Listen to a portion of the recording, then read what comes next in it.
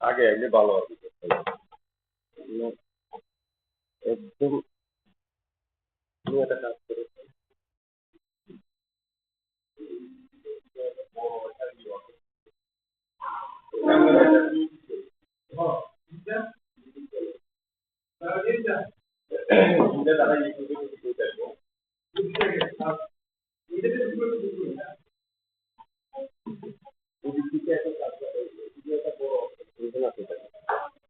তারা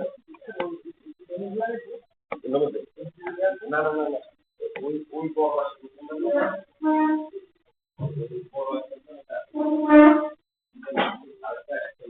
ওই এক্সটেনশনটা আইনা ওই সাইডে পার করে দেবে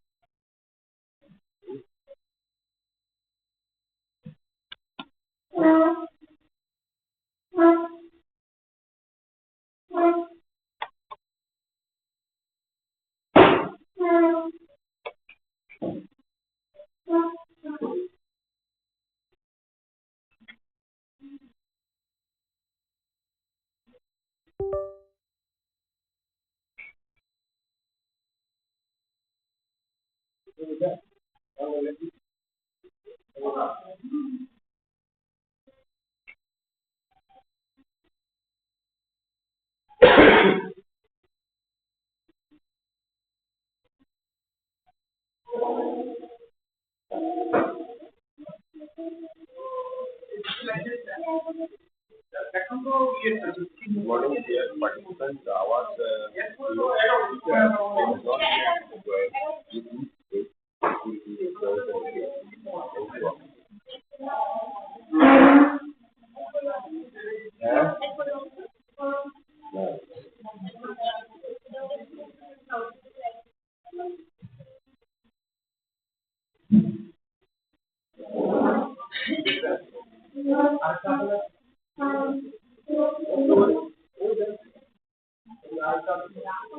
আরেকটা কালো আছে তো এটা লিখে রাখি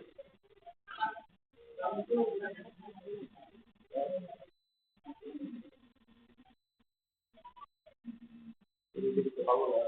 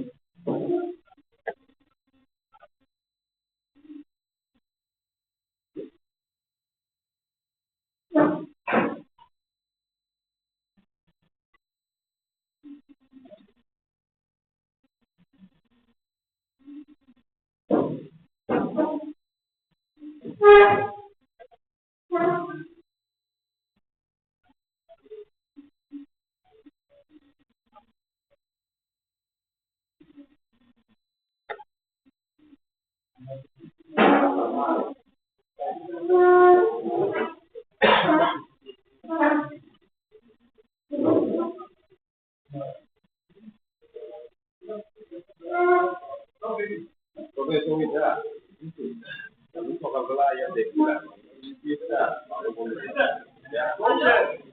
সমস্যা আছে সকালবেলা দেখা পাচ্ছ না সব করে দেখছিলাম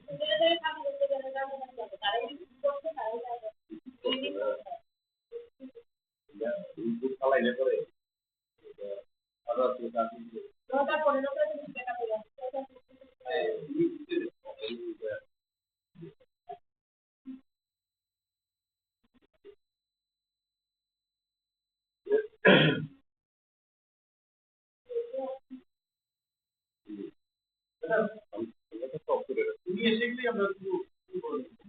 ম্যাডাম বলে দেবেন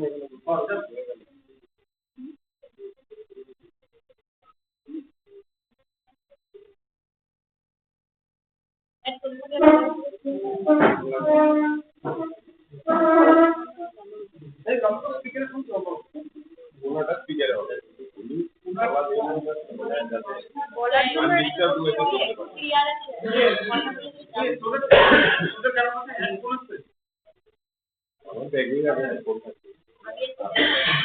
আমি তো নিয়ে আসছি তো আমার কাছে কালো বেগে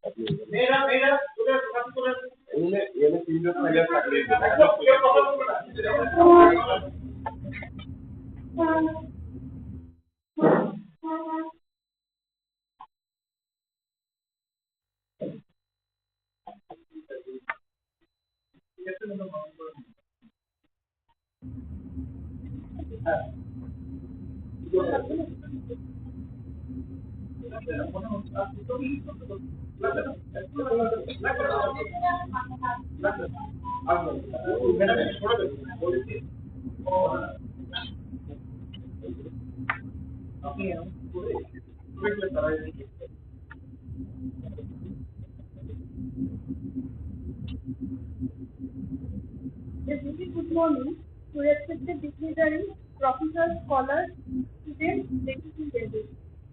A hearty welcome to all of you in the second day of our national seminar, Role of Science and Technology in Building Sustainable Future in Global Partnership.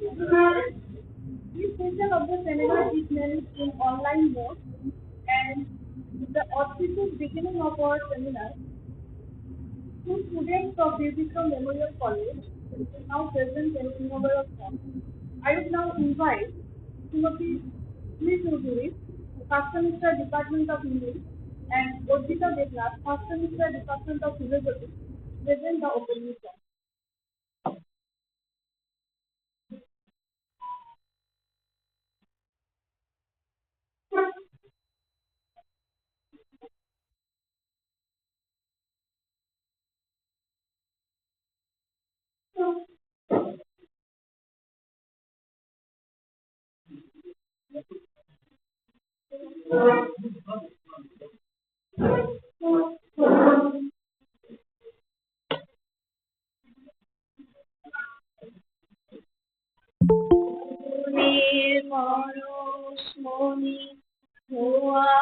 প্রাণে এ জীবন পূর্ণ করো, এ জীবন পূর্ণ করো, এ জীবন পূর্ণ করো, এ জীবন পূর্ণ করো দমন দানে,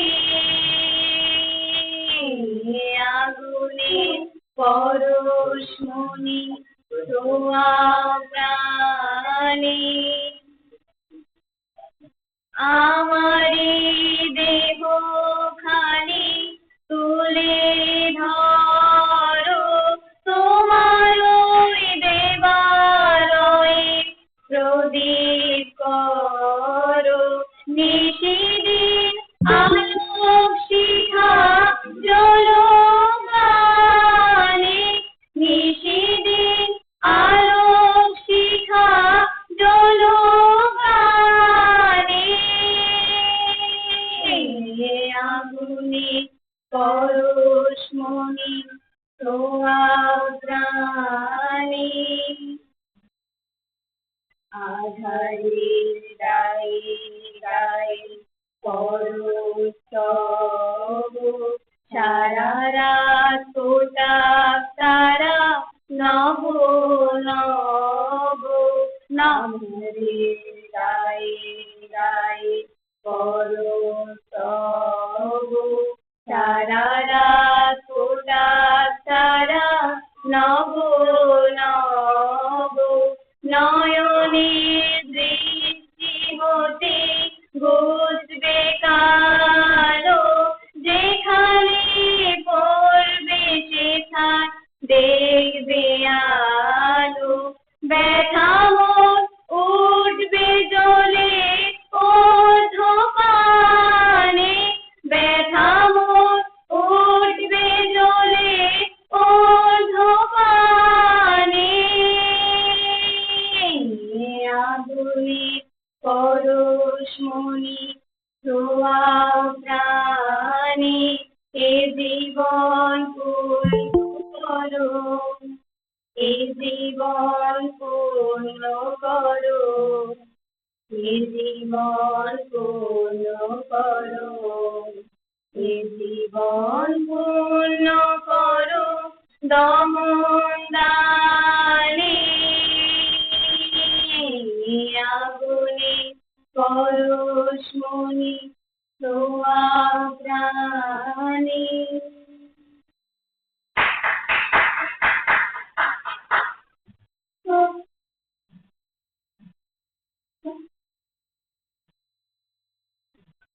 Thank you very much, Jui Chaudhary and Urjita Devna. Thank you very much for your wonderful presentation at the auspicious beginning of our seminar. As we know, today we have with us Professor Sutanu Chakraborty from Department of Computer Science and Engineering, Indian Institute of Technology, Madras, as our keynote speaker. He is connected with us online from IIT Madras. On behalf of the B. BIKRAM Memorial College, a very warm welcome to you, sir. Good morning. It's my privilege to introduce Professor Sutanu Chakraborty to our audience. Professor Sutanu Chakraborty, working as professor at the Department of Computer Science and Engineering at Indian Institute of Technology, Madras. He obtained his PhD in Computer Science from the Robert Gordon University, AGARTALA, UK. He did his schooling from Tripura and he was a state topper in the ICSE exam and stood second in state in the higher secondary examination. He has 7 years of industry research experience at Tata Research Development Design Center as a scientist. He has published 68 research papers in international peer-reviewed ACI journals. A good number of scholars have completed their PhD and MS thesis under his guidance. His areas of research interest include computational models of language, memory-based reasoning, and machine learning. With this long list of achievements and glories, I would like to request Professor Sutanu Chakraborty sir to deliver his keynote speech on the natural and towards peaceful coexistence of natural and artificial intelligence, and on the and this will be the topic of his keynote speech. Over to you, sir.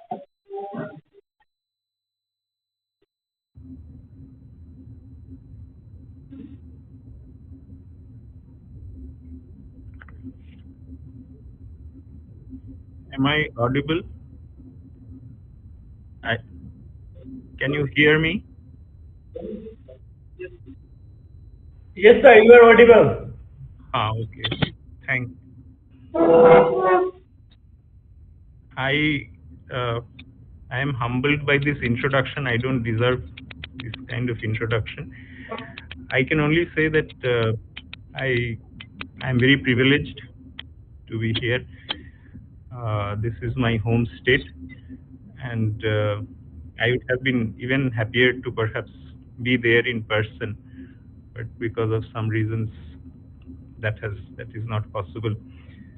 So all those of you who have taken the effort to make this event a success, I know it involves a lot of hardships to actually get something like that working in a remote state like Tripura, and also uh, amidst all the weather difficulties and everything else that you are having. So, first of all, I would like to uh, express uh, respects and regards to all those who have made this possible. And yes, so uh, I I actually don't know whether uh, I can actually present something that is useful to you, because I don't know much of what you are actually talking about in this conference. And uh, yes, so I mean, I would not understand all the terms that you are using, for example, when you are talking about various aspects of science and all that. So, what I thought was maybe I could just informally tell something. And if it is useful, you can let me know. If it is not, then we can maybe shift to something else. There are also some jokes and other things in case you are interested. I'm just interested in seeing that the time gets spent somehow and we enjoy. And I also don't want to give a very long talk, but uh, maybe I can talk for some time and then you can have tea and coffee and enjoy.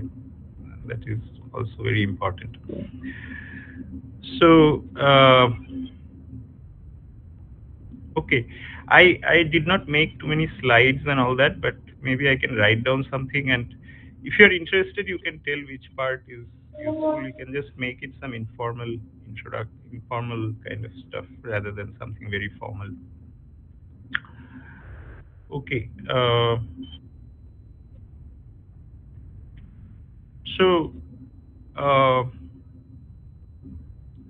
actually, this field of computer science is a bit different from, it looks different from the kind of things that you typically do in physics, chemistry, and biology. And one reason for that is also a little bit of confusion about the field, right? Because sometimes we find that in fundamental sciences, you study nature, you try to form hypotheses about how nature behaves, and then uh, you have some standard processes and experimental methodology by which you arrive at some conclusions, and so on. When it comes to computer science, the distinctions between the fact that someone is actually understanding nature, someone is actually practicing science in that way, and you can kind of that becomes diluted in the sense you can think about it like this: that if you have a building, then there are architects, and architects have a picture of how the building is constructed, why it looks the way it looks. But there are also masons and plumbers and other people who actually make the building possible. They actually work with the bricks and mortar and get things done. Now, when it comes to making such a building, the distinction between architect and that person who is actually doing this ground level work, that distinction is a bit clear in the sense that the person who is actually operating at the brick or mortar level, he may not have an idea of the design of the building as a whole, but still he may do his duty. In the case of computer science, this distinction is not very clear because sometimes people and in software engineering they do programming, and sometimes we say that is computer science. But whether that is qualifies as computer science or not is something that we have to perhaps ask. It's not very clear, right? So there is a bit of confusion about what is the science in computer science and what qualifies as science and what is engineering and the distinctions and so on. So I'll just start with this particular slide. Is my slide visible?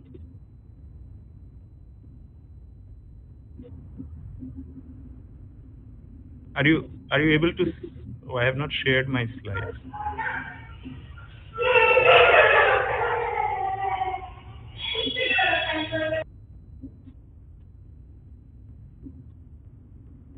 Are you able to see these slides? Yes, sir. Yes, sir. Okay. So this is a picture.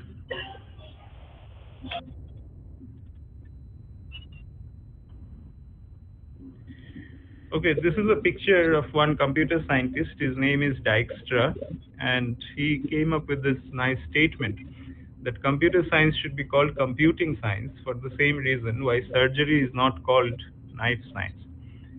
And this statement is particularly important because when we study surgery in medicine, we don't particularly study the knife.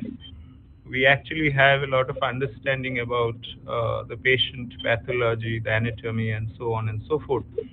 Whereas in computer science, therefore, it's not really just the study of computers alone, the computer as a tool, but it should be about the study of the problem pathology, the pathology or the anatomy of the problem on which the tool is being applied, right? Just like the knife is being, if you use the knife to cut an apple, then you don't call it surgery because the apple does not perhaps have that complex. So similarly, the computer, when it is applied to a particular task, it depends on the nature of the problem you are solving and how deep your understanding is about that particular problem. And then that is what is the crux of computer. So it's really outside the computer. The object of study is something in the domain, the problem that you are trying to solve, and how good that understanding is. And in that sense, there is a purely scientific exercise of just studying the problem without regard to the particular tool that is being used to solve the problem. And it is this problem-centric study that is very important rather than just the study of the tool that is used to solve that problem. And that is very important. And because I say that the tool is not so critical, the tool is important because if the computer is not efficient, it will take hundreds of years to solve a problem. So you have to make an efficient device. But actually, computation per se does not require a computer, right? You can do it with nature because all the time computation is actually happening around us. So if you have something like uh, in physics, you have force equal to mass into acceleration. That's the kind of computation. And you can actually do a division by making use of that. So suppose I want to divide one number 10 by another number 2, and I want to come up with the result 5. Then I can actually use this idea, force equal to mass into acceleration. So I can apply a force of 10 units to a mass of 5 units, let's say, and I can find out what the acceleration is. And then I'll find that the division has automatically been done by nature because nature obeys that underlying rule, right? So actually, all of this computation is happening all the time in nature, but it is not being tapped. Like solar energy, you can think that because physical laws are being obeyed by objects around us, all of these computations are actually happening. So you don't really need something like a computer per se to do it. There could be different other ways of doing computation. And this particular slide is essentially telling that essentially you have stocks and flows, right? So actually on the left side you have a picture of the motherboard, and on the right you have a picture of a city, let's say Chennai, which is taken from the air as the flight is landing. And actually, these two pictures are very similar. In the motherboard, you have some flow of current, and there are devices, and there are certain channels through which this current flows. So there is some wiring and so on and so forth, and there are chips and all that. You can see that on the left side. On the right side, similarly, you have some flow. This is not flow of current, but flow of people. Let's say there are cars moving and so on. But the cars are moving because of some reason. So just like there was a potential difference that creates the flow in the left side, the flow in the right across the roads is happening because there is some potential difference. You want to meet your friend, so there is a societal or an emotional potential difference. If you want to go to your job, then you want to earn money, so that's an economic potential difference. So there are different kinds of social economic potential differences which are causing these flows, and basically our urge to exist. So basically these flows, and there are points where this flow is essentially getting stuck. So these could be a traffic signals and so on. So that's where it stops. I mean, these are stops, like capacitors and inductances, right? In a circuit, you could, in the capacitor there is a stop. It kind of, charge gets accumulated, whereas through a resistance or through an inductance it flows. So this principle is universal, right? These stops and flows. You could therefore make a computer with just a water tank and some pipes. So that would use hydraulic flow, hydraulic mechanism instead of an electric mechanism. You can also do it using pneumatics or something else. So just using a water tank and some pipes, you can make a computer, right? So computer does not require all of this sophistication, but obviously, as I said, because of efficiency reasons, we essentially need something. So in engineering, we not only worry about getting things done, but we have to take into account space, time, and cost, and those are the things that make this possible. So there is an underlying connection between computation and what happens in the rest of the world. And am I audible? Are you able to hear me? Yes, sir, you are audible. Okay. And slides are also visible? Slides are visible? Yes, it's visible, sir. Okay. Sorry, I'm just kind of worrying, just in case the network goes, I will not know from here, maybe. Okay. So, so there is a deeper connection between matter and information. Since many of you are working with fundamental sciences, I mean, I thought I'll just maybe touch upon this. So if you want to look, I mean, so right now, these days, you have a lot of powerful tools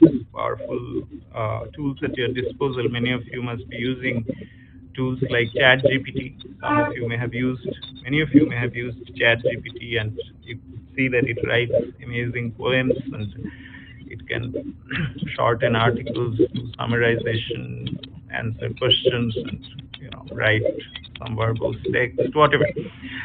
So behind all of this is our ability to not just compute, but also actually do interesting things with what humans regard as quote unquote intelligent activity.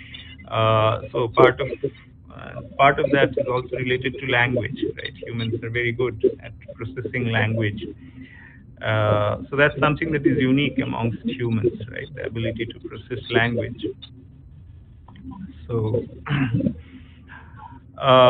anyway, so I mean, you could see that there are people who are called linguists who actually they're not computer science people. They just look at language, and they would just come up with grammatical structures, right? And what are the underlying rules of grammar in language. And in India, we had Panini, for example, who was actually in the forefront of language studies. But in the West, they attribute a lot of the work to Chomsky. But actually, Panini has done some of the earlier work. Uh, so anyway, so there are people who actually look at large collections of sentences and try to see whether there are grammatical patterns in that. So someone had to look at hundreds and thousands of sentences and actually say how humans process those sentences, how we make sense of that. So in that sense, you can say that it's very much like science, because in science we observe nature, which is outside us. So a physicist or a chemist or a biologist observes aspects of nature and tries to form hypotheses about why things behave the way they do. So in language, for example, language is also something like natural. We call it natural language processes. It originates in nature.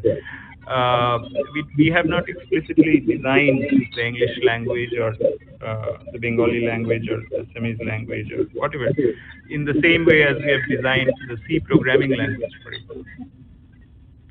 So, so this is something that has originated out of nature, out of our interactions over a period of time. So we are observing that, we are trying to find out what are the underlying rules. And in that sense, it's very much like physics, right? That we are actually trying to find laws in physics. Uh, so, uh, so that's the first part. But then, on the right, I have just drawn something, the charged ball, where all the charge resides on the outer surface. So that's something that nature obeys because it tries to maximize the separation between these charges. So nature tries to sometimes attain this lowest energy configuration.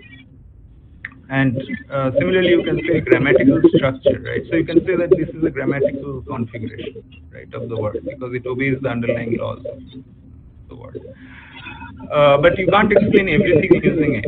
So there is a deeper level to physics, which is chemistry, where actually you also think about what these objects are made of, right? For example, if I roll a ball down the inclined plane, it may not obey the laws of physics because physics makes simplifying assumptions like the ball is a point mass or something like that. But in practice, it could happen that the ball actually chemically interacts with the surface of the inclined plane. And therefore, the predictions of physics, because we made simplifying assumptions in physics, they no longer hold good. So in chemistry, we have to worry about properties, and that is very similar to meanings in words, right? So if you look at words alone, just grammar, that is not enough. If I say man plays guitar, then that is grammatically correct. But if I say guitar plays man, that is also grammatically correct. So in terms of physics, it is correct. But in chemistry, it is not, because guitar plays man does not mean anything. Because if you take the meanings of words themselves, then this interaction is not a valid interaction. So chemistry is somewhat related to meanings or semantics. And then you could also extend this analogy to kind of deeper level and to other levels, right? So you could say that words in a sentence, words in a paragraph interact with each other and give rise to ensemble properties like humor. So text appears humorous or romantic. And this thing is also analogous to something in physics. So in statistical physics, we say that there are ensemble properties like temperature, pressure. So these properties like temperature, pressure are not shared by any particle. No particle has anything like temperature or pressure. It has properties like mass or velocity. But out of their interactions, this ensemble property emerges. Like that, if you take something like a joke, then none of the words in that joke will maybe humorous. But when they interact with each other in very nonlinear ways, this notion of humor comes up. So if you actually have an underlying, if you have, statistical physics is interesting because it helps us study many body particles, right? I mean, because in analytically or closed form solutions of anything more than two objects is very hard. Like if I just take sun, moon, and earth, analytically finding closed form solutions is hard. But when you have lots of particles, statistical physics gives us a way to analyze that. So like that, when you have lots of words and they interact with each other in complex ways, you can basically, this emergence you can study maybe. Actually, biology is even harder because biology, as you go to some of the deeper levels, you find that, for example, mathematics we regard, actually mathematics is, mathematical models become less and less useful when we go to more complex fields, right? So in biology, we don't have too much of math, primarily because biology is very hard subject, very hard to understand. We don't have very good understanding of biology. I mean, for that matter, many things, but and if you go to social sciences, right, like political science, this is even harder, right, because we don't have any mathematical model at all. We don't know how people interact and all that. So when we make simplifying assumptions, we can use mathematical models. So that's why physics is closer to math, because those simplifying assumptions are valid. Chemistry is harder because we relax some of these assumptions. When we come to biology, it's even harder because we are relaxing even more assumptions. Then our math doesn't really stand up to that, because mathematical worlds are built to our convenience. So mathematicians can basically build their own platonic world and live within that. But nature doesn't have a commitment to any of these models. So when we study nature, we have to study that with an open mind. And then we have to see whether mathematical models are useful for part of our analysis. But anyway, so biology, we don't know really.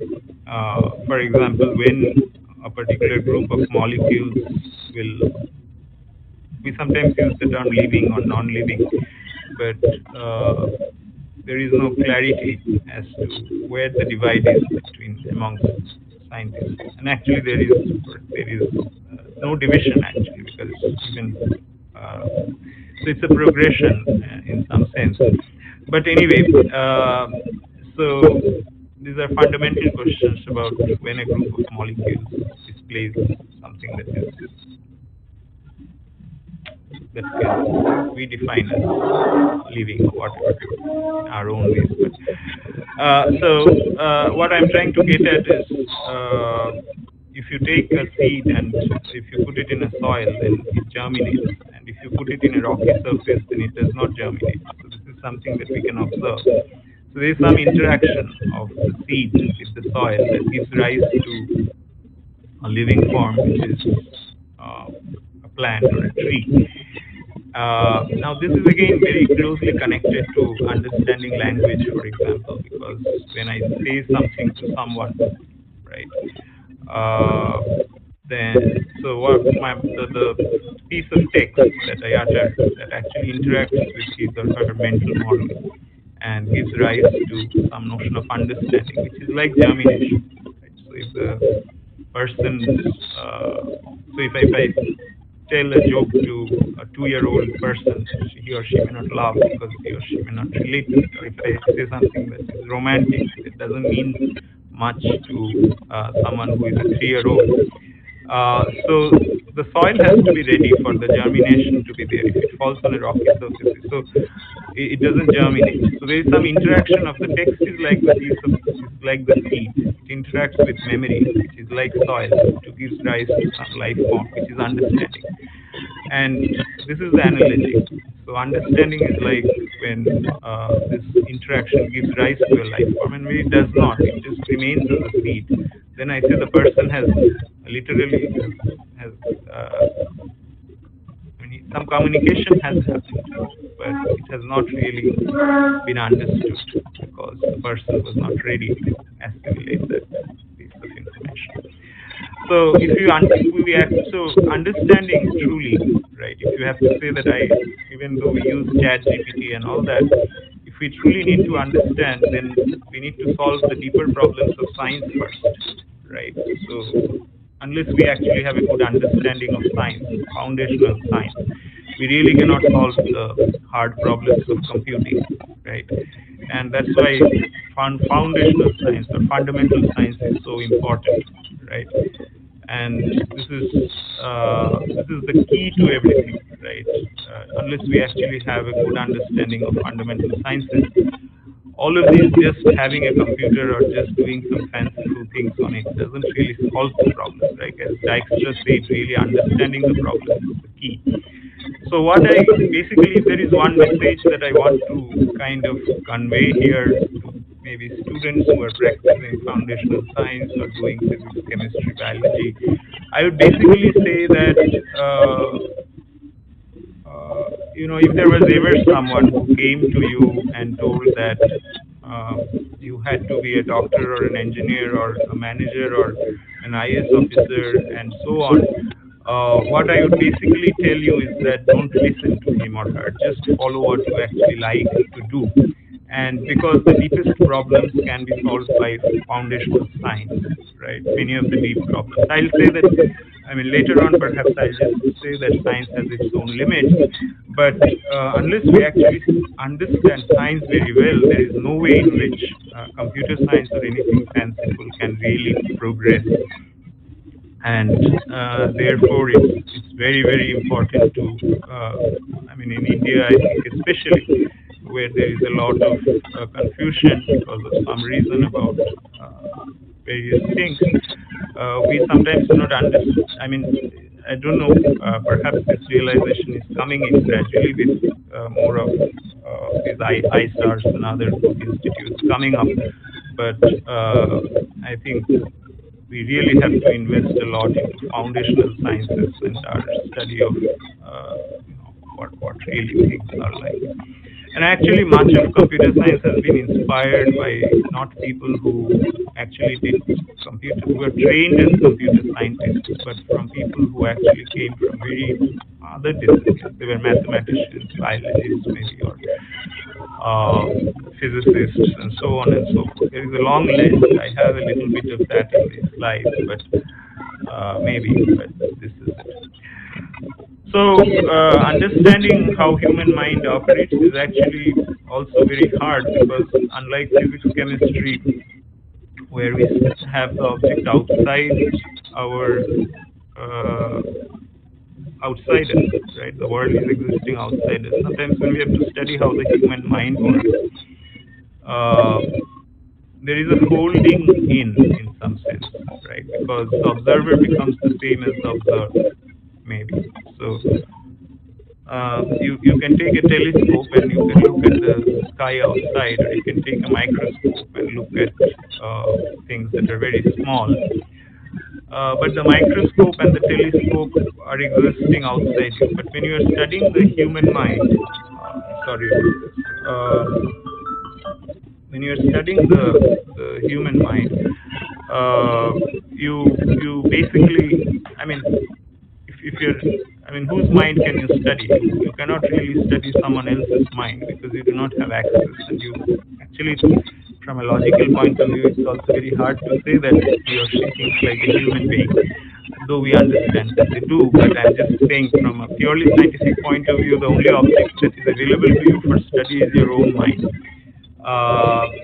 Because you know that you think like a human, or that is something, that feeling, that access to the inner world of feeling is available only to you. To the rest of the world, you are taking in the observations from them, and you are thinking that maybe they do think like me, but the only thing that you really have access to, right, as a scientist, is your inner world.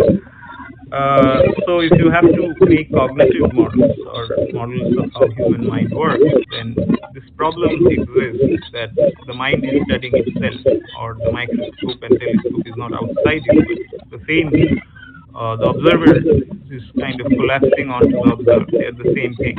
And then very interesting problems come up, and that makes understanding the human mind very hard. So there is this very nice book, if you are interested, called Gödel, Escher and Bach. Let me admit that I have myself not read it. But I've just seen maybe a few pages of that and so on. And in this book is actually about three people, Gödel, Escher was a painter and Bach was a musician. And it tries to see how their words, the one of a logician, mathematician, a painter, and a musician, how they essentially came. I mean, where the unifying ground is, right? So on the left side, you can see one of Escher's paintings, which I just took or stole from a website just some time back. So this is from Wikipedia, I think. I don't know whether that pointer is correct. I may not have updated, but anyway, this is of a hand painting a hand, right? So this is a painting by Escher, I think, and this is just showing the circularity, the mind studying itself, and it's kind of depicting that. I may have a slide on Kurt Gödel later down the line, but okay, I think I'll skip some of that. So as I said, I mean, this slide, I think some problems with formatting, I should have corrected it.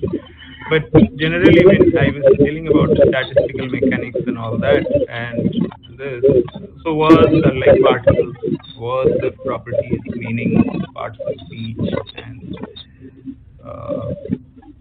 phonetics and all that, which are different from the ensemble properties like, you know, humor, romance, and all that, the emergent properties. So when you take such a complex system and analyze, two dimensions that are useful are nonlinearity and dimensionality. So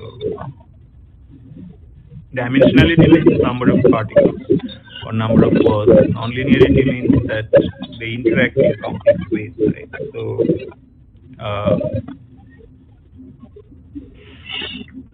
I mean, there is a formal definition of nonlinearity in the book, but for the purpose of this talk, I think there is an analogy from Strogas or something which I can use. I think it's from him.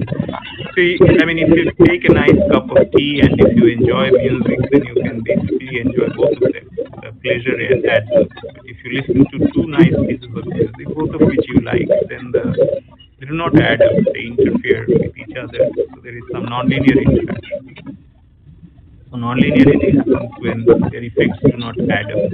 In a more formal sense, superposition, homogeneity, these are defined and all that, but we don't need to get into those definitions. So, I mean, in idioms, for example, pass away, two words, pass and away, but pass away means die, which is something that is very different from the individual meaning of the word pass and away. So that has high nonlinearity, but the dimensionality is small because there are just two words, pass and away. But if you take jokes or poetry, there will be more words, so the dimensionality may be higher, and nonlinearity is also high. So life actually is at one end of that spectrum, where so a huge dimension beyond our understanding. Okay, so this. Let me see where we are. So this study of computing, in some sense, a lot of it started with the work of George Boole, who came up with logic, and he essentially supposed that with logic you can understand a lot about how humans think and so on. And you know, he wrote a book, I think, which is titled "An Investigation," that particular thing is on the slide title. So the kind of processing that we do in our heads, we try to essentially write down a few simple rules to kind of tell what is happening.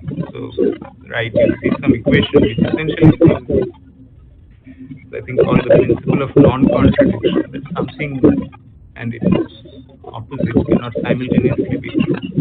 Right? Like that, you could use the mathematical language to essentially talk about how we do basic inferencing, and that was one of the giant contributions of George.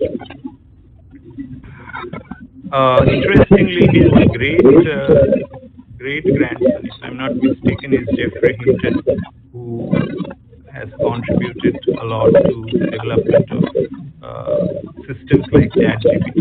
So that field is called generative AI. and Jeffrey Hinton is actually the winner of the Turing Award, which is the equivalent of the Nobel Prize in computing. And he spent maybe more than 30 years or so and I should say it's quite impressive to see that he started. He had a lot of initial work on the neural networks, and at that time, not many people thought that neural networks would be that successful. There were also limitations in terms of computational resources and all. But so he persisted with the field and never gave up. And finally, today we see this whole a world of amazing things happening in your mobile phones. You can see a lot of interesting apps and so on. And we attribute a lot to this particular man, Jeffrey Hinton. And interestingly, he's also kind of interesting to me. Like, Stephen Hawking, we kind of see how he has overcome adversities in life, and he has kind of something that is kind of really admirable, right?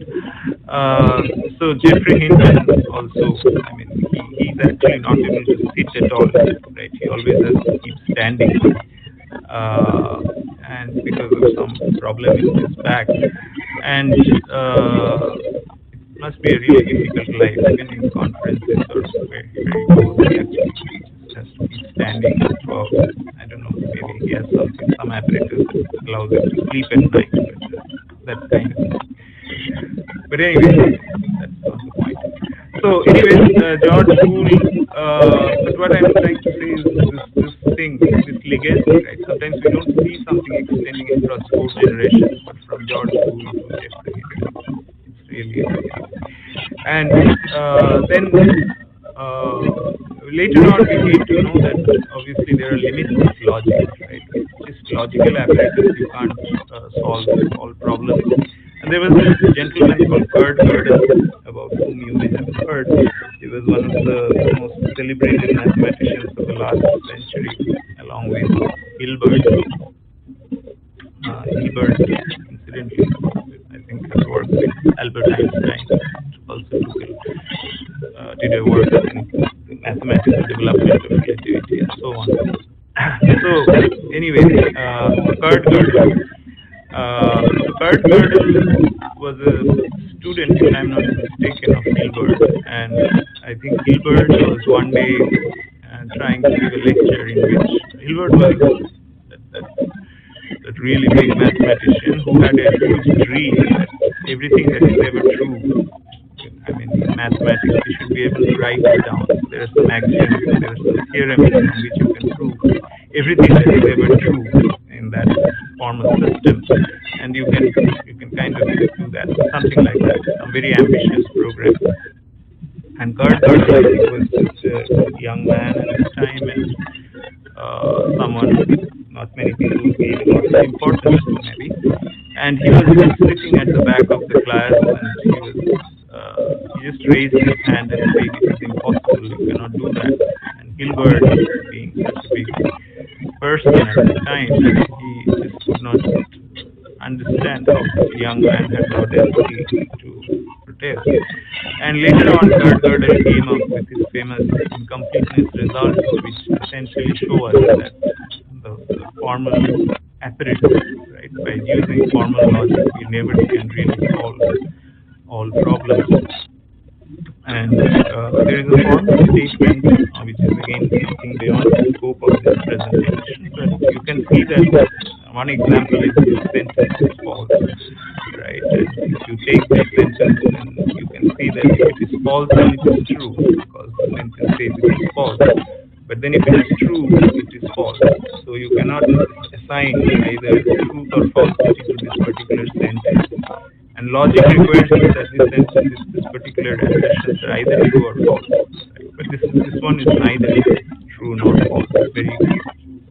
And that's an example of kind of thing that happens when a formal system refers to itself. This is sometimes called self-reference. And whenever there is self-reference, there are issues. Right? we have also seen earlier that the mind studying itself, right? So you might kind of be interested in trying to see whether there are parallels, that there are limits to what we can do when this happens. So when this sentence is talking about itself, and that's where the problem is coming in. And similarly, a formal system, when it talks about its own properties, you can essentially show that it cannot simultaneously be consistent and complete. Right? So Hilbert's dream is not really realizable. If it is complete in the sense that Hilbert wanted it to be, then there should be inconsistencies in it. And yeah, and that's where the problem is, because yeah, and if you want a consistent system, it can never be complete because it cannot talk about itself, right? So that particular problem.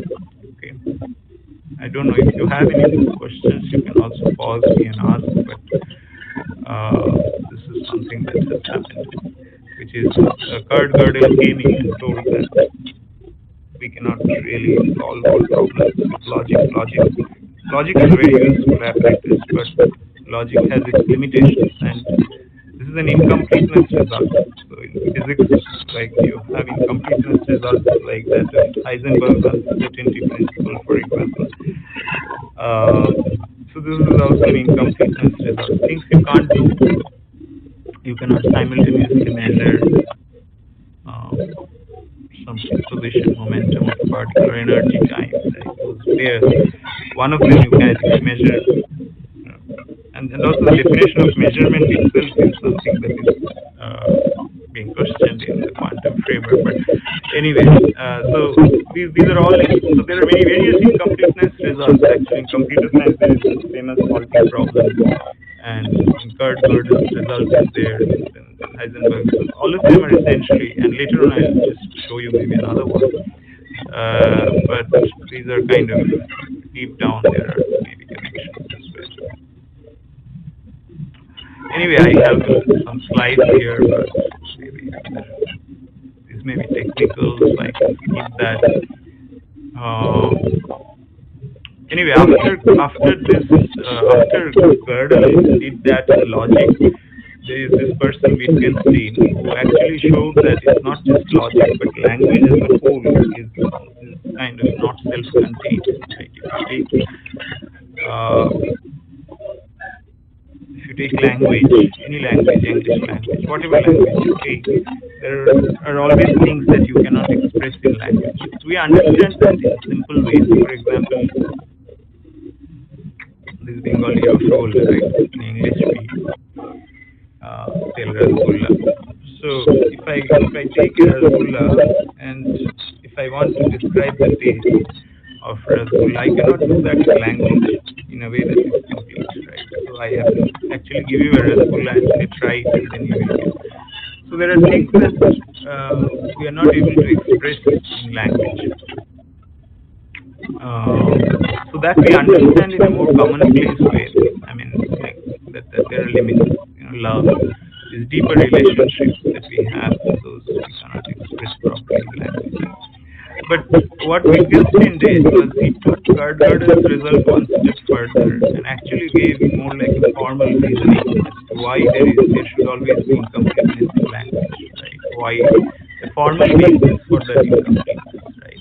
This is just a slide that shows the core argument of Wittgenstein. I don't know whether it is absolutely required for me to tell it, but just in case you're interested, this is how Wittgenstein thought about it. That I think, yeah. So if you have a word, so this word is called the signifier, and what it is actually referring to is called the signified. So if you have the word green, it refers to the color green, right? So this is the signifier and signified. Now, this association between the word and the color is actually only in our head. It is not in the language itself. So this association is carried in the human mind. It is not there in the language itself. That's why for someone who is visually challenged, you cannot tell what a green is. You cannot convey this because he does not have perceptual grounding. He does not have, I mean, simple ways he can't relate to it. He's not having the visual apparatus to convert that into a signal that relates to green. So this association is there only in the mind, right? Now, what you can think is so the language is not complete in that it does not have this association. But you can say that, okay, but I can always make another language L2 which carries this association. For example, I can make a picture dictionary or something, and L1 and L2 together can be contained, self-contained. But that also is not true, because L2 will have its own set of signifiers and its own set of signifiers, and that association again will not be contained in L2. Therefore, you will need another language L3 to carry the associations for L2, and this will go on ad infinitum. Right? So this never really stops. And that's a rough sketch of the proof of the impossibility result of Wittgenstein, that you never can really terminate this process. You can never really construct a language which is self-contained. Right? I mean, there are obviously lots of other issues that may be involved in completing this proof rigorously, but the broad idea. And actually, this particular thing is very foundational, right? Because if you look at Heisenberg's work, which I was just mentioning, I'm not a physicist, so I don't know properly. And for that matter, I don't know. I'm just talking about a few things to build up some discussion. That's all. Maybe. So actually, Heisenberg had made use. I mean, he had written a book, I think, called Physics and Philosophy, in which he had actually referred to Wittgenstein's work, if I'm not mistaken. So, and what he said was this reality, either in that book or elsewhere, he has referred to Wittgenstein, and he was relating to the later work of Wittgenstein. Actually, yeah. That the fact that the reality that we can put into words is never reality itself. Right? So you can have a map, but the map is not the world. The map is not the territory. The map of India is not India. So in language, you are only trying to create a surrogate, some abstraction, something that stands for something, but that is not the reality. Right? And this plays a very important role in the philosophy of quantum mechanics as well, because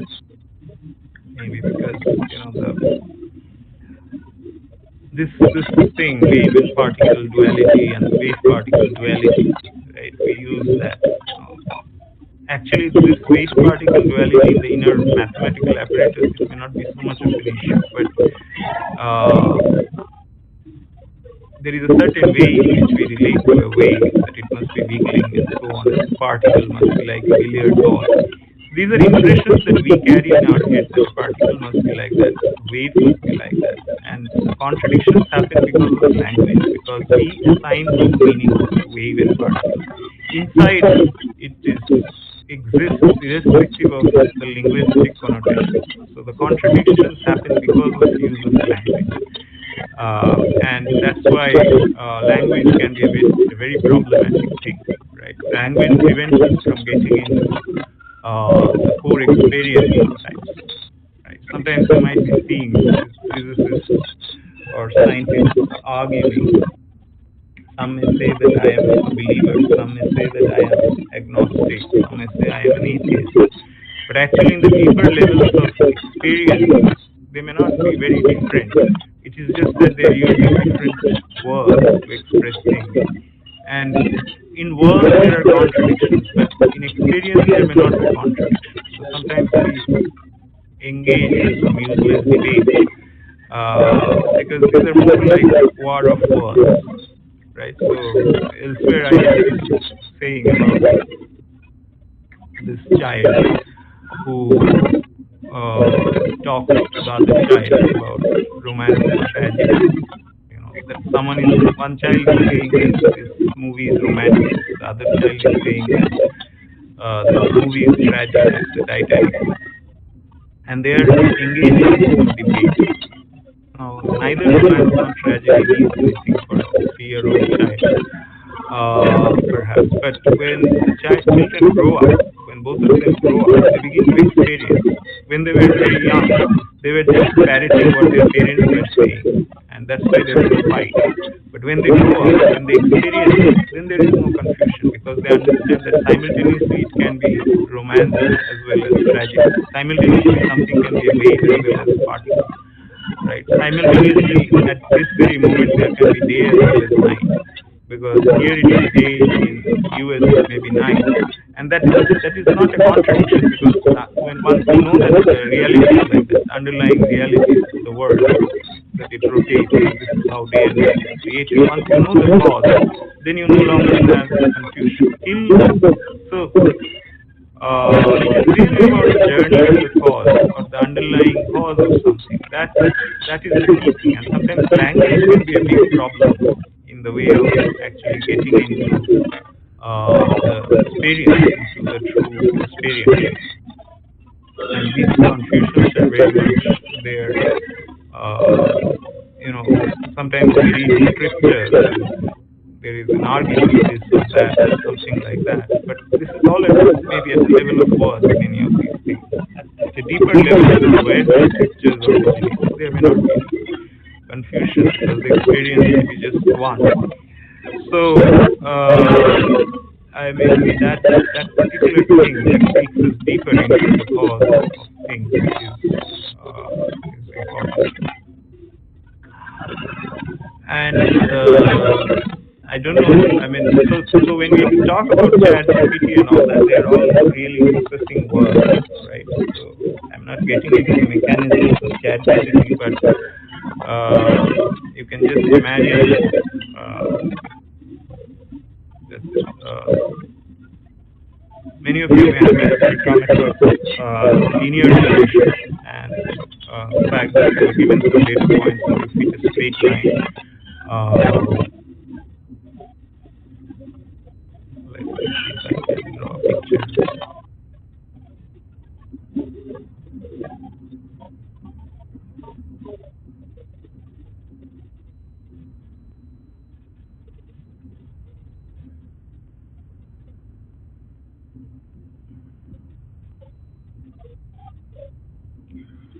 Okay, so linear regression is something like this, right? So you just have a set of data points and you want to fit a straight line. These may have come from your experiments and you want to fit some straight line that fits the data points, right?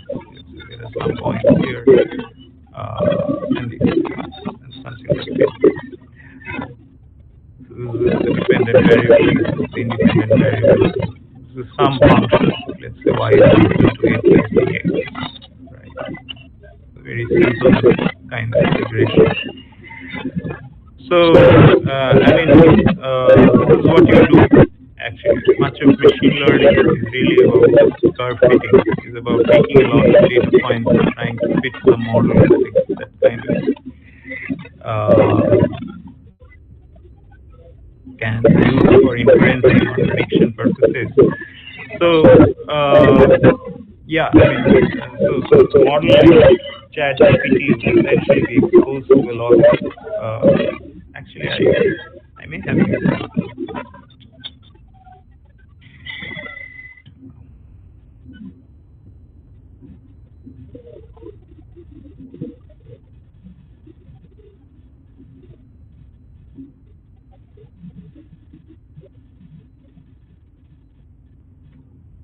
Okay, I think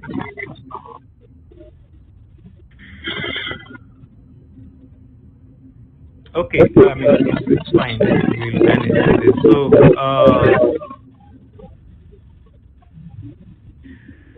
let's say that you just have some observations from some experiment. You just want to explain these observations. You want to predict what would be the value when x is equal to x1. And what you can do is you just induce this particular straight line equation and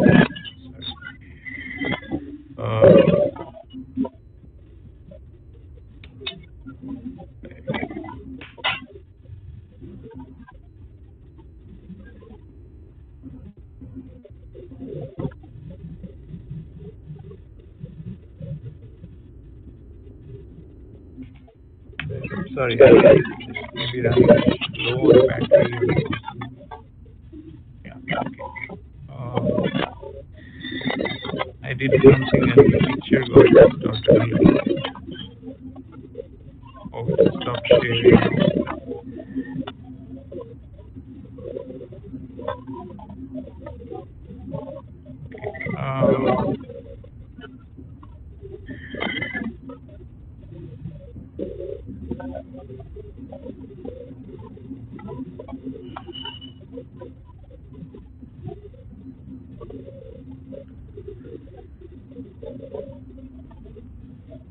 Okay.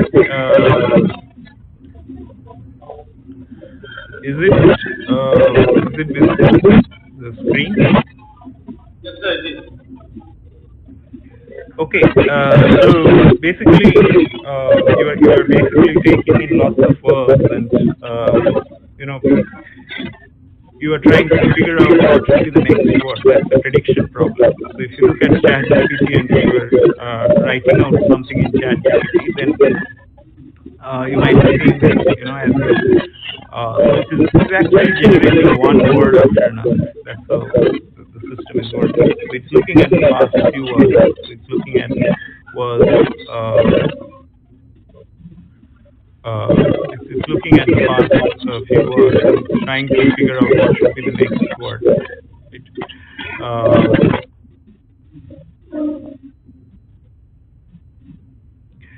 So if I have seen words W1, W2, W3, then I can say, okay, based on these three, what should be the next word? So in some sense, I'm trying to assign some distribution, probability distribution to the rest of the words based on what I have observed, and that's similar to curve fitting, similar to this, because looking at X1, I want to find out what is Y, right?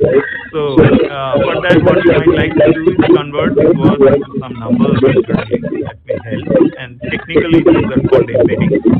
And once you have that, then you can essentially think about taking in some numbers and predicting some numbers, right? So you can just think of a multivariate version of this regression where you're just taking a large number of set of dependent variables, independent variables, and try to predict some dependent variables where words could be.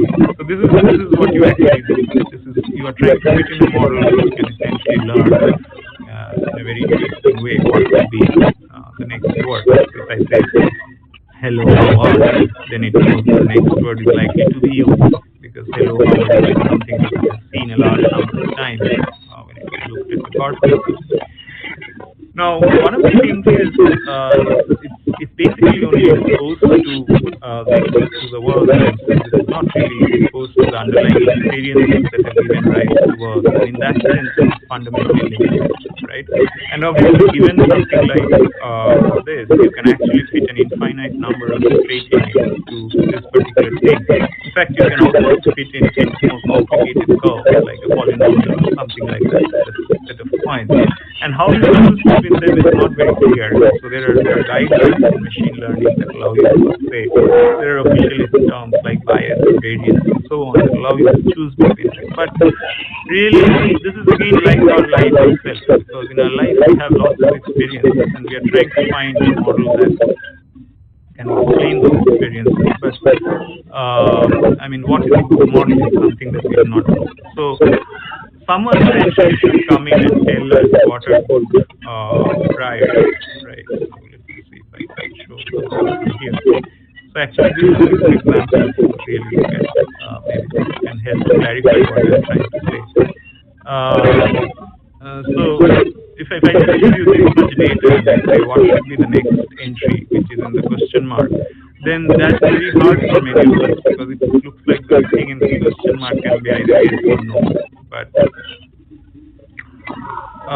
suppose someone just tells you that this is like a puzzle, but it's a hard to solve puzzle. But that's what exactly ChatGPT or any other machine learning, many of the machine learning techniques would essentially be exposed to. So they're actually solving a hard problem just by looking at prior experiences. They're trying to say what would be the next thing possible. But suppose I give you more information about it. That the first column essentially refers to number of days by which someone is late.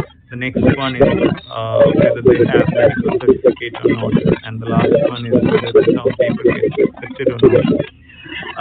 Then it becomes a lot easier, because you can now assign meanings to these numbers, and you can say that if someone gets late by a large number of days and he has no medical certificate, then it's unlikely that the term paper will be accepted. But if someone is late by only a few days and has a medical certificate, it's more likely that it will be accepted and so on.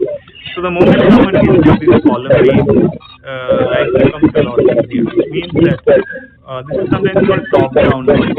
The one that is learned purely from data is sometimes called bottom-up knowledge. So in the presence of top-down knowledge, someone giving you some additional piece of information, the life becomes simpler. So systems like ChatGPT are things that are exposed to a lot of data, but you can actually make the next generation of systems better, perhaps, by also putting in more and more of causal models about how the world really is, what is possible and what is not possible. And you can go a certain extent in making results better, but because of the fundamental limits of language, you can never really bridge the gap between experience and language, right? That's the main problem. And that is something that is like an impossibility to solve, right? Because of Wittgenstein's arguments and so on. So basically, what I want to conclude with, there are more technical things here, but maybe I'll not take too much time and then go through this slide. So similarly, when we talk about rationality, our view of rationality is actually a bit constrained, right? Because we think that everything that has utility should be rational, right? So that's our notion of rationality. But actually, if you really look at it,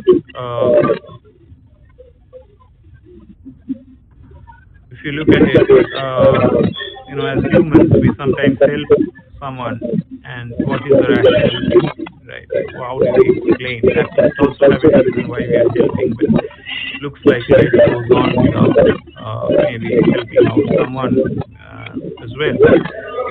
So the larger question of humans and how humans behave and why humans do what they do is a question more related to meaning and less to mechanism, right? And humans derive meaning from what they do because that's very much rational, helping out each other, but it's not rational in the same way that we kind of define rationality in AI by drawing a bound, right? Within a particular bound. So in the context of that specific territory, something may appear to be rational, but it may be rational in a much larger context. One example is a mosquito sitting on your forehead. Your hand goes and drives away the mosquito. Then that appears like an irrational activity. The hand can ask the forehead, I've done this for you, what have you given in return? But it doesn't ask that question. Next time the mosquito sits on the forehead, the hand again goes and drives away the mosquito, because the hand is situated in that bigger conviction that its existence does not make sense without the forehead. So similarly, the evolved man is always situated in the conviction that he is interconnected with the rest of the world, and therefore in that bigger context, it's always rational for him because he understands that without the other entity, his own existence does not exist. So this sense of interconnected, that's something that is fundamental to ascribing meaning for our life. And meaning does not arise simply out of mechanism, right? It doesn't just arise out of birth or some particular way of living. Right. Another example that I had given elsewhere, also another talk maybe in class or something that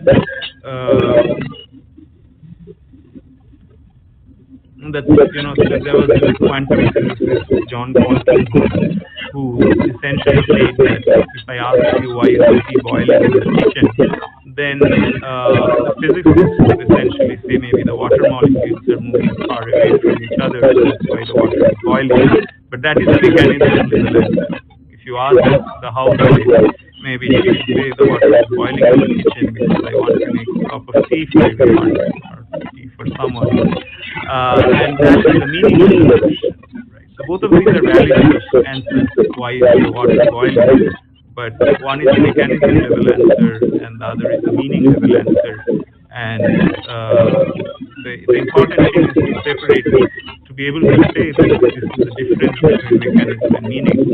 And the questions of meaning are essentially outside science, because science deals with mechanics. We have to understand the limits of science. We have to understand our role, because in this age of chat, GPT and everything, some of the jobs are going to go away, right? They are going to, the nature of jobs will change. So, maybe so. I mean, the point is definitely jobs are going to go away. So everyone has to ask what is unique to himself or herself, and what he or she can contribute to the world, and follow that attitude, which is very unique in oneself. So every student, I mean, there are obviously societal compulsions and all that. Very important to find out what exactly one enjoys doing, and to essentially perfect, to essentially carry that forward in a meaningful way, so that he or she can actually add value. Because, I mean, when I was a small child, there used to be quiz competitions and so on, and anyone who won a quiz competition, we used to be very happy about it. The person used to be very happy that he has won a quiz competition. But today, we no longer have such quiz competitions, because Google provides you with answers. So today, the skill sets that are required are very different. You need to have the skill to argue about things, to reason about things, to critically question something, and so on. And those skills are becoming more and more important. So like that, the profiles of jobs are also maybe going to change. And people who actually know what they're doing very well and why they're doing what they're doing will essentially survive this thing in a perhaps better way, right? So it's time to essentially go back to the foundations, to essentially see whether there is meaning to this activity, right? Because mechanisms can take us that far, and machines are already doing quite a bit of mechanism level work, but they can't get into meaning. They can't get into the experiences that gave rise to us, and there are fundamental gaps, as we have seen. And these have implications for us. And to know why exactly should I be using ChatGPT or any other system? What is the purpose? What good does it do to me and the rest of the world? It's a very important question. Is it used constructively to make the world a better place? These are again meaning level questions that cannot be answered by machines. These are so machines can help us with the how, what, why, right? And those questions. So I think that's a great challenge for us to essentially make this evolution. But this is not just evolution in kind of getting new skill sets. It's actually also an evolution in terms of the inner world, right? I mean, yeah. So,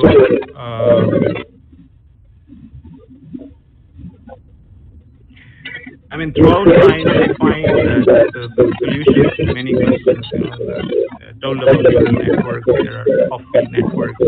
Someone just took a bucket of water and water spinning in that bucket and came up with a model of human memory, which formed the basis for the nonlinear dynamics that goes into building some of these network models. Like that, I mean, this concept of energy, temperature that you often use in physics or chemists, or these, I am someone in the second story building, second floor, right? Energy was everything, then all the oxygen molecules would have been at ground floor. There would be no air to breathe in the second floor. So So there must be something other than energy that drives systems to the stage they are in. It's not just the lowest energy configuration. Then people started asking what could be that factor, and then people said it must be temperature. So when the temperature is increased, systems move out of the lowest energy configurations and to explore other things. This is exploration, exploitation, done, trade-off kind of stuff. And that insight that there should be energy as well as temperature, something that is very foundational, paved way for the mathematical framework of some of these neural networks that actually do a lot of interesting things. With some networks do have the notion of energy, and energy progressively and over successive iterations of time speed. So many of these are actually originated from fundamental physics or chemistry, these ideas, right? So that's why I was kind of emphasizing also that you have a very important role to play to kind of make this next transition happen. These are not really just issues of getting a program to do something or writing some quick program to achieve something, but deeper questions of science that inspire interesting things. But it is not enough to perhaps just read up or do something, and it may not be. I think the more important issue here is about curiosity, is about honestly seeking solutions to someone, to a problem. Many of the people who actually made very fundamental difference to the way we are in this world today have done that because perhaps with childish curiosity they looked at the world and Mother Nature provided them with answers, because the answers were already there, but one has to be reflective to get the answers. So the answers are perhaps there. The water bucket was already there, and water was spinning there, but someone had to read that there is a vortex, and that can be like memory. As a more simpler example, I suppose, the apple was falling and it was only Newton who thought about gravitation. Like that, the signals are all known, and it's about tuning to nature. If you love someone very much, then he or she will open up and tell you the secrets of the inner world. Similarly, if you fall in love with nature, then perhaps nature herself gives solutions which otherwise are not. So many times it happens because of pressure, like ambition, and so on. Someone has to write a paper, someone has to get a promotion, someone has to get something done quickly, because of which the inner quest to essentially study nature with love. Because whenever I have an agenda that this has to be done, then there is that much lack of love, right? When I only deal with a person with that idea that I should get this particular object done by this person, then obviously there is the person will not open up to me. It's not deep love. But nature, all nature wants is perhaps that love association. And nature is going to reveal her secrets one by one only to the person who is perhaps seeking that particular way. So I cannot comment on that. I have not done anything myself, but this is just some thought that maybe there is a deeper thing. And because I believe that top-down knowledge is needed, it's not just enough to have some data points. Just like in a regression, you have to fit a straight line. Someone has to tell that it has to be a straight line and not a polynomial. So who told you? Some top-down knowledge is still needed to know which is sensible and which is not. The term paper example, someone told you that this is the structure of the world, this is possible, this is not possible. So in our life, we have lots of experience, but we need the top-down intervention of one who knows. Sometimes we call them the ideal or the guru, or that regulates life. And unless one's inner life is regulated or adjusted, it is very difficult to find solutions to the world, to problems that exist outside us. In fact, there are many scientists who perhaps have solved the problems outside them, but in their inner life they are not very peaceful. Perhaps what is important is to understand that with all respect to all of them, because they have contributed great is what we enjoy today. What we want is a more balanced, harmonious growth of ourselves that is constructive for us, constructive for everyone around us, and makes life beautiful. And that requires inner evolution as much as outer evolution. ChatGPT will take its trajectory and evolve, and many other technologies will also evolve. Their own scientific field will evolve. But how we actually use them, how we actually take that to make our own life beautiful, is very much an inner journey. And this cannot be something without a top-down intervention, because with just experience alone, if someone says, this is my own experience and I will there are just infinite number of hypotheses, just like with linear regression, you had infinite number of them, and one will have hard time to choose between them. And even when one chooses, that may be driven by one's own complexity, and that will not be reality as it actually is. So connecting to the source is very important, and that's the inner journey of man, essentially. Because when we are in the laboratory, our lives are rational, right? We think we have a strong experimental process. We know this is the methodology. We cannot come out of it. But when someone shouts at me, I shout back. Then am I a rational human being in totality? So being rational just in the experimental lab is one thing, but being rational throughout, being reasonable in the much wider sense, so that we are guided by reason, so that we understand that this is my own limitation, this is my passionate complex that's driving me, to be able to open up to oneself and see one's own self face to face. That's very important. Otherwise, we'll always be imprisoned in a world that is driven by our temporary cravings, by our ambitions. And if I am inside the prison cell of my own creation, then how can I see light even if it exists outside? So this inner evolution, we say one has to study consciousness, this, that, but after all, I don't even have, personally for me, I don't even have regulation on any aspect of my life. So with that evidence, that kind of a starting point, it's actually impossible to get anything. So this inner evolution, I think, is very important. I can only talk about it, as I said, I have not done anything, but I have admired people who have practiced this inner evolution along with the outer one. I am also very, I also know, so, you might have talked to many people here, and you might have actually got some feeling for that. So Lingaraj Rao was there some time back. I think he was talking. I would say please interact and see what actually makes your own life beautiful. To students especially.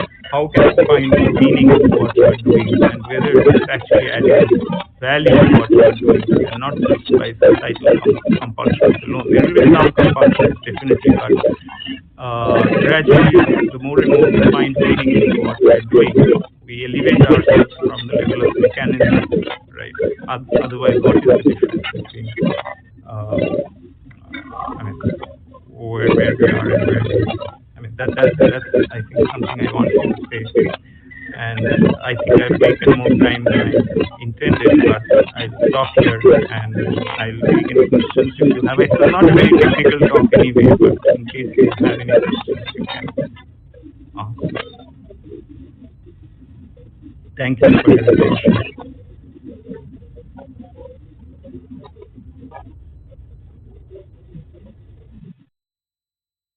Thank you very much, sir, for a valuable lecture. Now I would, with your permission, ask again the participants if they have any questions or any queries regarding this.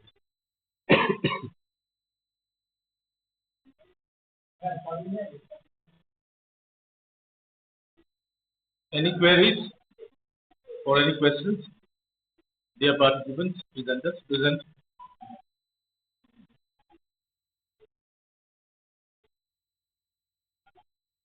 You can unmute your mic.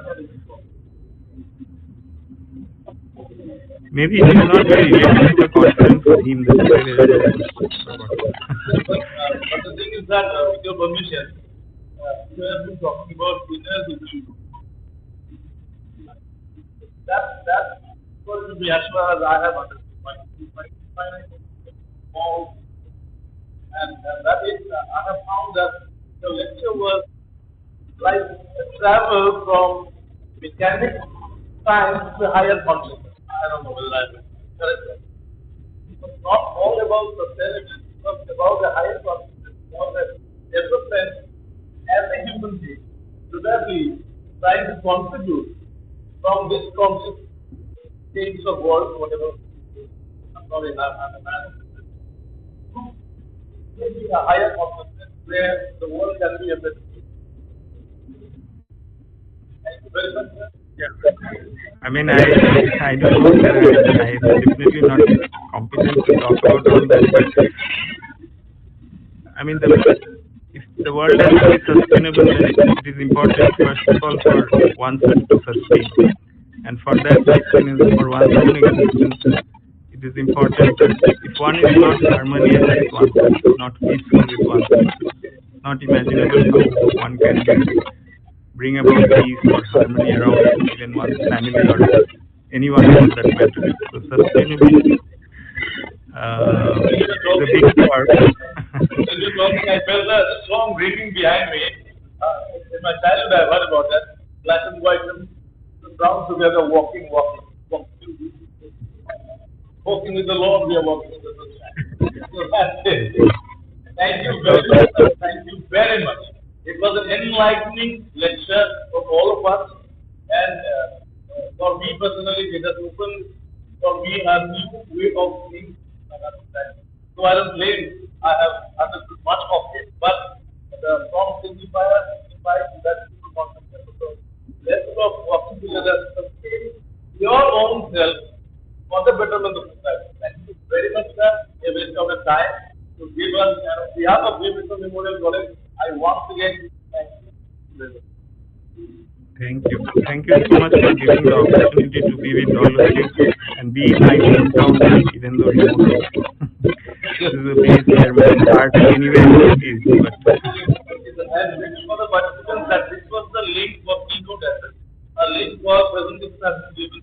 So you can enter to that, and we are starting now next to the 5 to 7. Thank you very much, sir. Thank you once again. okay, bye. Is that there? No. Just wait a minute. We need to join. আমি যেটা চিন্তা করতে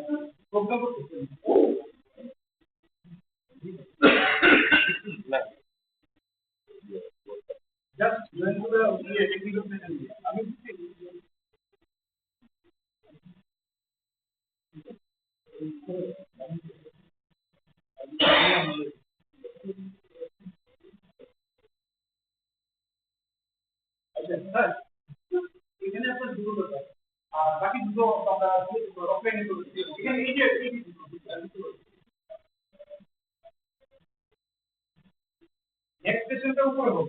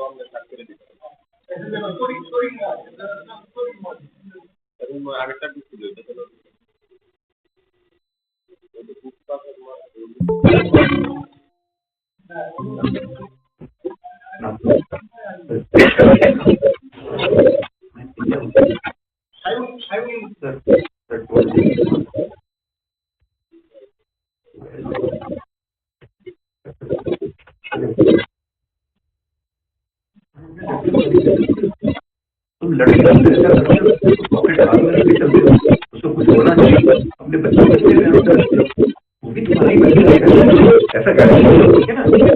हम भी डांटते हैं लड़कियों को, ऐसा नहीं डांटते कि लड़कियों को सिर्फ डांट कर रही है, लेकिन उसकी इंसल्ट नहीं insult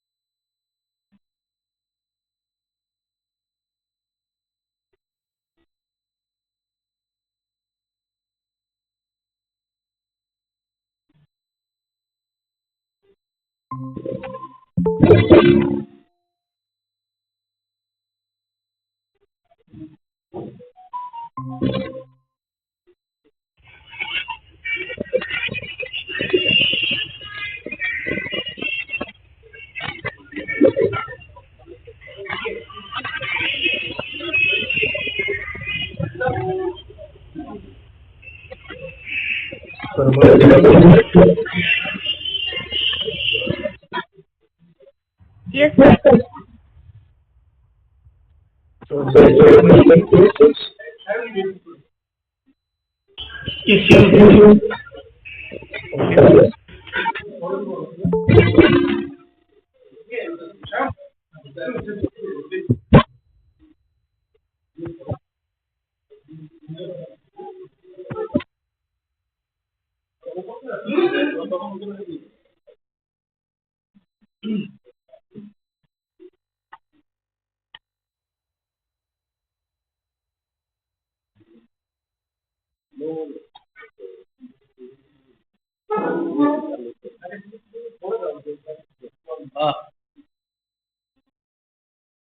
Good morning, everybody.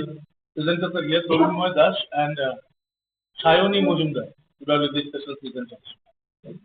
So, before that, I would like to welcome all of you, and in this session, our parallel technical session 3A will be chaired by Dr. Shubir Kumar Sen. Let me introduce him.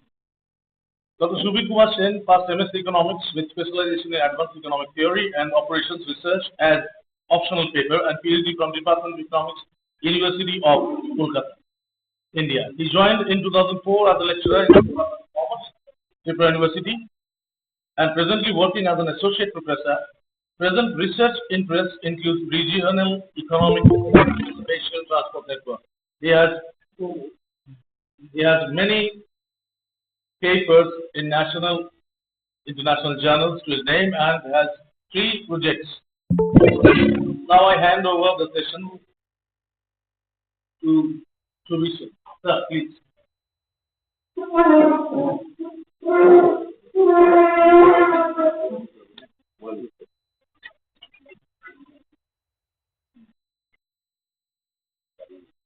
So may I invite Surinmoy Das to please start presentation.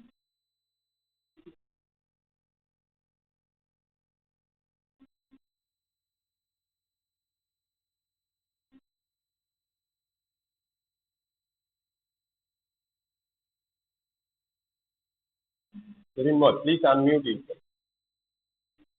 Please unmute yourself.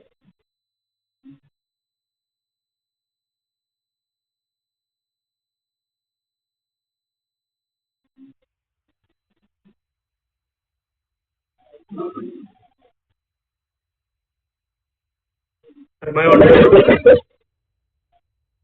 Yes, audible. Please start. Yes, yes. Audible. Please start. Sure. Thank you. The topic of my presentation is best practices in pursuit of sustainable development revisions in the retail industry.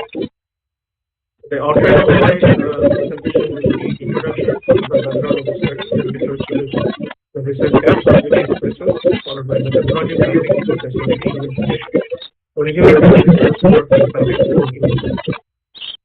Well, sustainable management is a method of integrating social, environmental, and economic practices into corporate activities.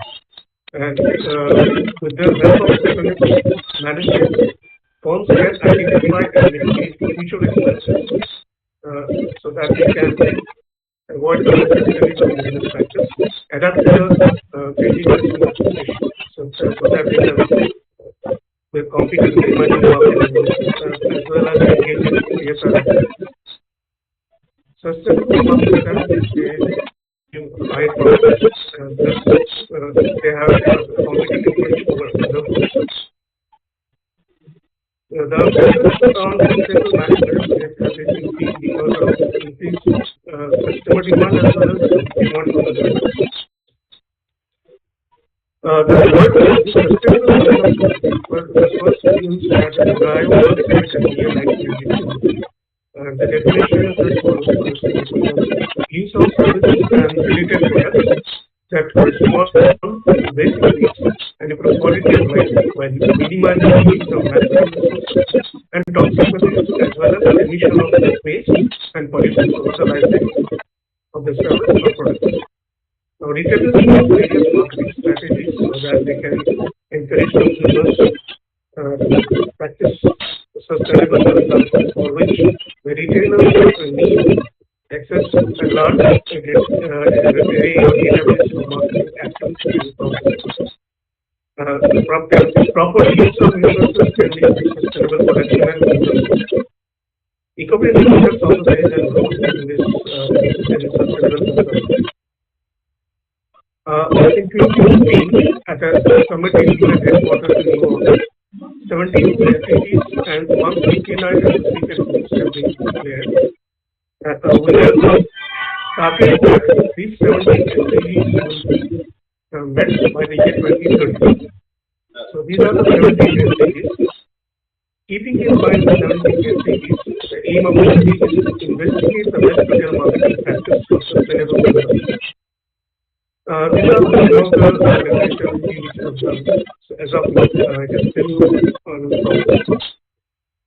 Like this in 2020 has studied about the soil and the contamination of soil and water as a result of improper waste disposal.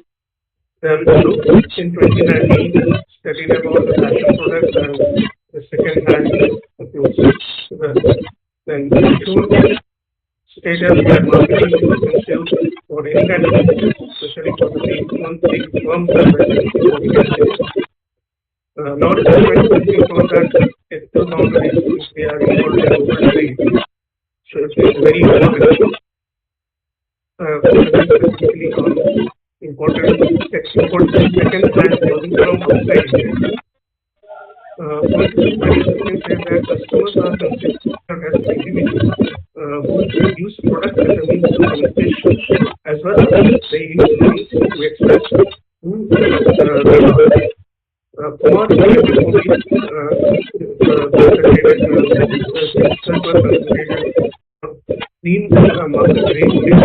market, which blends business practice, sustainable practice, and availability promotion and eco-friendly products. The research gaps which have identified from the literature results so far are that there are some task resources which are excavated for dominance, and its increased consumption might impact the environment negatively. The designers improve customers' shopping experience by selling eco-friendly products in green marketing. Still in today's more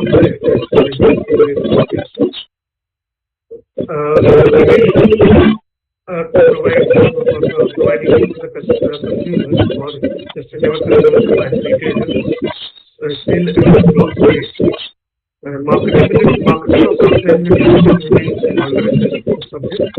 So that's why the research is going on. The objectives the researcher has studied the consumption and use of resources for sustainable products and consumption. Research for more for example, retailers helping to sell eco-friendly products. Explore the reason why the study focused on retailers encouraging consumers to sustainable consumption. Still in the why does not on one step ahead.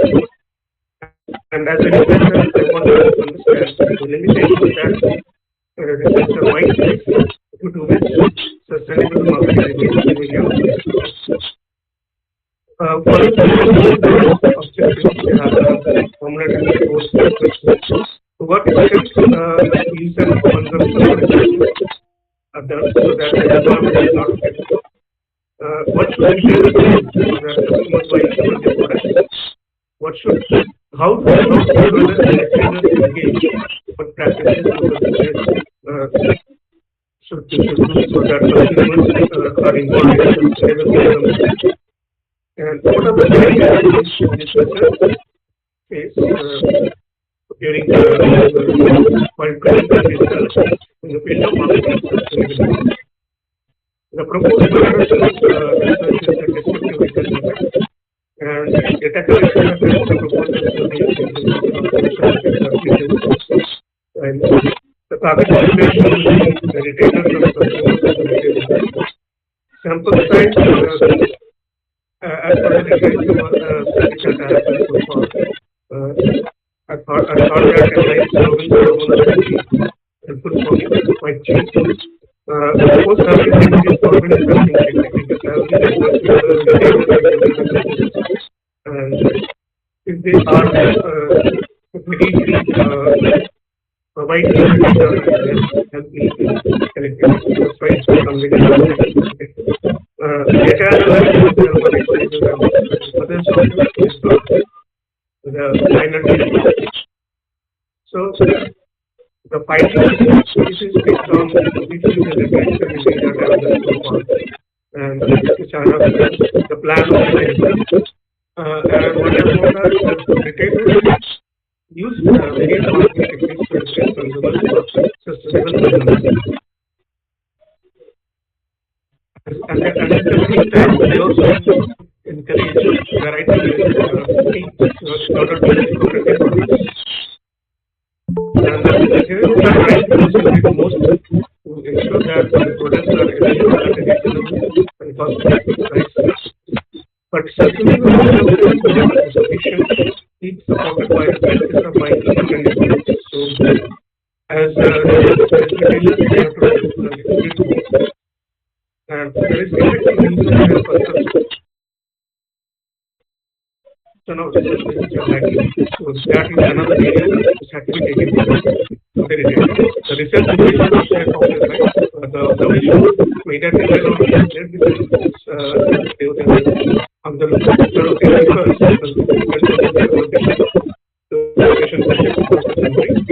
and some sensible pricing should be which might not be at this moment.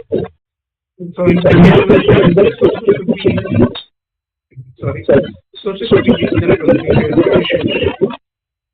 which might result in a high standard of living is because of the sustainable consumption practices.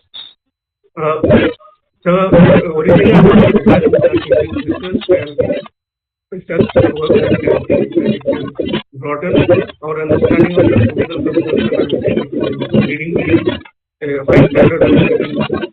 And it can provide evidence that how much dedicated investment is doing in order to address sustainable consumption and communicate sustainable consumption agenda for the SMEs, the customers and investors in layman language. Finally, I would like to mention that, as I said, that we are employ a lot of marketing strategies so that we can encourage customers to get involved in some sustainable practice. The retailers focus mainly on fair and affordable cost-effective prices, and so they ensure that the consumers buy eco-friendly products, and this has been very common. But it is not sufficient to promote such levels of something more can be done in order to promote sustainable consumption. So this can be a part of future scope of strategy, and there is insufficient use of use and consumption of resources efficiently. So that has to be taken care of. And sustainable consumption practices, they allow us to live more comfortably because natural resources are very renewable, less waste, and pollution is. These are the results which I would like to so far in this study. Thank you. Open to questions. Thank you so much. Thank you so much for your presentation. Any questions from anyone? Participant? Anyone? Any questions? Okay, Tanmay, you have asked about that in slide number 12. Slide number 12. Can you go to slide number 12? Yes, sir. Okay. The fourth point is that sustainable consumption is not sufficiently supported by the practice of buying environmentally friendly products. Is there any reason behind this one? Sir, there has been found in the literature that previous articles which has been done that we are buying different products. But is it related to the rationality of the customer? Is it related to the rationality of the customer? Rational behavior of the customer? To some extent, because after using this eco-friendly products, like plastics and plastics and waste, they are not properly disposing and recycling. If it can be recycled, they are not doing in that recycling. Instead, they are just going on the road or any other country where it is not meant for recycling. So that awareness has to be brought within the consumers. And retailers also know so that they can also pass on the message. Okay, right. Thank you. Thank you, sir. Please. Saini Banerjee.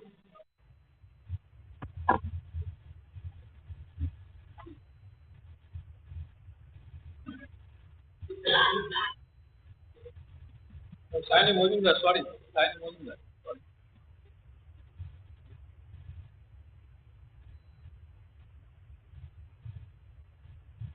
Madam, please unmute yourself.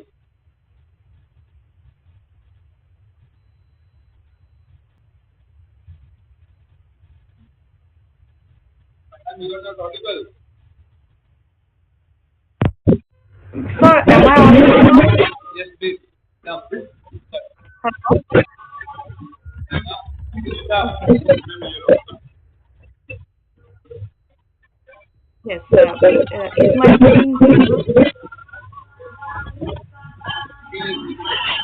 So, good afternoon to the chairperson, Professor Vishan, and to all the participants. I am Shamini Priya, Assistant Professor in Economics at Catholic Government College, West Bengal. The topic of my presentation is Sustainability of Thought, Questioning Sustainable Development as a Capitalist Concept. The term Sustainable Development, as we understand it, was first introduced in 1987 in the Brundtland Report, Build Our Common Future. The Brundtland Report defines sustainable development as development that meets the needs of the present without compromising the ability of future generations to meet their own needs. According to this new concept called sustainable development, unhindered and unlimited growth in an economy was no longer possible. Sustainable development puts a restrictive order and ceiling to the ambition and pace of the process of development. It was an important turning point as the development is for the first time to see and acknowledge the boundaries lying between its expression and try to internalize and integrate it within its discourse. However, the questions that plague an inquisitive mind are: why do we need a concept like sustainable development in addition to the development discourse, where the concept of sustainable development fundamentally different from the development discourse itself? To answer this question, we have to dissect the doctrine of sustainable development. The doctrine of sustainable development is based on the two concepts of sustainability. The question that raises is that sustainability of what, and what kind of sustainability is it that the sustainable development discourse reaches to us? This question is the fundamental point of reference around which the discussion of this presentation revolves.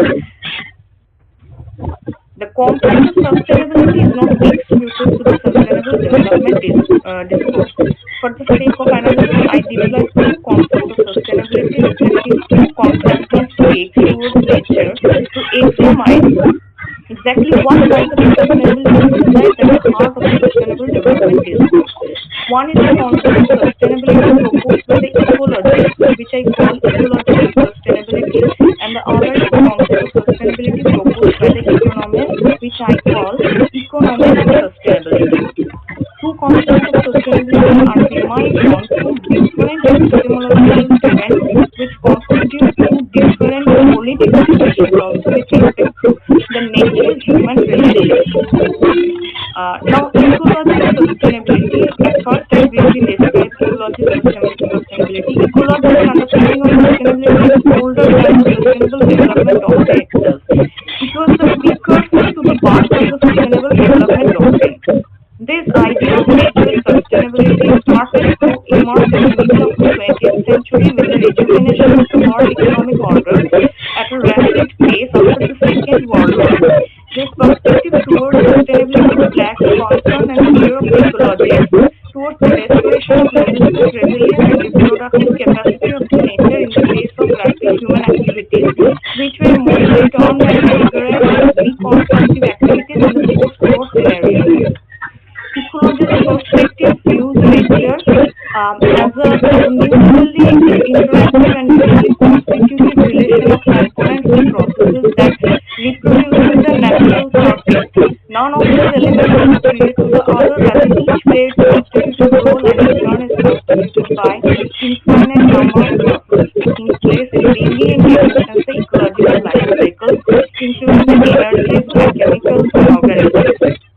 So we identify this epistemological position of ecological discourse as deterministic. The phrase called the human-nature relation also loses when it incorporates racial meaning in this discourse.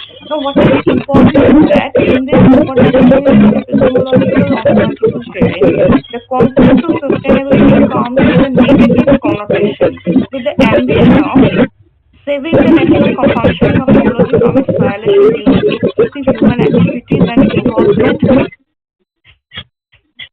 which are characteristically extractive. The sustainability ecologist doctrine is conjured with the idea of conservation and restoration of the composition, diversities, processes, circuits, and the reproductive capacities of natural ecosystems. Now I come to the economic concept of sustainability. The economic concept of sustainability works as the nodal signifier of sustainable development. If we see Pavey's quote, ideas of sustainability in the economic discourse talk about temporality. The optimality question is as it adds to the indefinite temporal plane of future. This conception of sustainability is concerned about the human future opportunities of extraction from and activity from the nature. Nature is not seen as an ecosystem embedded in food, energy, species, elements, and surface. Rather, nature turns to a reservoir of resources to be available for extraction in the infinite time horizon. This is unequivocally opposite to the epistemological perspective of ecologist discourse. The economic perspective of sustainability is somewhat positive in nature, which asks for active, cautious, and judicious human intervention into the conservation of critical natural resources to ensure that these resources are infinitely available for unhindered economic activities of humans. This is an anthropocentric view towards nature and environment. Ontologically, the practices of economic sustainability also come into conflict in the backdrop of this anthropocentric reductionist view towards nature, and we can broadly classify them into three distinct groups of practices.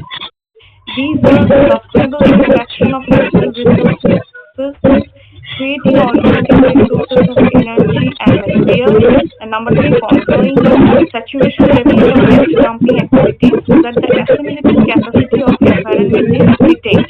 The technological innovation also fall in line with the state objectives and practices of sustainability. This broadly pertains to creating sustainable extraction mechanisms, discovering alternative substitutable or renewable sources of material and energy to the inexhaustible ones, preserving genetic varieties and developing genetic engineering of these, devising solutions and controlling of treatment mechanisms for water, air, soil, which acts as the waste absorbing point.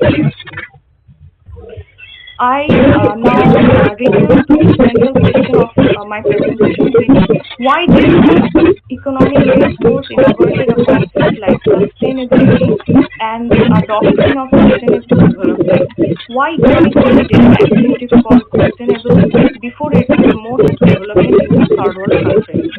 If one takes a careful look at the literature of economic development, one will notice that the development research person never talked about the importance of preservation of nature or exhausting of natural elements and the threat that the loss of these natural species and elements creates to humankind. Rather, the mainstream development research talked about how the natural resource abundance can be a source of development and how the export of natural resources can be a source of wealth and affluence for a nation and so on. The economic development discourse thus generated a certain kind of technological relation between human and nature which has been extracted characteristically.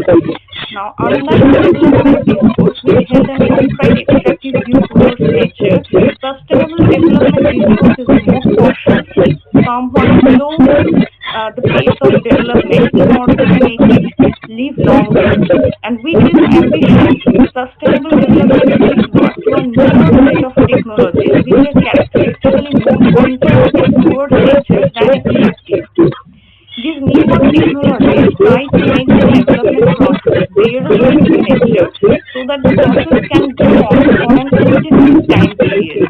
The aspect of unhindered growth and development is now conjointly content with the aspect of temporality. The ambition of capitalist development has qualitatively shifted from how fast it can grow to how long it can continue to grow. The sustainable terms of artificial development discourse is therefore an acknowledgement by the capitalist discourse to the self-imposed limit. In its sustainable terms, capitalist development discourse has maneuvered three things. First, it has acknowledged its own limits. Second, it has tried to push that limit away to the extent possible by devising newer mechanisms. Third, and third, it has foreclosed any other discourse of sustainability. The capitalist sustainable development discourse highlights other discussing forms of sustainability, either by appropriating them through displacement and compensation or by foreclosing them altogether. For example, the ethical standpoint of ecologists who value the existence of nature in its unpampered form becomes expressed and condensed to economics concept of valuation of nature through the series of valuation mechanisms, direct or indirect, which tends to value nature as per human direct utility derivation or imperative pleasure derivation from the nature of it. Yes. Minutes over. Kindly try to wind up. Yes, I need one more minute, just 1 more minute. Okay. Which is essential for capitalist market economics or for environmental conservation. Now, sustainable development, as we see, is a concept coming from the West, an idea and practice generating in the West and colonizing the ideological landscape of the East. So we might ask this question to ourselves: can we think about an alternative sustainable development or alternative to sustainable development? Can we decolonize the relation between nature and human from the Western case that has been propounded by the sustainable development discourse? Can we think of a nature-human relation from the soil of the East and from the history of the East itself?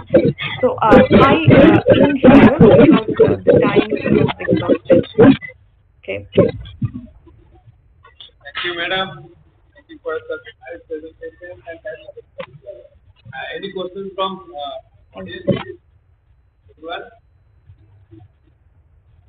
May I ask you one question, madam? Yes, sir. Actually, it is not my question. First of all, I thank you for such a nice presentation and such a nice topic. My point is that thank you. Alternative to this one, what the capital you have questions about development. Yes. Yes, that is actually what I was searching for. That first of all, to decolonize the idea of human-nature relation from sustainable development. I actually had another slide that see, in India we have a long history of civilization where we have different kind of relation between human and nature. If we look at the Aboriginal culture, the Aboriginal culture, for example, we can see that there is a relation of reciprocity, and they have existed for millennia in the heart of the Indian land without violating the nature, yet surviving themselves. I am not speaking that we have to become that primitive or normal, but we can at least recognize that there is a mutual relation between human and nature. The relation is not about one way, but it is both ways. This is a relation of reciprocity. We have something to give back to the nature to keep it alive, not just for our fulfillment of our pleasure or need, but to keep the natural whole surviving. And for this we need an alternative economic system which is community solidarity sharing based economy and not just profit sharing profit seeking mentality based on profit seeking mentality. We have to detach ourselves from that mentality. That is the prerequisite economic structure, prerequisite for economic structure as well as natural landscape. It is going on for the last 200 years now. Yes, it was that what socialistic behavior can do this one, the capitalist cannot. That both can be the same output. Latter again, what capitalist can do, the socialist cannot. Going on, that was not. Yes, and the socialist debate, if I see that eco-socialism as a root that has taken the dominant root, eco-socialism is the dominant root in the socialist debate that is nearest to the environmental, that is nearest to the sustainable development discourse, and typically that is not also talked about that. The reciprocity relation, okay, that is also dependent on stage-based progress, that whether material, without any material enhancement, we can think about conservation of nature, etc. But the thing is that eco-socialism has failed to acknowledge that the people of the East had a history of reciprocity relation between nature and human and nature that is older than actually 200 years, 2,000 years old. So we call it non-modern or pre-modern, etc. Yes? What is available in literature, that is sustainable development, can be defined on like a process where everyone, the society, man, human, can get the equal opportunity Yes. to grow, prosper, equal opportunity to grow. Yes. Thank you, madam, for Thank such a beautiful presentation. Thank you for your light, the light you have shed, and that is actually helped in my study. Perhaps you, me, and one of my seniors sitting in front of me, Alpana ji, all three have attended the classes of Polan Sandanda. Have you attended? Oh, I see. Okay, thank you, ma'am. Yes, Professor Polan Sandal was my teacher, actually. Okay. Thank you. My teacher and Alpana ji teacher. Anyway, thank you, madam. Thank you. So, the world indeed is a very small place. Though we are online, but it seems that we know many of us each other from our background as academics and other things. Okay, so now we, first of all, on behalf of BBM College, I would like to thank Professor Sten, a friend of mine and chairperson. Thank you very much. Thank you, Mr. Now we move to our technical session, another technical session, and here the chairperson would be Professor Dr. Vinod Chandra Tripathi. Before that, I would like to introduce Dr. Tripathi. Professor Vinod Chandra Tripathi received MSc and PhD degrees from Berhampur University, Odisha. He has produced 26 PhD scholars under the guidance. He has published more than 250 research articles in different journals of international repute, out of which 216 are in Scopus Index journals.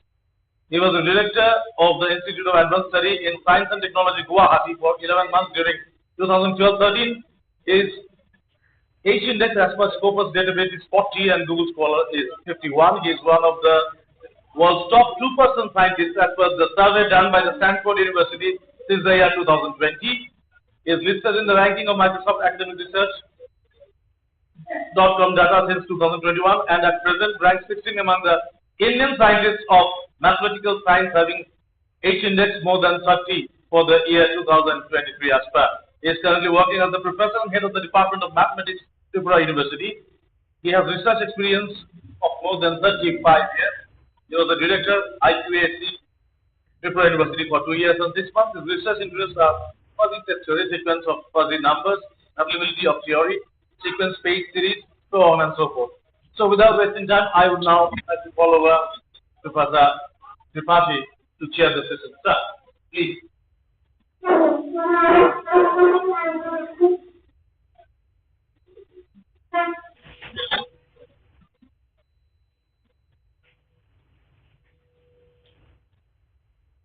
Thank you very much. And I thank all the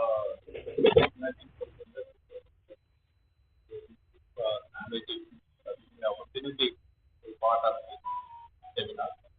And there's a very nice topic. Sustainable development is the 17 goals sequence. So once we find out our weak point, it will be said that we can identify weakness, we work on it, and those weaknesses will be the strength for the development and future of our own development as well as our nation.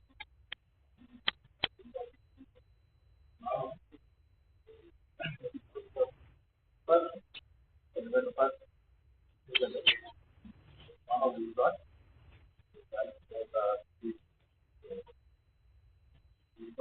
remark on the work presentation. So it's just 10 minutes, so 8 minutes is like presentation and then we will start. Okay. Start. Okay. Okay, shall I start, sir? Yes. Okay. Okay. Good afternoon, all the participants, and good afternoon, Honorable Professor Tripathi. The title of my paper is A Remark on the Drug Subject. Myself, Dr. Manav বিশ্বাস from Department of Mathematics, Kalimpong College, West Bengal. In this paper, we investigate the drug conjecture concerning entire function F and its linear differential polynomial sharing an entire function A, counting learning density, which is actually smaller than the function, smaller function with respect to F, under some restrictions imposed on the coefficient A, J, Z.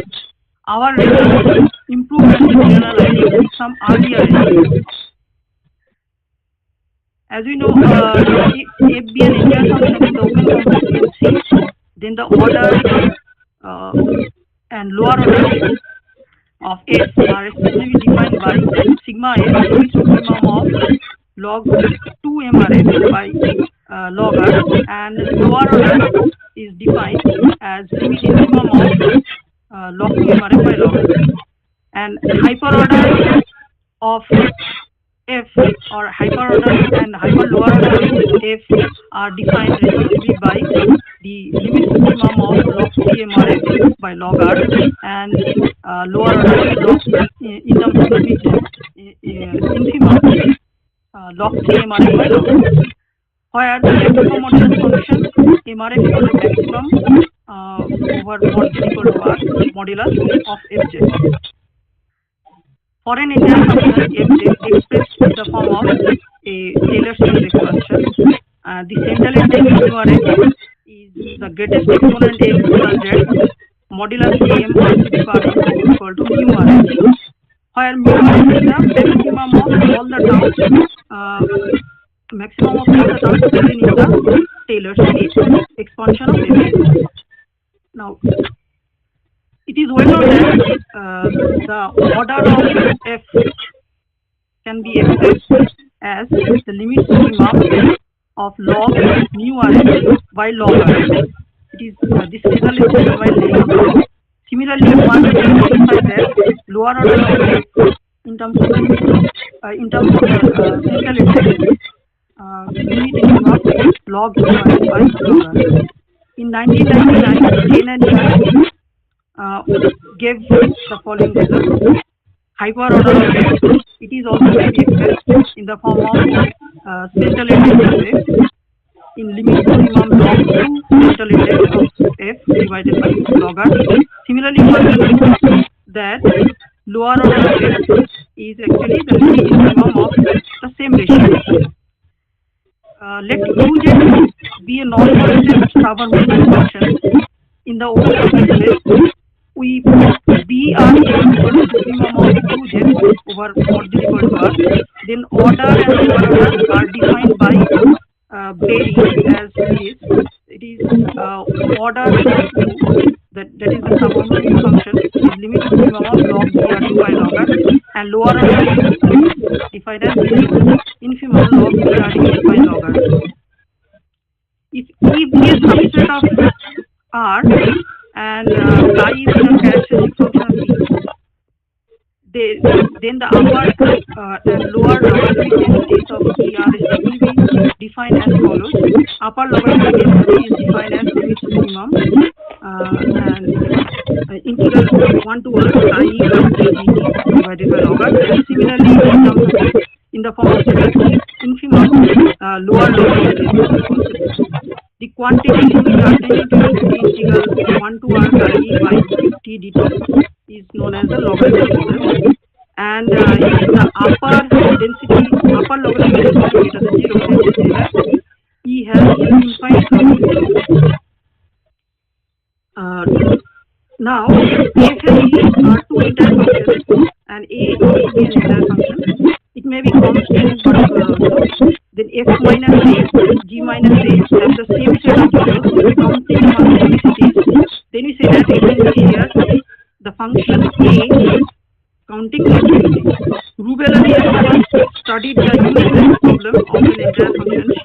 value with its derivative, they prove the following result. If a non-constant entire function f and its derivative f dash shares a distinct finite complex number Cm, then f is equivalent to f dash.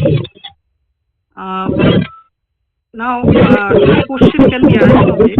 When a non-constant entire function f shares one finite value with its derivative f dash, what can be said? In 1996, Bruck resolved this problem in some way and proved the following condition.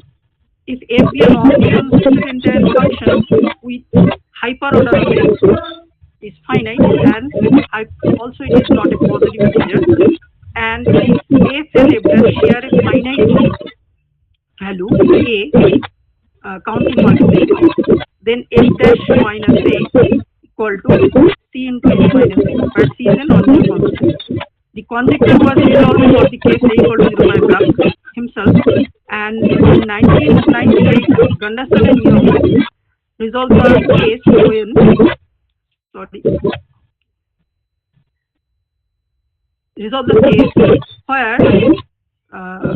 f is of finite order. In 2004, Chen and Sean resolved it when f is of hyperorder less than half. Later, Crow resolved it under the assumption hyperorder of f equal to half. Considering arbitrary case derivative fk, instead of first order derivative of f, LJD took the following result. If f be a non-constant entire function of finite order, and if f and fk share one finite value Cm, then fk minus a is equal to c into f minus a for some non-zero constant c. In 2004, Wang proved this result and obtained the following result. If f be a non-constant entire function of finite order and a be a non-constant polynomial, and if f and fk share Cm, then fk minus a is equal to c into f minus a for some non-zero constant c. But the conjecture remains equivalent for the case hyperorder greater than half. However, Lahiri and Dash obtained the following result, which improves analysis the results mentioned above.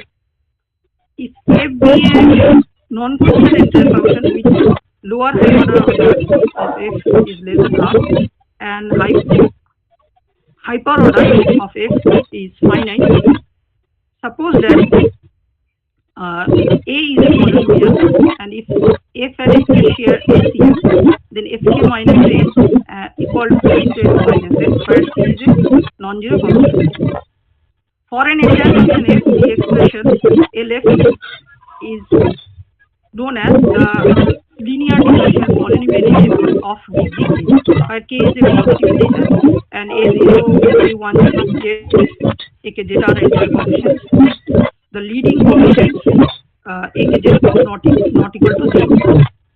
In this paper, we improve and extend the result of Lahiri and Dash, in which we replace f by the linear differential polynomial Lf minus a0 z.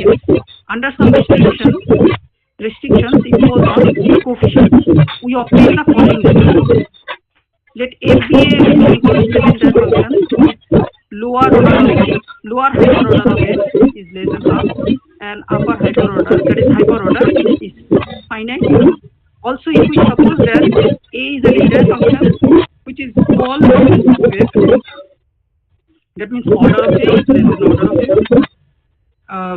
Let a0z and az are entire functions for some constant alpha greater than 0, and for all equivalent values of function this small, modulus of that the coefficient lesser equals to r to the alpha plus epsilon. If f and L1f, that is Lf minus a0z share Acm, then L1f minus a is equal to c into f minus a, where c is a non-zero constant. So these are references that I have given. Thank you.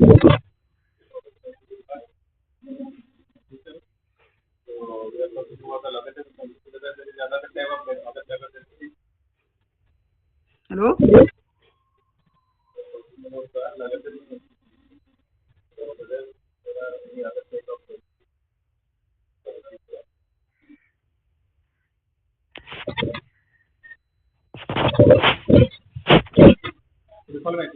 Please follow a question.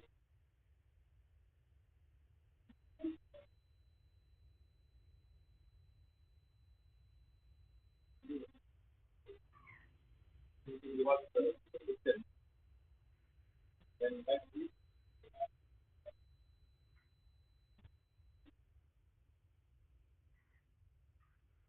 Mr. Malakar. Mr. Malakar is ready. Hello, sir. Am I audible? Yeah.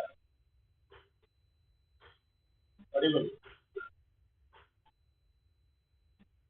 Audible. Sir, please unmute. Sir, please unmute yourself.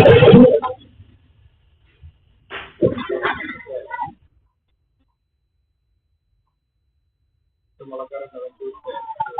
Sir, I have finished my presentation. Hello. Hello.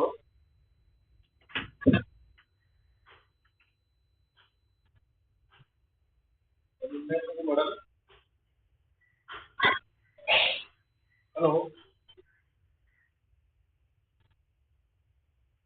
Mr. Malakar. Sir, your mic is off. Kindly mute on the mic. Mr. Malakar. Sir, my presentation is finished. Sir. Any question? Yeah. In the village, whether there is any type of the resident sensitive of whether any other sensitive there. Hello. Yes, sir.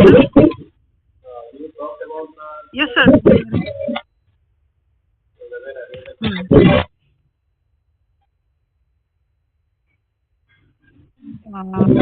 Logarithmic. Yes, yes. Upper. lower sensitive and there will be equal, it will be exit. Limit to limiting. Yes, yes. There are other sensitivity. Yes, sir. Derivatives you are also are you might be going on a fractional derivatives. Nowadays you are working on a fractional derivatives. Yes. You can think of in that direction. Okay. Okay, sir. Thank you, sir. Yes, sir.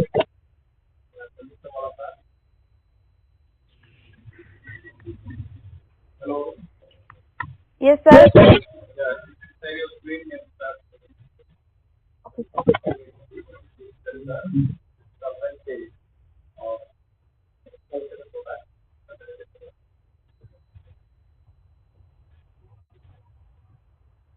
hello. Yes, sir.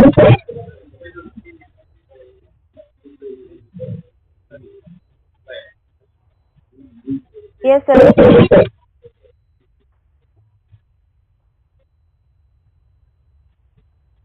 Is this right or wrong, sir? No. That's not.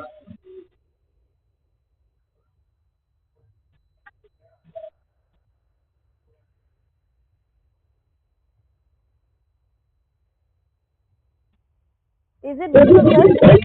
No. Yeah, now it is coming up. Now it is Okay. visible. So, You make it full screen. okay, sir.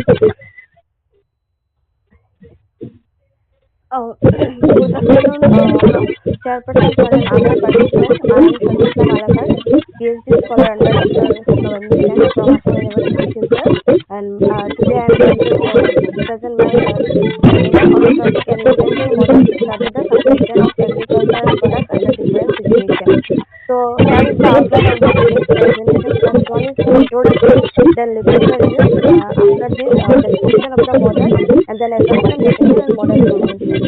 So now I am going to show my first slide, that is description of the model.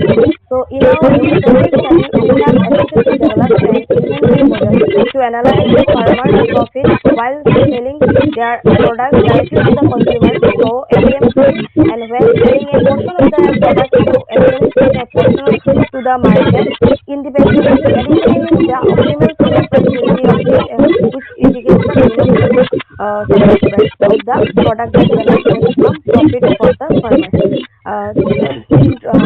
started with the introduction. So direct sale is a method of selling products or services directly to consumer without involving intermediaries or like retailers, wholesalers, distributors. Instead, the company The slide is still slide are not what sir? make it full screen and also you make the slide rotate like that. Like the slide. You're able to see only the first slide. Now showing the Not yet. Make it full screen first. sir I am showing. Okay.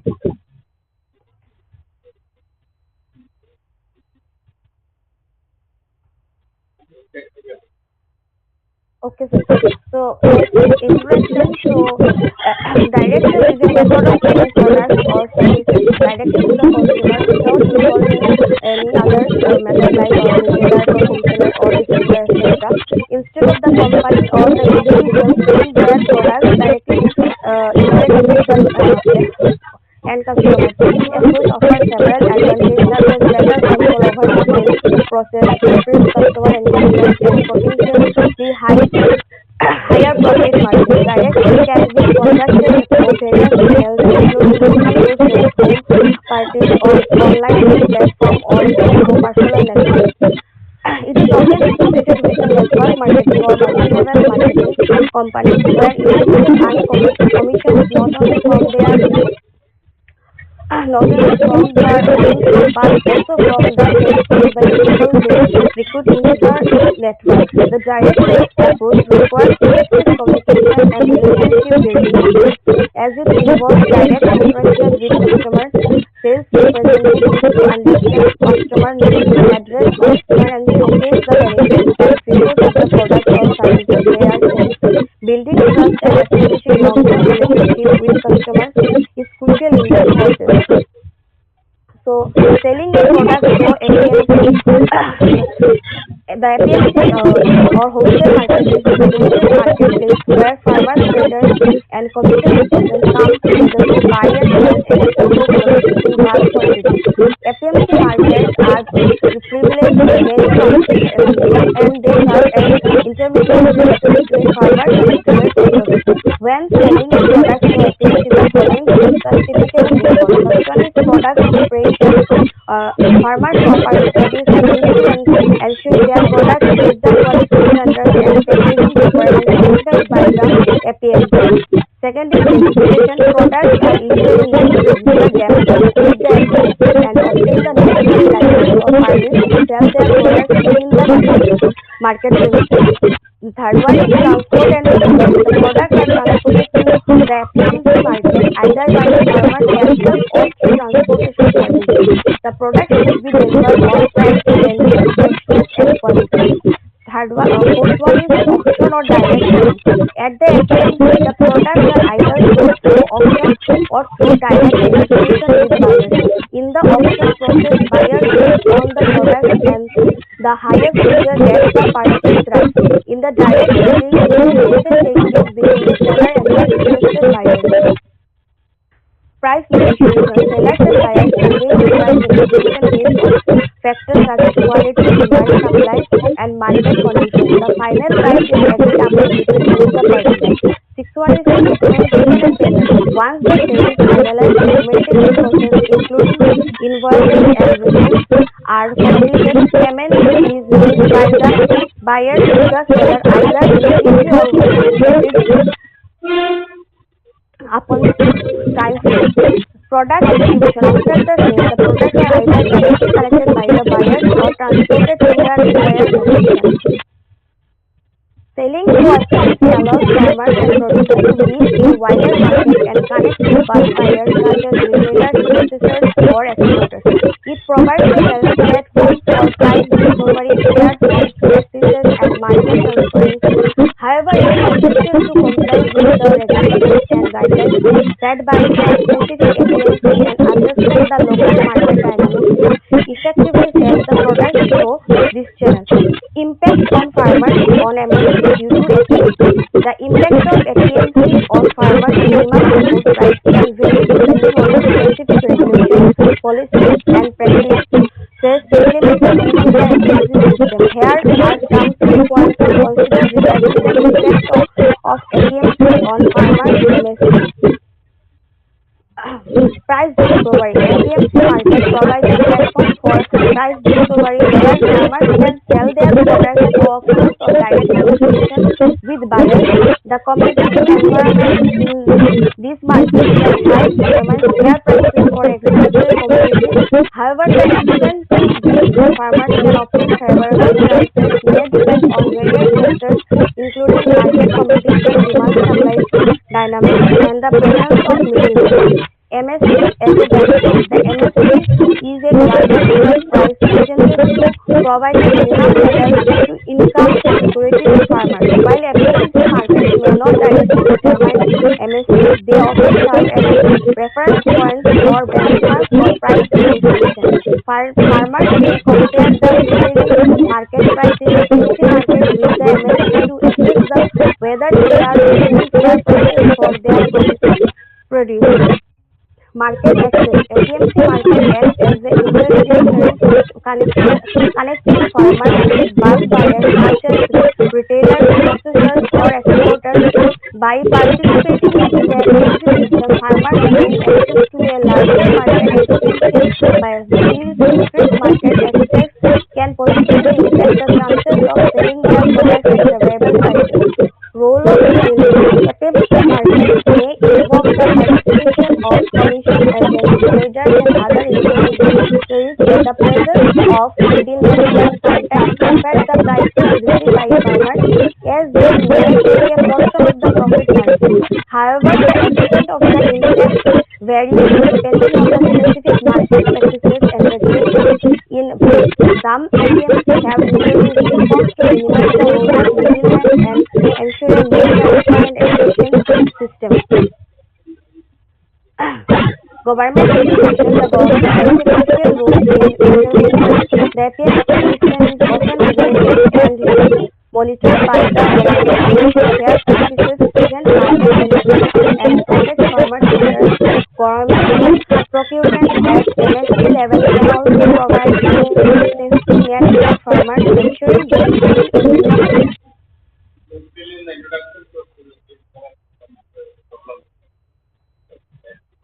Okay, sir. Okay, sir.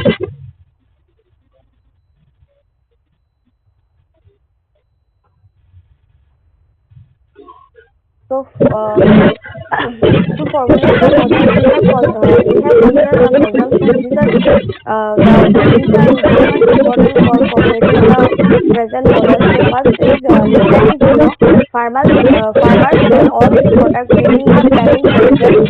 Farmers can sell the products to APMC or directly.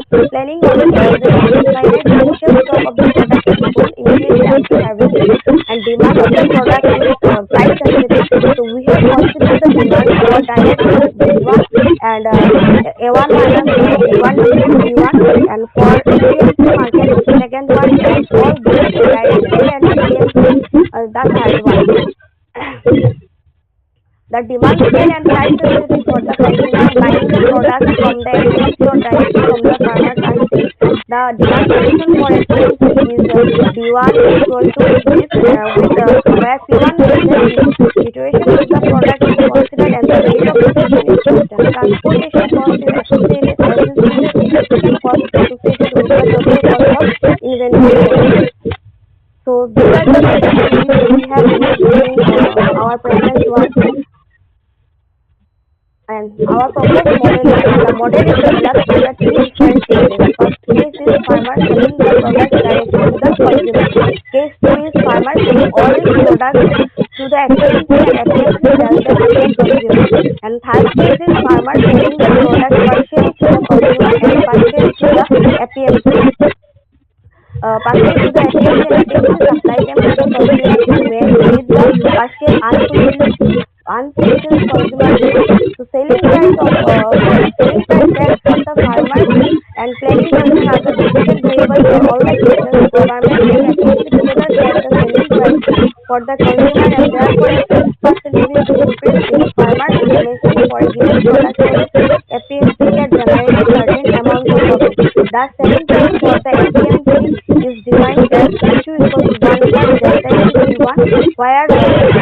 delta, whether the life is 0 and 1, the small real number representing the percentage increase from MSP. This is the pictorial representation of our supply chain. And so case 1, farmer selling the product directly to the consumer. The differential equation represents the farmer selling price to selling the product to the direct consumer is given by this, and after calculation we have calculated the different costs associated with the inventory management. First is fixed cost, then holding cost, depreciation cost, production cost, and transportation cost. So after that we have calculated the profit function is given by equation 1, and getting all its partial derivatives we have obtained the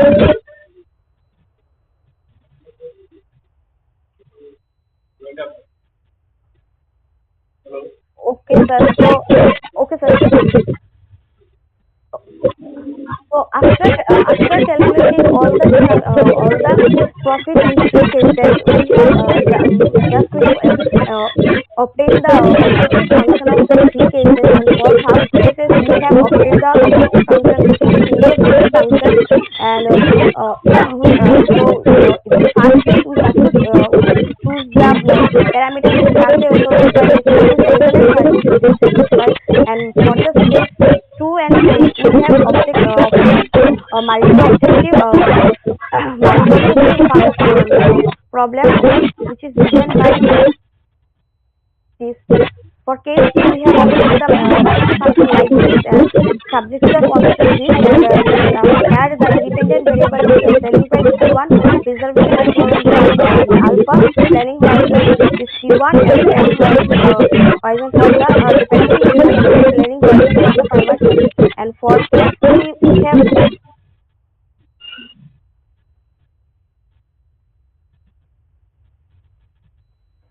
obtain the objective function like this, and where the input is also a multi-objective function, and subject to the constant is given as this, and in this case also the independent variable is P1, and preservation technology cost, and planning variable.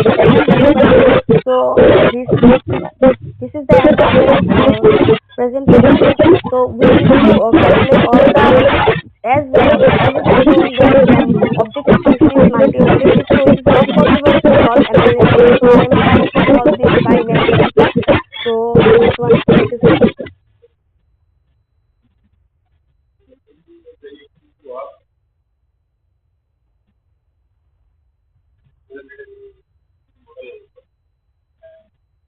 The other version of this model is now used food supply. yes sir. Actually strawberry remains. Yes sir. Actually this is half the result. I have obtained the objective function. Now I have to solve it.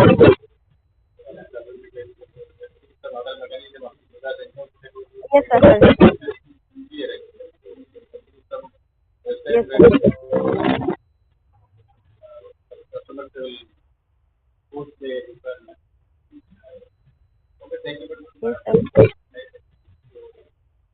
This model can generalize. Okay. Yes sir. Thank you sir.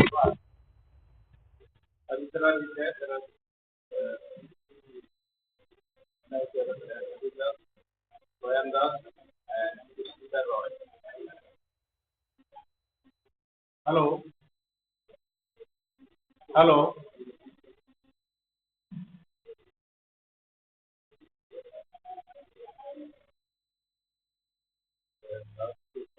And Parisot Padasan.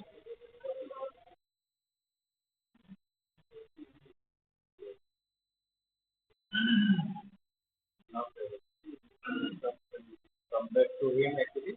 Next is Dharmendra Kumar. So Dharmendra Kumar can start the slide. Yes. Good morning, everyone. Am I audible? Yes, you are audible, but the time is with permission of sir is strictly 10 minutes because we are running out of schedule. Please, sir. Time starts now.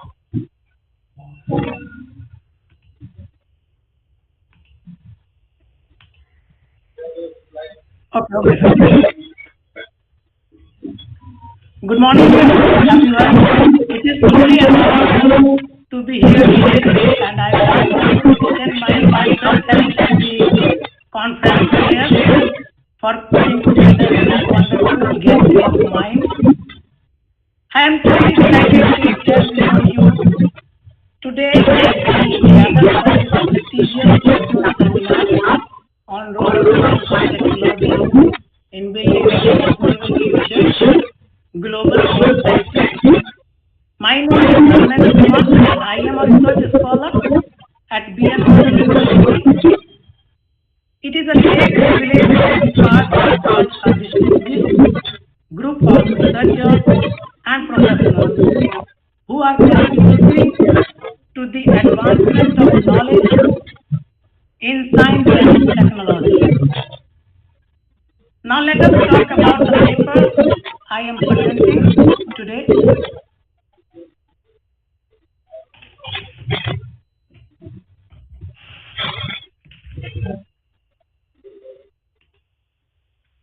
So my title is Antibiotic Removal from Water Using Different Compounds, a Kinetic and Thermodynamic Perspective.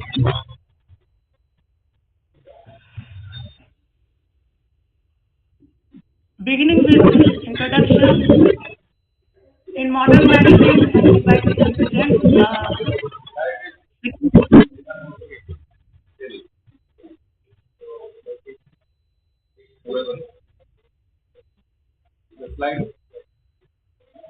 no sir, I am currently in third slide.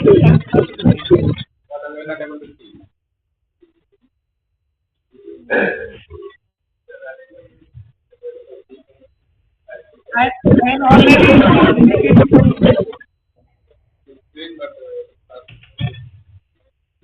Yes, now it's okay.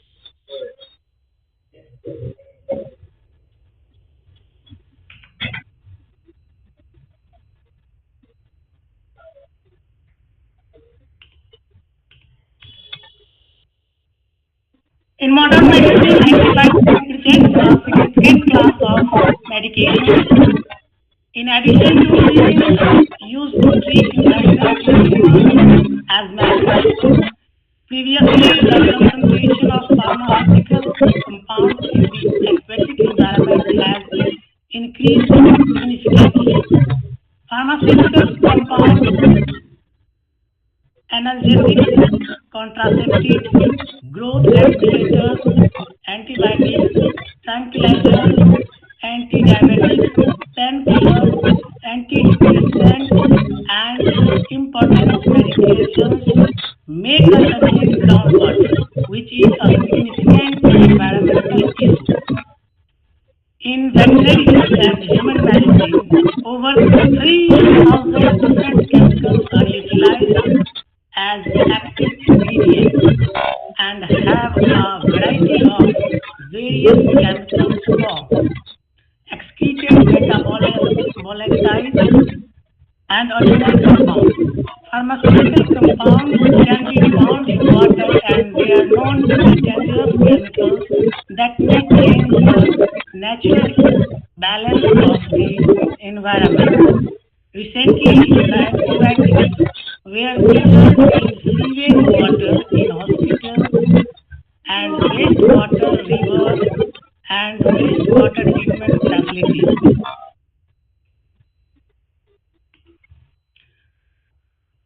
Presence of antibiotics in water. Analgesics are easier to remove from wastewater treatment facilities than antibiotics. Antibiotics allows effluent to be reused in a different medium and demands for degrading process. To assess their use in the environment and determine their cumulative impact on the ecosystem, more than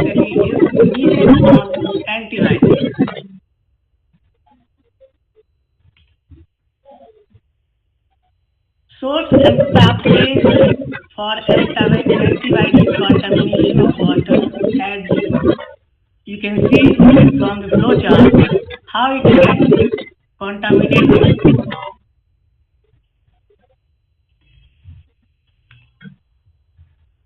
Impact on measures of water quality. The antibiotics present a toxic substance.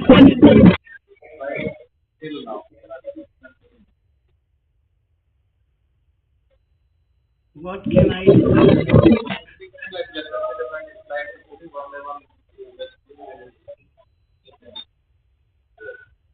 Okay.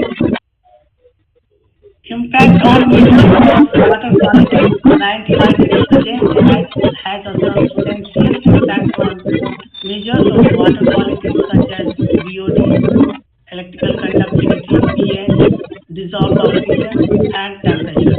The water quality matrices that have been impacted across numerous water bodies in a selected number of countries, including India. According to the table, water bodies have BOD levels that are typically higher than 1 mg per liter. Similarly, the other factors are impacted by the use of antibiotics, which causes environmental degradation. Importance. Antibiotic resistance is a significant public health issue affecting humans, animals, and the environment. It caused by antibiotic accumulation in wastewater and drinking water, leading to the development of antibiotic-resistant bacteria and the dissemination of resistant genes. This bacteria can cause infections like urinary tract, pneumonia, and meningitis, which are difficult to treat with conventional antibiotics. Antibiotics removal process by biologists. Numerous studies and reviews focused on the removal of antibiotics using conventional activated sludge (CAS) and membrane bioreactors.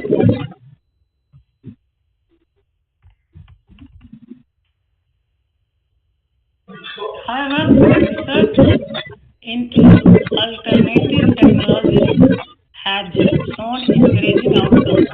The purpose of this section is to compare and emphasize the key attributes of these processes and as follows. Regular activated sludge. The efficacy of removing antibiotics varies greatly in conventional activated sludge. One of the primary bioprocesses used in wastewater treatment plants to remove organic waste. The refractory nature of these molecules and their resistance at low rates are the principal obstacle to the elimination of antibiotics by conventional activated sludge. Another essential process mentioned in conventional activated sludge is biodegradation. For instance, biodegradation is the primary method used to remove antibiotics from the sulfonamide group, and it may remain efficiency up by 99% for compounds. However, the breakdown may result in metabolites such as deuterium sulfonamide conjugates, which have antibacterial action and may even be more harmful than the original antibiotics. Next is membrane bioreactors. The most thoroughly reached bioprocesses for removing emerging contaminants such as antibiotics from wastewater treatment plants is membrane bioreactors. Additionally, membrane bioreactors provide higher quality effluent with a lower installation space and, as previously indicated, greater N cell concentration are crucial factor in the removal of refractory contaminants. Biodegradation, which is promoted by the increased concentration of the cell and microbial variety present in the reactor, is the primary method used in membrane bioreactors to remove antibiotics, erythromycin, ciprofloxacin, ofloxacin, tetracycline, and chlorotetracycline, a few of antibiotics that shown more than 90% in nature. See by this approach. Hello?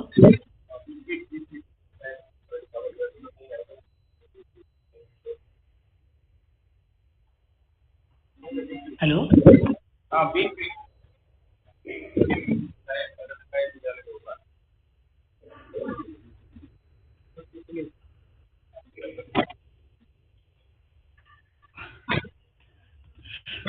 So antibiotics have no impact on the biosphere, requires international arrangements for safe removal.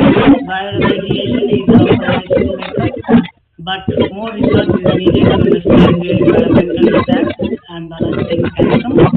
Enhancing methods for locating and using antibiotics in water and conducting local studies are crucial for sustainable research.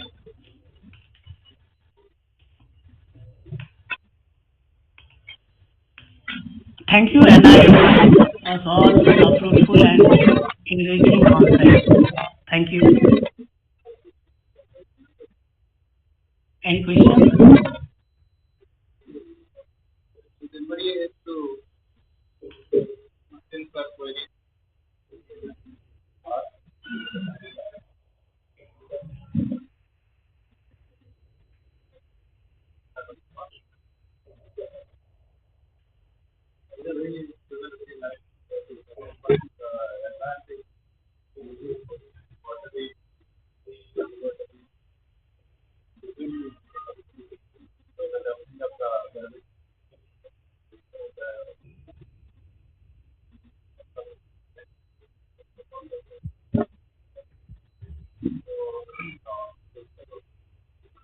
So these are actually the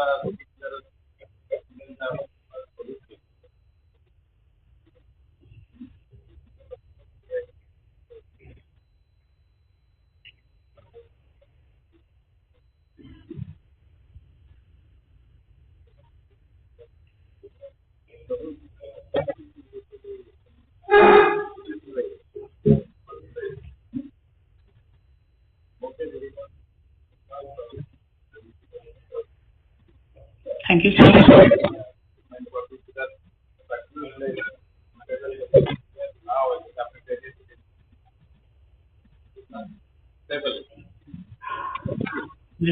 Thank you so much. Whether Aditya Roy or Royan Das or Saritosh Bhattacharya or any of the group members is very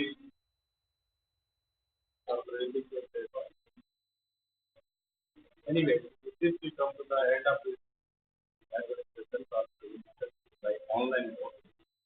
Thank you all and all the participants.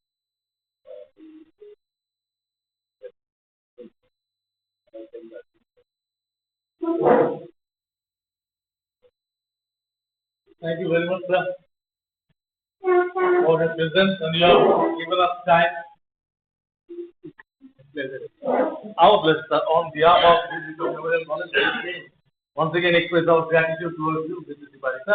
Well, now we are moving to our next parallel technical session 3A, and this session shall be chaired by Dr. P. Shankar Chaudhary, Tripura University. We would take a few minutes stay online as we carry on. And it's a pleasant experience that I tend to find some of my old colleagues. नागर जी आप यहाँ हो बहुत अच्छा लग रहा है मुझे. We meet after a long time, right? Yes, sir. It's privilege to see you on screen after a long time, sir. Thank you very much. Okay, so let's move to.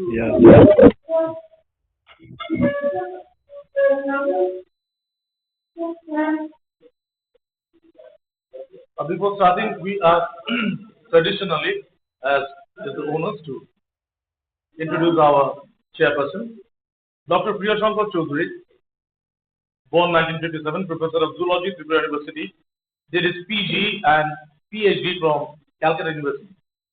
He is an eminent earthworm biologist and ecologist with more than 150 research publications in reputed national and international journals. Professor Chaudhary has about 40 years of teaching at the UG and PG level. Professor Chaudhary was the principal investigator of several research projects including ICAR, UGC, DST and DBT New Delhi. 12 students have been awarded PhD under his able guidance. Professor Chaudhary has concentrated his research in the field of earthworm biology, ecology, biodiversity, vermicomposting technology, and earthworm neuroendocrinology. He is the author of 2 books, Keshor Jivan Boichitro, Keshor Projukti 1996, Gyan Vichitra Prakashani Publisher, Biology and Ecology of Tropical Earthworms 2014, Discovery Publishing House, New Delhi. He has participated in more than 35 national and international symposia and visited Avignon, France 1990, Vigo, Spain in 1998, Cardiff, UK 2002, Shanghai, China 2015, and London, UK 2017. To present his research papers on earthworm ecology and biology in international symposia on earthworm ecology and agricultural sciences. Dr. Priyashankar Chaudhary was elected as the Fellow of Zoological Society, FZS Kolkata 1998, Fellow of Society of Applied Sciences India 2010, and Fellow of National Institute of Ecology 2021, JNU New Delhi, for his scientific contribution in earthworm research in India. His biography has been cited in the Marquis Who's Who in Science and Engineering 2006-2007, USA. The Academic Forum of the Society of Earthworm Ecology and Environmental Research, SIA, awarded certificate of appreciation to him as an earthworm biologist in 2012. In 2013, Dr. Priyashankar Chaudhary was selected as Inspiring Teacher of Tripura University. Professor Chaudhary has been honored with Science Excellence Award in 2015, Bharat Shiksha Ratna Award in 2016, Environmental Biologist of the Year in 2017, Lifetime Achievement Award in 2019. In December 2021, Professor Chaudhary retired from Tripura University and presently is serving as a guest faculty and are active researchers in zoology at Tripura University till date following his superannuation. We all welcome you, sir. Thank you very much. And the chair is here, but before that, as a tradition, we would welcome you with Uttorio and seminar kit and a bouquet of flowers. I would call Lippy Madam, one of our teachers, to come and do the honor. Please. So, would you mind coming up here? So, we are welcoming Professor Chaudhary, ladies and gentlemen. We expect a big round of applause. A pride of our state and of the country, Dr. Chaudhary. A small token of love and respect from us. We are very happy and delighted that you are here, sir. Over to you, sir.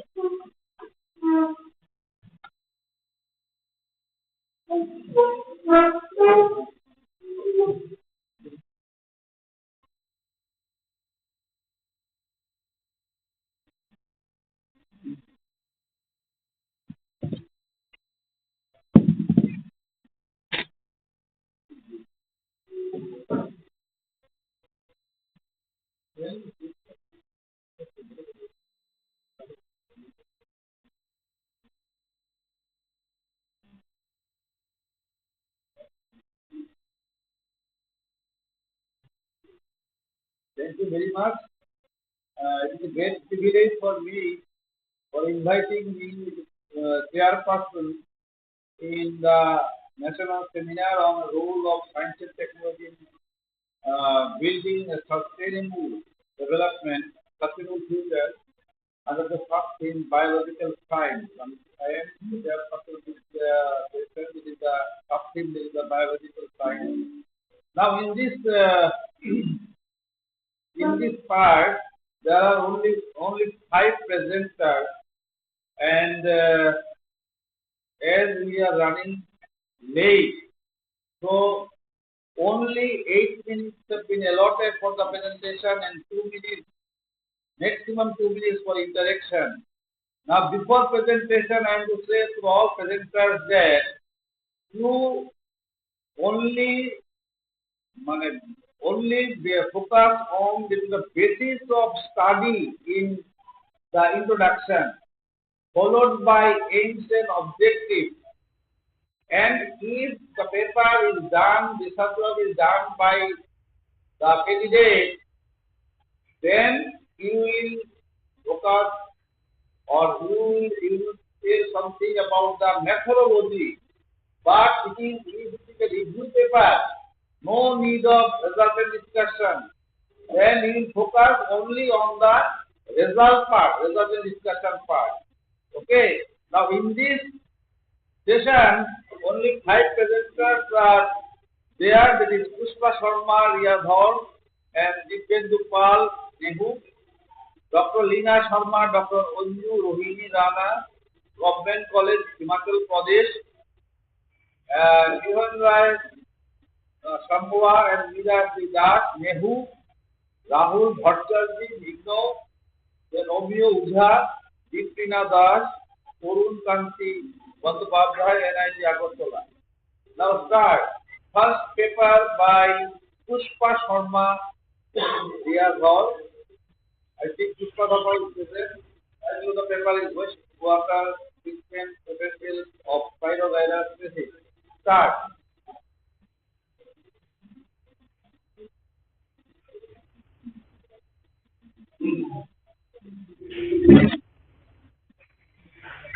Pushpa Sharma, are you present? This is the final call for Pushpa Sharma. Hello.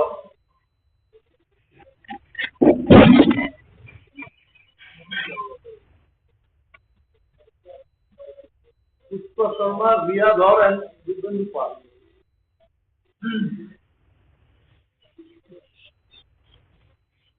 Okay, sir, with the permission, then we move to the second speaker. The second person is Dr. Leena Sharma. Are you there? I can see you there. Madam? Please unmute your... I'm here. Okay, thank you, ma'am.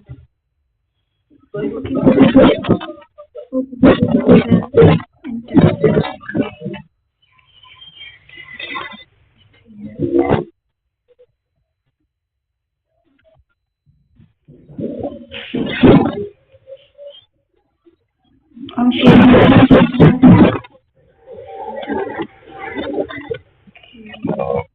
I can see Madam Vishka is also in the line. Okay, sir. Yeah, it's audible and visible. Please start. Your time starts now. Okay, sir. I will share my paper and whosoever presented seminar and presentation the title of my talk is Biodiversity Conservation and Management in Himachal Pradesh. Socio-cultural. Okay, introduction. The status of biodiversity around the world is cause for concern. In the present year, as we all know, in Indian society, in different regions, biodiversity is protected and conserved by different ways.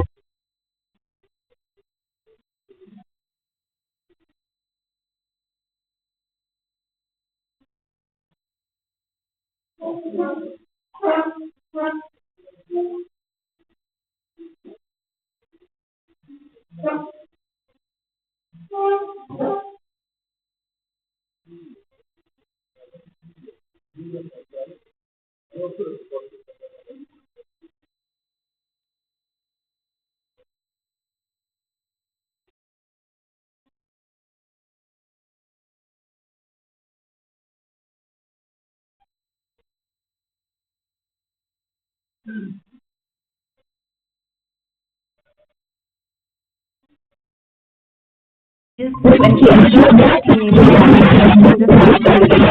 methodology. The collection of information was done in traditional knowledge-based system. People will ask different questions and the information was gathered.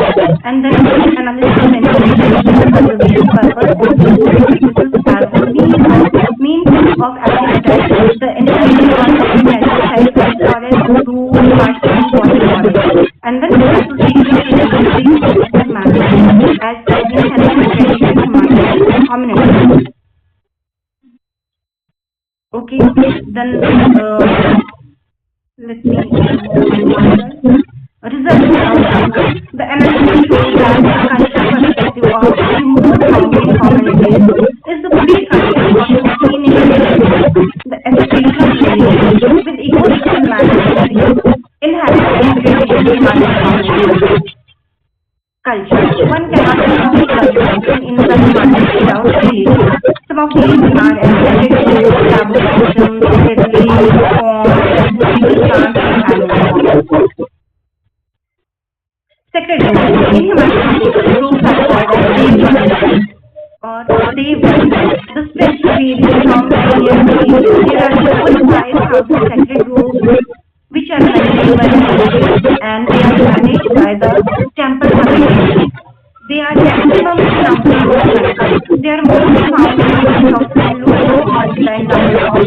They promote conservation and simultaneously have rendered a superficial ecological and social phenomena to the people of the region. Sacred roots are monuments or biological and cultural. Okay, now sacred roots and biological conservation. As we all know that they are related to the culture, so they have the significance in this particular area. Moreover, they are hotspots and they also have the conservation of the endemic species. They have in these particular areas, traditional conservation practices are applied or involved. Conservation still exists because of agriculture, extension and industrial practices. So many of our conservation initiatives and legal. Okay, next is sacred lakes for water bodies. There are so many sacred lakes for water bodies in Himachal Pradesh which are associated with certain deities. As mentioned by AGARTALA, dedicated for Kali, Lord Shiva, Mani Mahesh, in Kamrata, Surasar, these are Sun and Lake, Kullu, Bhikhu, and then Lake, Soran, Renuka, etc. Okay, now the role of these water bodies in biodiversity conservation. They have cultural and spiritual significance and they also enhance traditional conservation methodology and they provide ecosystem services. They are maintaining the hydrological balance that will particular area and they are promoting tourism with the conservation focus. And they are providing for aquatic life and also the water quality. And they are for against environmental indoors. Now, social and practical damage. There are so many damages related to divine and sacred bodies as sacred rules. In the sacred rules, limited activities are allowed by the local people as they are dedicated to certain deity and they are controlling all the activities there. Then there is for the biology. There is farming or hunting to certain animals that are considered sacred in the region. Then water conservation to different methods as well as already researched. Then seasonal practices are people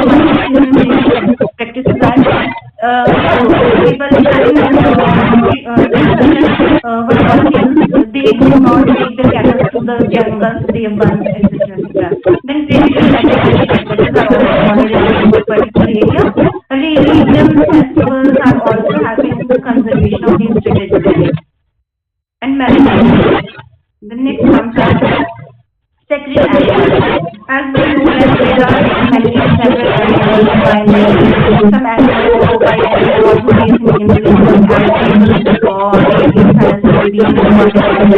They need to water from various animals like dogs, elephants, cows, sheep, goat, and other animals in both regions as well as their economic activity. With this, we know that even in certain parts of India also, Varsa Puja after Diwali, in Himalaya, there is a day which is dedicated to Gau Mata, and we used to say that it's Gau Mata, Gau Puja. That's the tradition in Himalaya.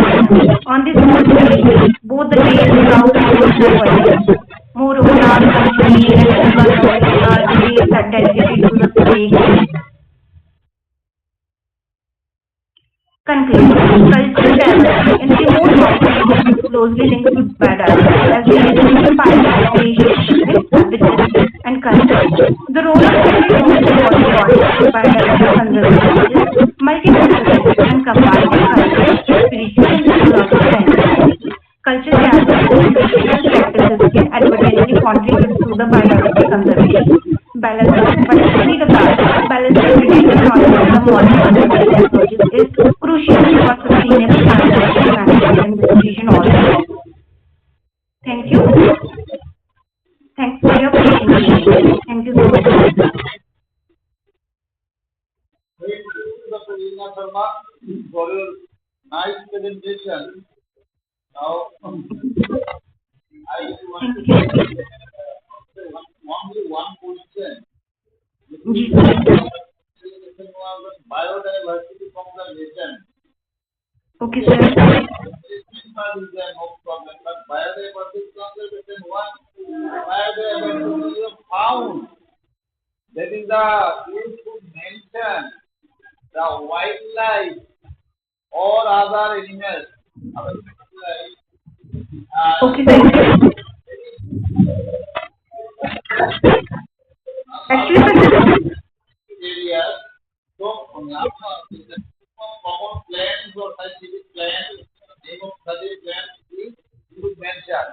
If you could about the wildlife, Himachal Pradesh, and also some the common plant trees. Yes, sir. Means I have it was not with the style condition for the style condition. I am not able to speak here. Now you can show in the slide of the table. I will say this slide. Okay, sir. Okay, actually, I thought it would be only 5 to 10 minutes. That's why I had a speak. You have it is a side you have presented. Thank you very much. But as it becomes conservation, so you should mention it in a tabular form. Okay. Okay, sir. Thank you very much. Next presenter is Pushpa Sharma.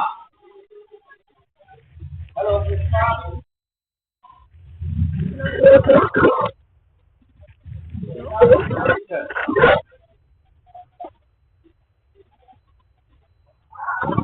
Introduction is short. We should be get the study. Okay, sir. It is completely only. Okay, sir. Okay, sir. Very good afternoon. All right, sir. A very good afternoon, Chairperson, Professor Yasin Khan. My name is Pushpa Sharma, and today I'm going to have a presentation on this water treatment of pyrokinetic. Pyrokinetic is a dimension characterized by interconnected chain of cells from various or filaments acquired in environment. It can be commonly found where nitrate and sulfate, nitrate, sulfate, and phosphate So I'll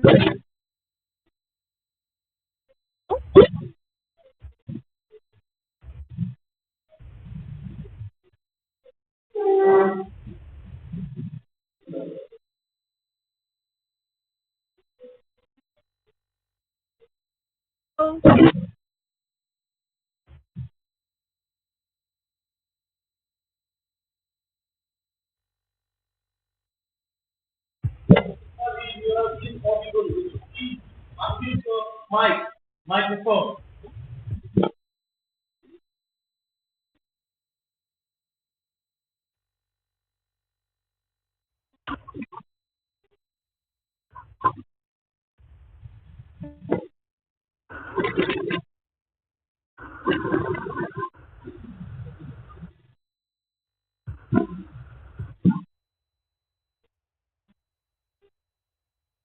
the study area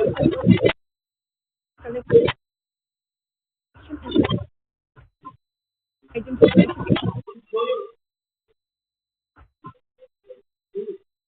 Before this, please whole slide. Start slide presentation. and cultural.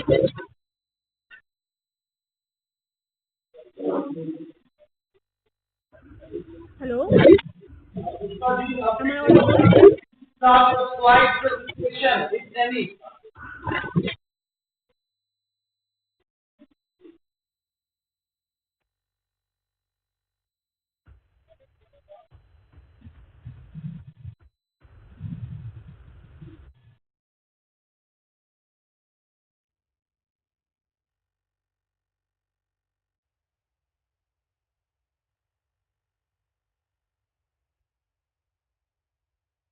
Okay, if you face any problem for presentation, then tell what your done or what is the object, what is the objective and methodology results. Okay,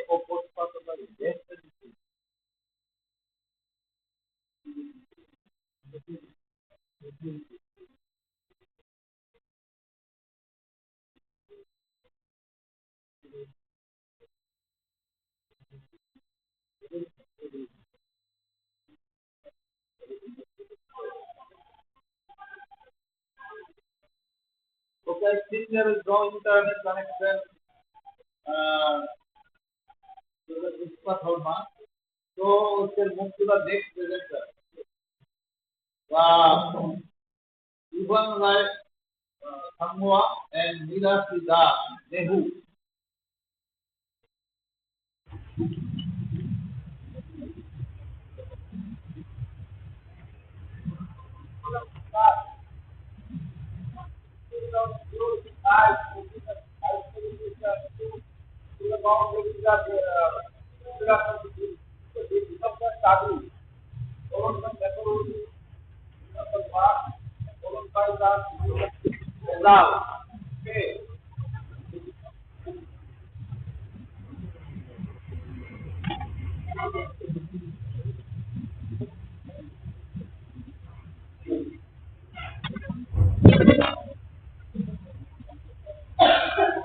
Sir, can you hear me, sir?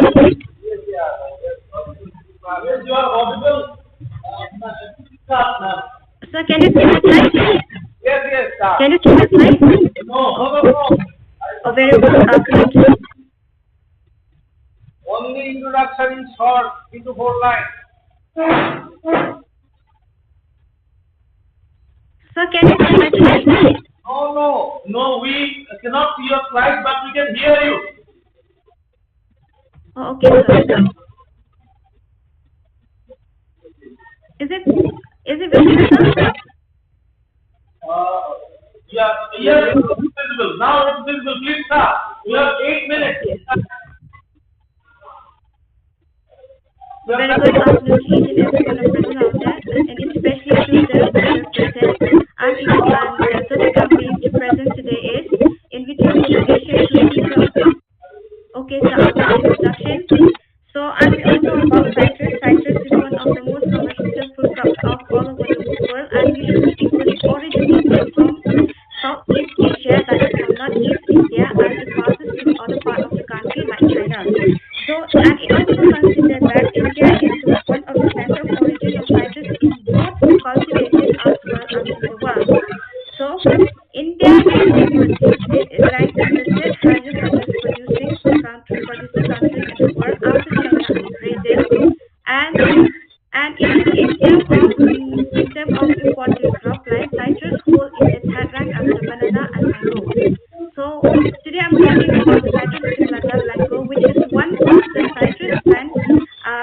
these usually are the one and highly popular and commercial cultivated plant in Meghalaya because of its high content in vitamin C, as well its processing quality, sweet color, aromatic flavor, shelf life, and also has numerous medicinal properties which include antioxidants, anti-inflammatory. These species are usually known as Nimra in Khasi, in Bengal it's called as Komla, and in Assam it's called Komala. These kind of plants are usually propagated by means of seeds and vegetative propagation. So here is the classification and identification where this plant belongs to the family Sylvaceae, and its morphology usually are the terrestrial plants. And as you see in the figure A is the habitat, and these trees are usually in 10 to 20 feet in height. And in the middle B, you have seen that it's a flowers, which shows that usually bear a white flowers with 5 petals and numerous stamens, and the fruits are globose, and the color ranges from the yellow to green and to oranges. And the last one is the E, the seeds. Seeds are usually creamy in color, and they are pointed and curved in shape. So my purpose or main objective of this study is that since Mandarin is one of the, the Khasi mandarin is one of the most commercially crop plants of Meghalaya, but its species have been prone to infections like viruses as well as virus pathogens, which include CTV, which is the common one. And these infections usually accumulate within the pores and spread to other healthy plants, which leads to decline in the productivity and the lack of the citrus trees. So as we all know that India is the one citrus originated from India, but comparing with the citrus production, China is obtained the frontline citrus growing country comparing to India, which exports only 40 metric tons per hectare. So therefore, the only method which can use to overcome this problem is by using an introduced method, that is in vitro propagation, as this method is used to help for life production as well as for immunity improvement and also for disease reproduction. So here is the plan of work. The first one is will focus on the survey of plant materials, and after that we'll do the collection of plant materials, and the last one is preparation of plant materials. So methods and methods, two fields that have been given for each study. The methodology where we are seeing methodology. So here's a method. You move to next slide. You move to next. Okay, so here is the collection. You move to next. Here is the preparation. Yes, sir. Please move to your next slide, ma'am. Moving of the slide. Please move the slide. Thank you very much. Sir, I think, but I think it's not visible. Just this thing. Okay. Materials and methods. Okay, fine. Okay, sir. So here is the method and methods. Two studies have been taken. One is from East Angeles, another one is from West Angeles. And along with its geographical coordinate has been done here. And also the month for collection usually which we collected during the month of February. So this is the field side, and after that we will go to the collection of plant materials. Usually for plant materials we collected seeds, the magic seeds, collected from the different orchid farms, and from there we will take it to the lab for individual propagation. For interval propagation, we followed the Salma et al. Protocol by using the seed as an explant. So next is the preparation of the for introducing these for individual propagation. The medium we introduced is MS medium, which is a spot medium, along with introducing a different kind of propagators which include DAP, NAIA, and SAP. So the steps for preparation of media including here, first start of preparation of media, and isolate, and the last is by inoculation, which is the last is inoculation. So here we do the preparation of the explant, whereby the explant first we will wash in lab clean, and after that we will put it under running enough water for 30 minutes. After that, wash it with distilled water. That is called as outside sterilization. So once we put it under LAF, we will wash it with 70% alcohol for 1 minute, and then we will bleach along by adding bleach and twist for 15 minutes. And again we will wash it with distilled water for 3 times, and then inoculation and store it under favorable conditions in the culture room, which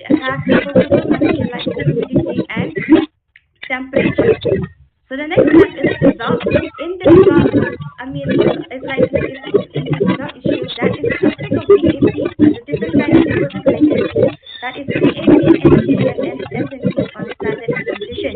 This is the single PGR, the plant growth regulators. As in the first graph, we can see that effect of BAC on plant regeneration, whereby in terms of shoot, BAB, which has the 10 micromolar concentration, are having produced the highest shoot production and the number of shoots, whereas the length has seen that it is produced in 2 micromolar as well in 10 micromolar, whereas the root, the number of roots produced is in control as well in 2 micromolar of BAB, and the length is in 4 micromolar.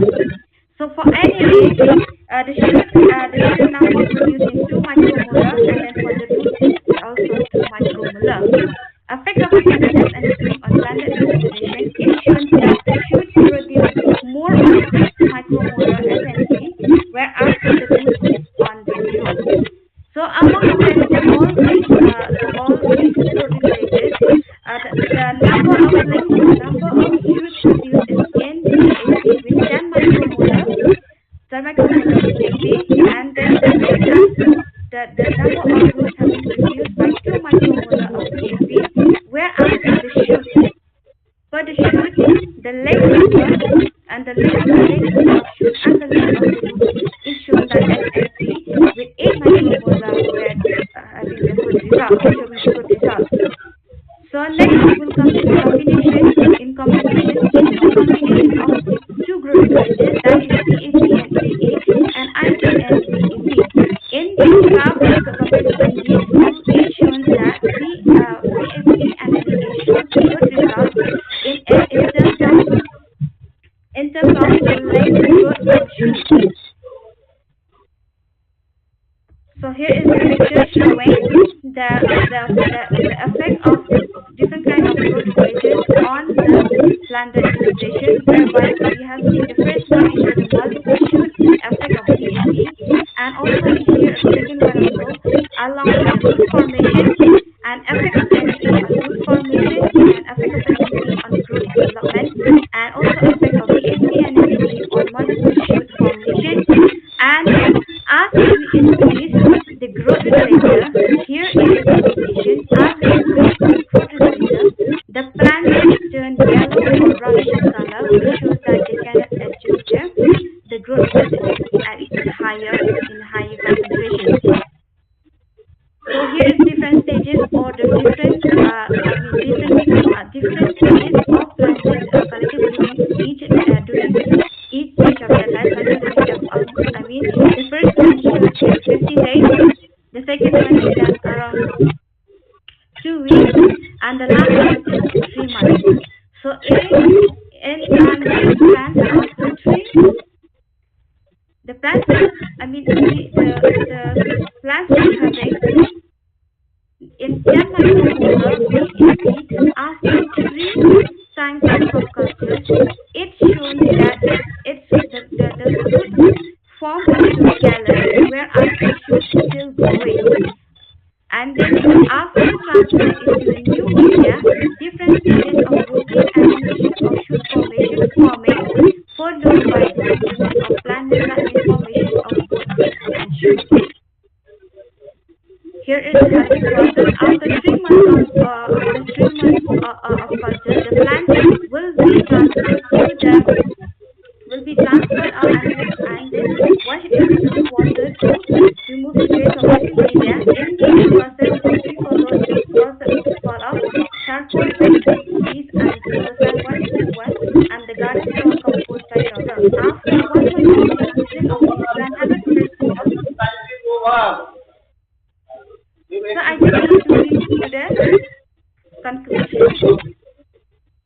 So in this present work, it has been shown that plant usually growth and determination with different growth of regulators as but this work has been done also by one of the author, that is Mackenzie and Abdul, and even them they shown that by increasing the growth regulators, the plant is increasing and they show a better grow on MS medium with supplemented of BAC as well as BAC along with NAA. So that's why the main purpose of admin is that this work is to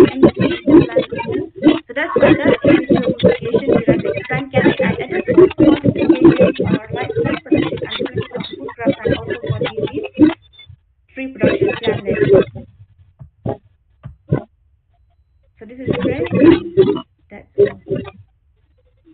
Okay, thank you, madam. Isn't it what PhD work? Hello? Yes, sir, it's a part of the street work. Yes, sir. It's a very good work.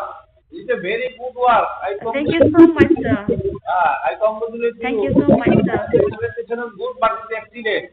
But always try to concentrate on the Yes, methodology and the result section with discussion. Now I have some few Okay, sir. Okay, sir. Thank you so much, sir. It's a common plan. Okay, sir. This area Nehu, it's the Meghala. Common plan, the abundance. Sir, yes, sir, indeed, these plans are the post-commercial crops, but day by day, these plants have integrated the risk of the virus infection and other kinds of pathogens. So that's what my main work is to study on these in order to find a way out or to overcome these infections that is by race-selecting in vitro propagation for tissue culture. What is the common name? Common name of the plant?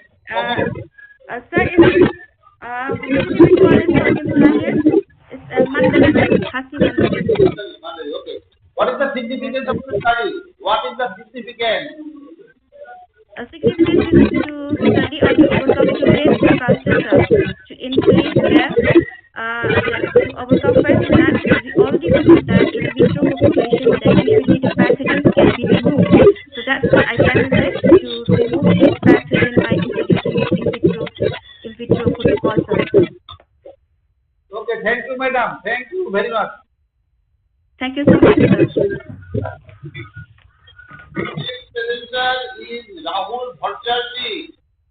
No, Rahul Bhattacharjee. Rahul Bhattacharjee present.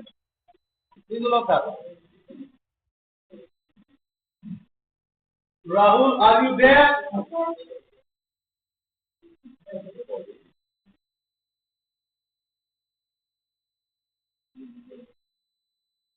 Rahul, are you present? Otherwise, you should go to next one.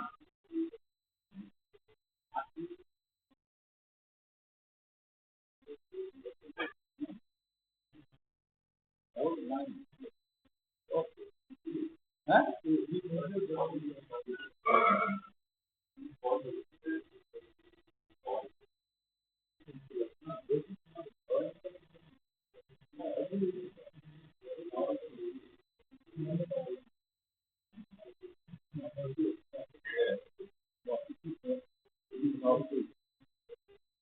So I shall move to the next presenter. It is Omio Ujha. Omio Ujha. Omio Ujha present. Omio Ujha, Bittina Dar, Venturum Kanti Bandhupadhyay, NIT Agartala.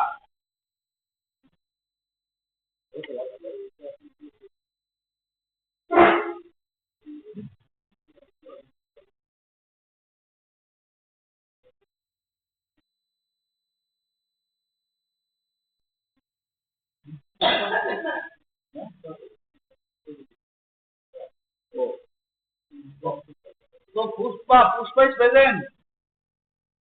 Pushpa, ma'am, are we audible? Are you there? Yes, sir. Start to present slide, sir. Start to present your slide.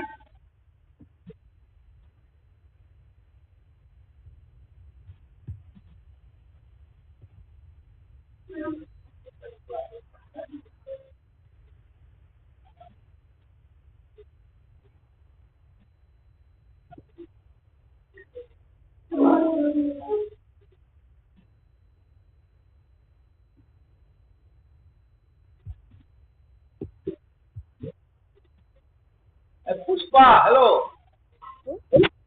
Introduction should be online and with the basic of the study followed by methodology. Followed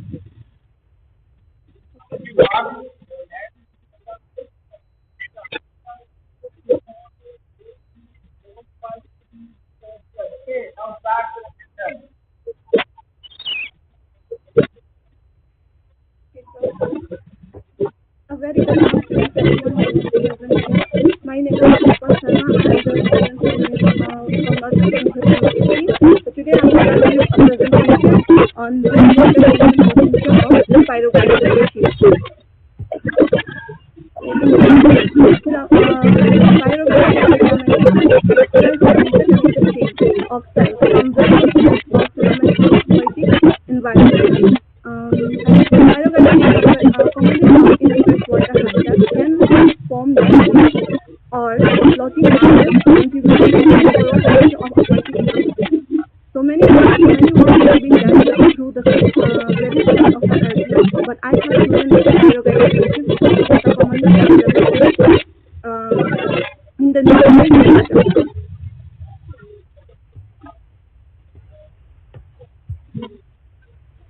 With the methodology, there is a study area which I have chosen the nature research.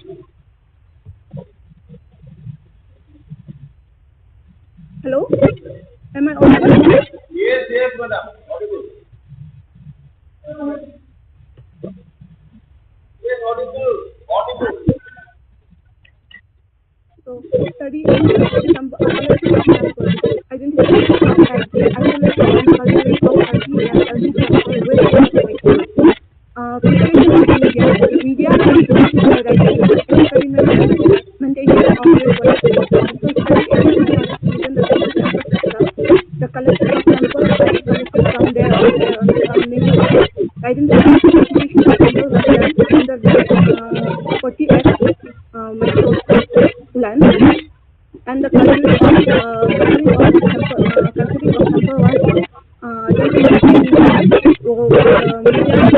the media are basically BG running and forward. The pH standardization was done. There are different pH. pH 7, pH 6.5.4, 8, pH 7.5, and pH 8.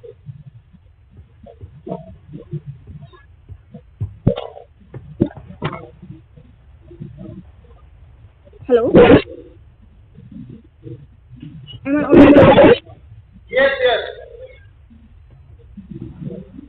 Yes, you are audible. This is the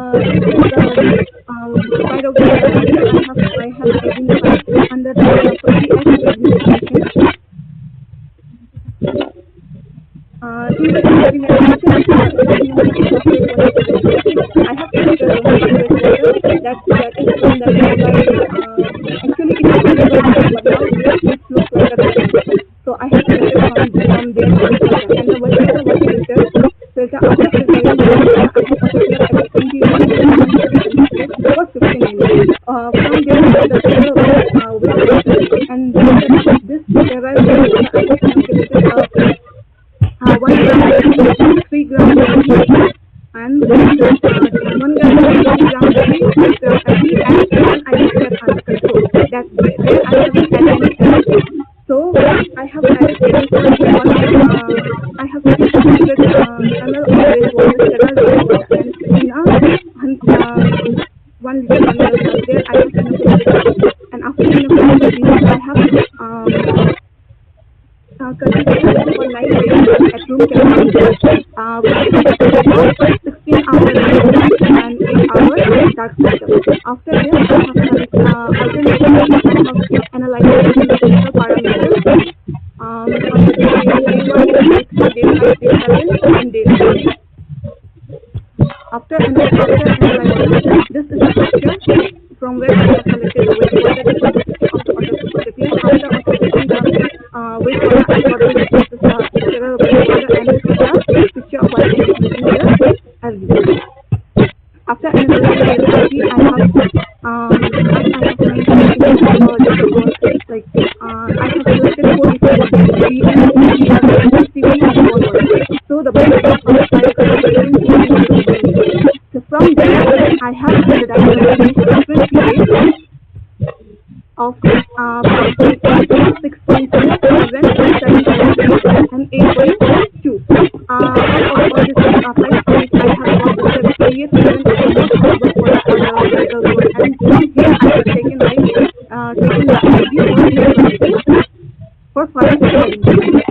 So this is the picture where I have this is a graph where I have kept zero gram control and 1 gram, 3 grams, and 5 grams again I have added. Here I am able to see that 0 gram shows a more stable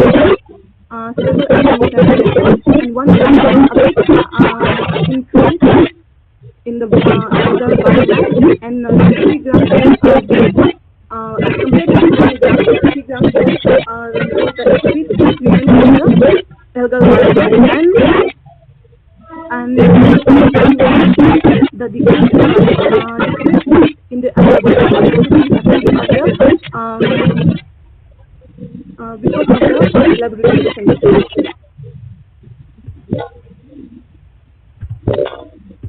And this investigate where at pH 7 we can see the 0 gram a kind of stable and 1 gram appears in the algal biomass, and 3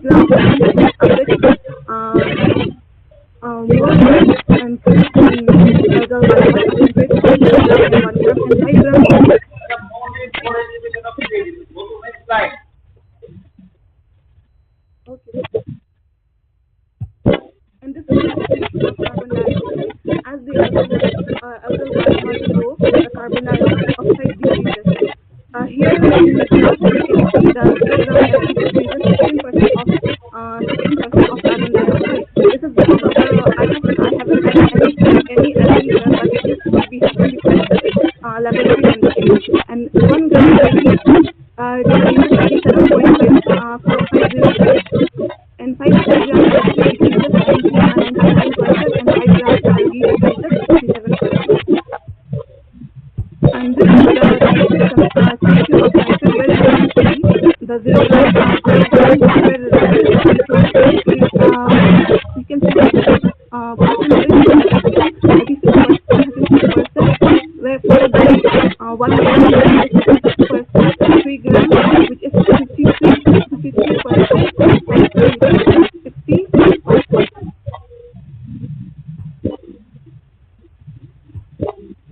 And this is distribution of nitrite, where we can see at control 88% of reduction of nitrite, and followed by 1 gram 82% reduction of nitrite, and 3 grams reduction of nitrite, and 5 grams 42% reduction of nitrite.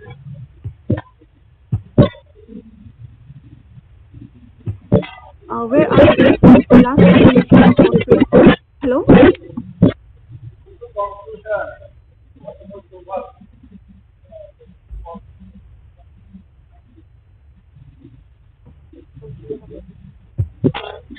Here the higher value improvement from acidic to more absorbing conditions of the medium.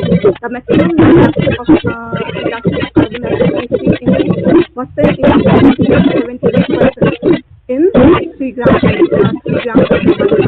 and the phosphate and calcium reduction 8% has been reduced with 5 grams algal biomass, and 60% of nitrite has been reduced with 3 grams algal biomass, and 83% reduction of nitrate levels is seen in 3 grams algal biomass, and maximum reduction of phosphate which is 88% was seen in 3 grams algal biomass. So stereogram showed optimization and can be further explore this potential to be made beneficial.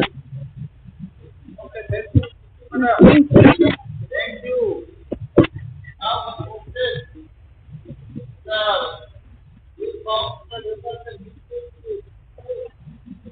Yes.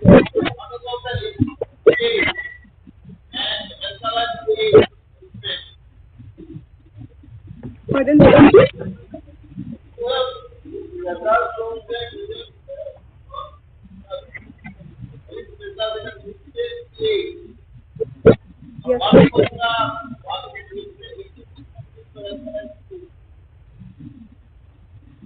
Yes. SCB3 into 5 different grades, which is grade 7 and 7.2, CS.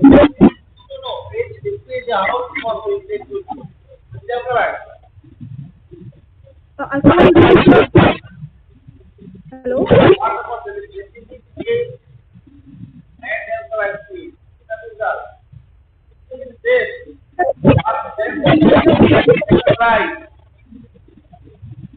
Better results in alkaline state. Better results in alkaline state.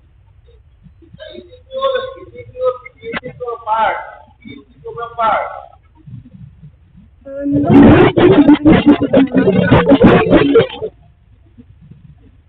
Okay. Thank you, madam. Thank you very much for your good presentation. Thank you.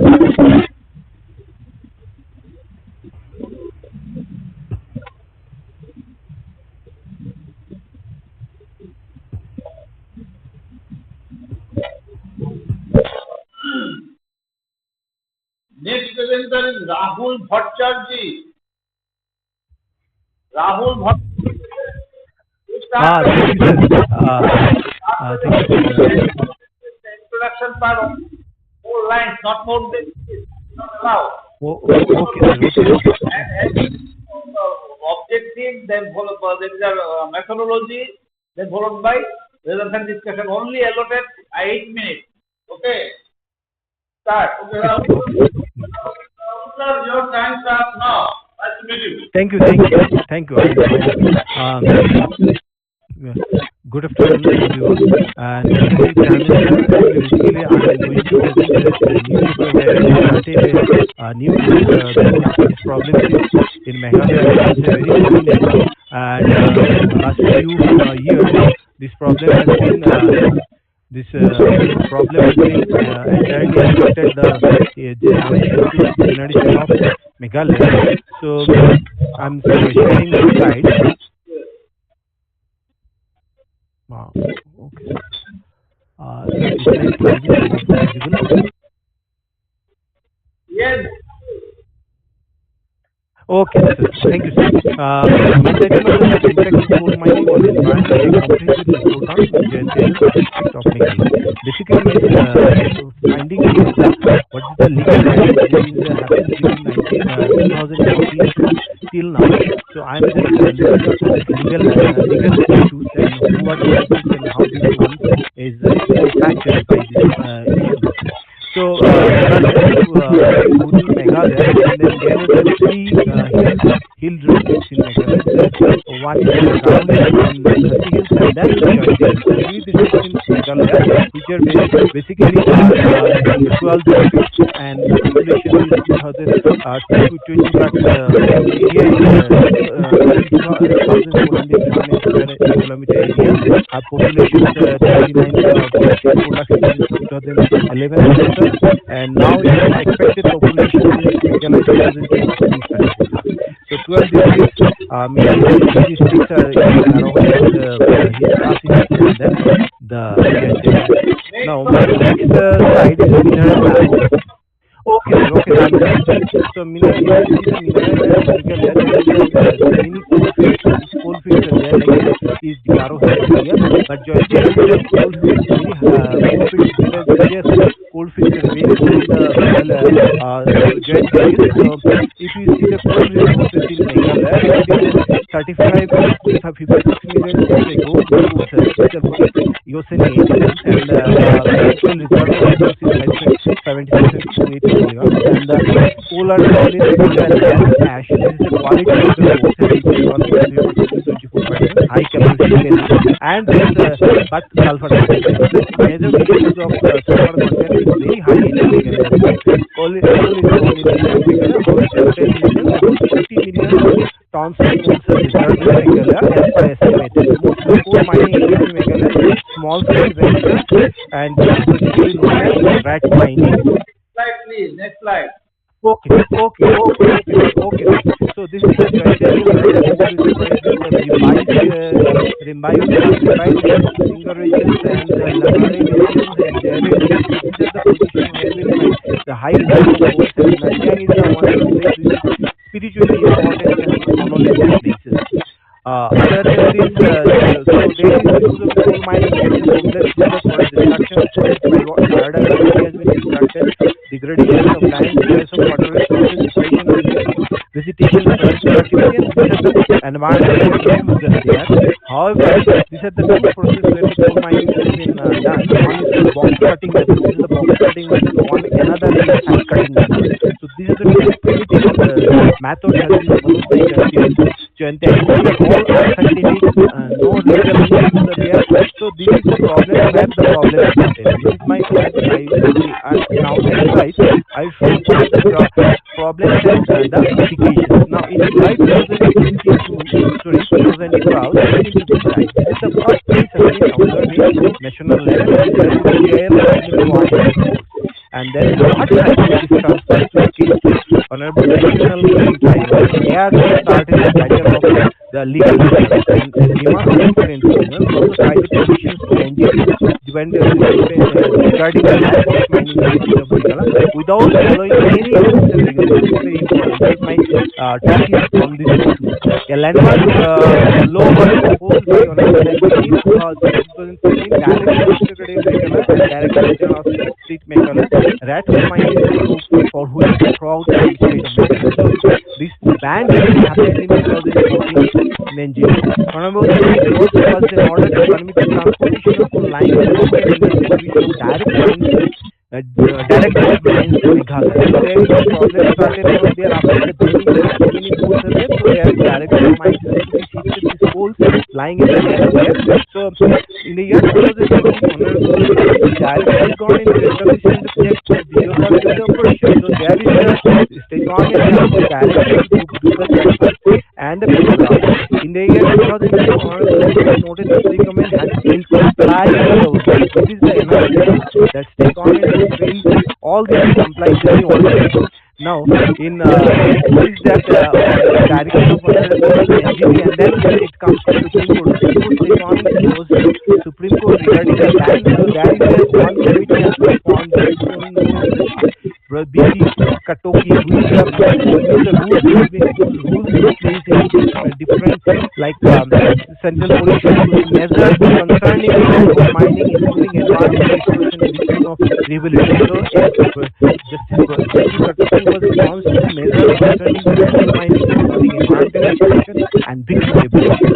And state government appealed to honorable that must be then right tribal rights. So Supreme Court rebarred the provision of para 3 of 60 of the Constitution. Under the distribution, Supreme Court has rebarred that this tribal the power of districts and regional governments. So this power has been reversed back by Supreme Court that mining has to be done by scientific methods. No mining has to be by the methods. According to Environmental Protection Act 1986, environmental plan is mandatory for coal mining project. So this was not done before, but after the Supreme Court directed state government has to follow the environmental regulations. So state level must adhere to mine section 1952 2007 regulation to ensure compliance with the Environment Act 1957 and Environmental Protection Act 1960. These are the directives. So the Supreme Court has to be given to the Meghalaya government that has to be followed.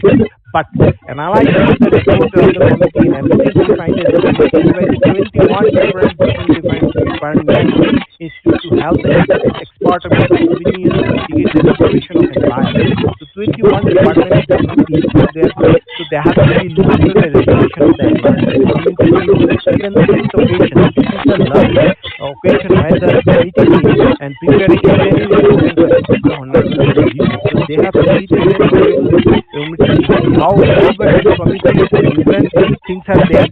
However, I have noted this one. I will that is the committee has suggested an annual budget for January 2019. The honorable directed committee to consider appropriate technology to ratify mining the increasing of IIT and ISL Dhanbad proposed a high wall fence. So there is a proposal that for environment protection that has to be made high wall fence. But at this today's high wall mining there were 160 crore rupees of primary investment. So this has been under the process, but till now in 2023 today we don't have any company coming forward and to establish a high wall mine.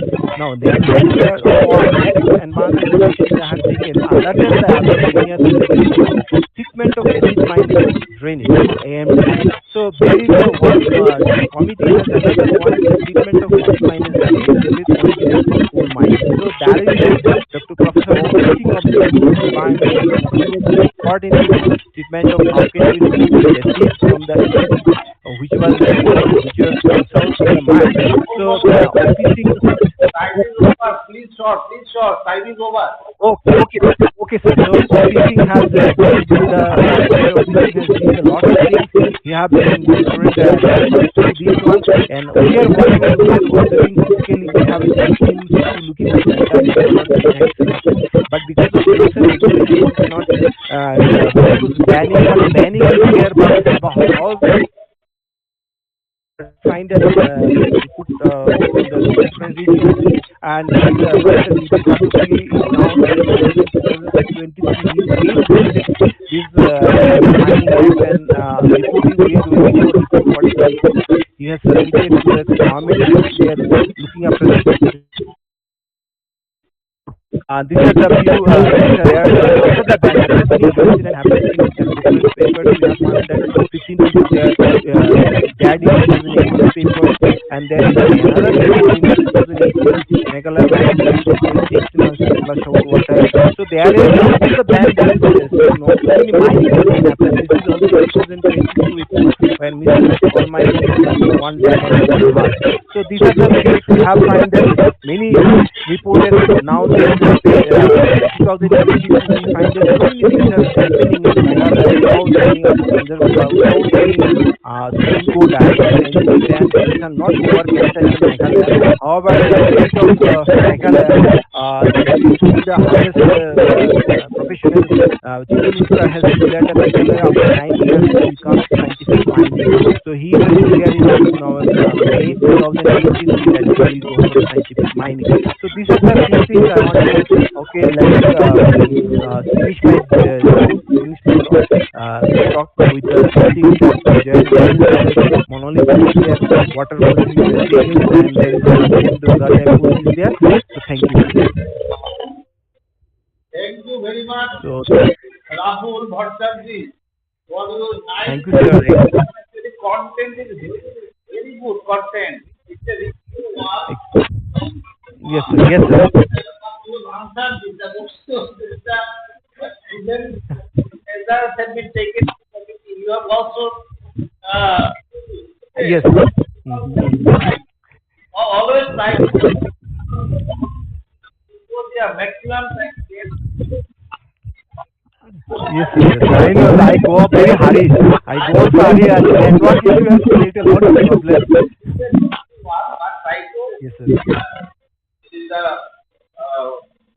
It is the number of times is less, okay? But your presentation and the content is very good, so congratulations to you. Thank you very much. Thank you, sir.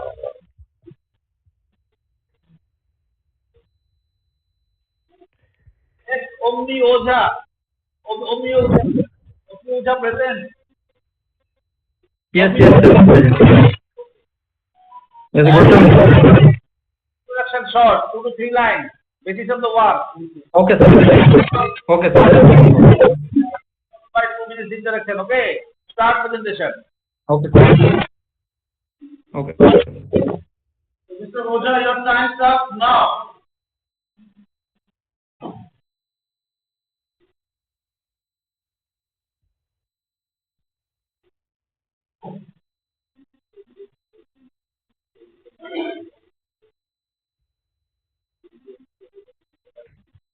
Okay, good morning. My name is I'm PhD in India. Today my topic is about concrete and sustainable architecture. This is the content we are discussing in this seminar. introduction. The we know what we may not concrete. Concrete is made up of the some cement, liquid, and water.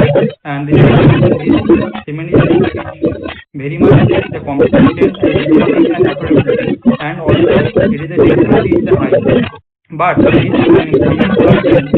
in global 10% is the carbon dioxide production of carbon dioxide. So we are discussing about the microorganisms using the concrete cement. So microorganisms are bacteria or bacteria used. So the bacteria contain the calcium carbonate and produce the calcium carbonate and heat the and this concrete is firstly in microorganisms the heat. Second is the sustainable concrete. So in this picture, there is a specific concrete or bioconcrete. This is concrete so reduce the global warming and also reduce the CO2 emissions, and it is also sustainable and eco-friendly. Also, we are looking at reuse and waste also. So why is concrete from? So this is some equation. So calcium carbonate and heat. So produce the calcium oxide in carbon dioxide is formed. So the environmental solution is there. So why need concrete? Because this is some points are there because the consumption of natural resource and global warming and also the water consumption and recycling. So this is the picture of bioconcrete. The sum is black which is the encapsulation of the bacteria or core of the bacteria, and this is the also the cellular concrete bioconcrete bacterial core, and after pouring this concrete the crack is there. So this is the crack is there. Then water and air water is put into there, and the bacteria aggregate and produce carbon. So the crack and the so that is essentially concrete. The concrete is very use of the bacteria or microorganism, and it is benzene is the crack is the 0.5 millimeter, but after 0.5 millimeter the crack is not used for bacterial concrete. So the sum is taken for the position of the bacteria concrete or bioconcrete, or this is the microorganism calcium carbonate. So see there is some pathway to produce the calcium carbonate. So first is the pathway.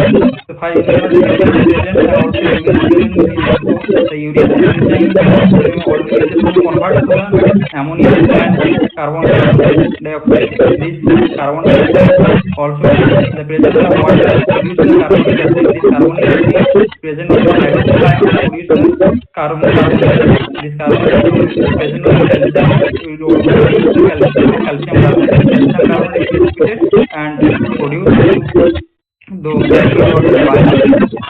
Also the denitrogen pathway. So the nitrogen is there and the nitrogen is there. So this react with calcium to produce the calcium carbonate. Also there is a sulfate pathway. So sulfate and also the nitrogen and also produce the carbonic acid. Then calcium carbonate, and this is the oxide pathway. This is present. So produce to hydrosulfide and produce the calcium carbonate. So calcium carbonate is the main reaction of this bioconcrete. Second, this is the bacteria and this is the bacteria and the composition of the bacteria in using bioconcrete to produce the bioconcrete. And after the bioconcrete, we measure the compressive strength and the reaction percentage. This is the pseudo hermicide mainly heal the crack 0.5 and other bacteria are also heal the crack 0.5 millimeters and 0.1 millimeters in the bacillus and also you heal the crack is 0.1 microgram. But bacteria encapsulated in and immunization also is same process, and direct experiment where we are using for using the direct in the concrete mixture. There is a slide. Also, the bioconcrete, the CM means the compressive strength. So when we use the bioconcrete, only normal bioconcrete, the compressive strength is very much high. Then tensile strength, also the tensile strength of bioconcrete is also very much high due to the normal concrete. And water resistance in bioconcrete means was reduced to the normal concrete. Probably low when used in bioconcrete to the normal concrete. Okay, that's the advantage of the bioconcrete. This is a environmental friendly, obviously, because it is a biological process, so environmental friendly to a low amount of production of the carbon dioxide. Also, the bioconcrete is how the process protects the during the earthquake because it has a polymeric membrane on the outside of the bioconcrete. Then this type of concrete has to fill the clay outside already told these things the crack in this concrete already. And improvement of the concrete strength also the tensile strength also is improved and reduce the permeability of the concrete and also helps to reduce the maintenance. Some limitation of the use of this bioconcrete. This is the some limitation. So one is the disadvantage is the cost effective. Bioconcrete the biological process are used also the primary substrate also used so that the mainly here we use the cost effective the cost product. And it also on the other problem is it can also only repair on the crack 0.5 millimeter but large crack not by this also the benefits are good what is the bioconcrete or bio-based concrete and that is the battery is not usually possible in the environment because in any in bacteria is not possible to circulate in any and the microbiome unites the approach to a better conventional firstly and also so and enhancement of the compensation because we are used to to normal if compensation is high also the order is continuous also high and performance in normal and third time is over. Time is over. Okay, last one slide. Okay. And this is the thank you. Okay. Thank you very much for your presentation. It's a good presentation. Very good information is there. My one question that in NIT, is it easy to PhD work? Yes, it is. PhD work produced bioconcrete. You have produced bioconcrete. No, I produce only microorganisms in the type of concrete. Now, what is the nutrient source of bioconcrete of the bacteria, for the bacteria? Nutrient source. Okay, calcium and also calcium lactate may be good or calcium chloride also for substrate for the calcium for production of calcium carbonate. Calcium is already present in the concrete, na? Calcium is already present. That's why the bacteria we are using the bacteria use to produce the calcium carbonate. So not every bacteria produce the calcium carbonate. Some few bacteria are there they produce the calcium carbonate. And the urea producing bacteria may use for the bioconcrete.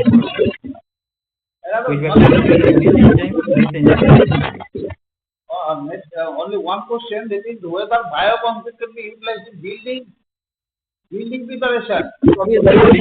Because in North India, in China, the buildings are made by bioconcrete. Because it is a friendly and the normal concrete. In China, it's not but in India, but in China, it's always It is also diminished the global warming process. So it is very good, significant work. So thank you very much. Thank you, sir.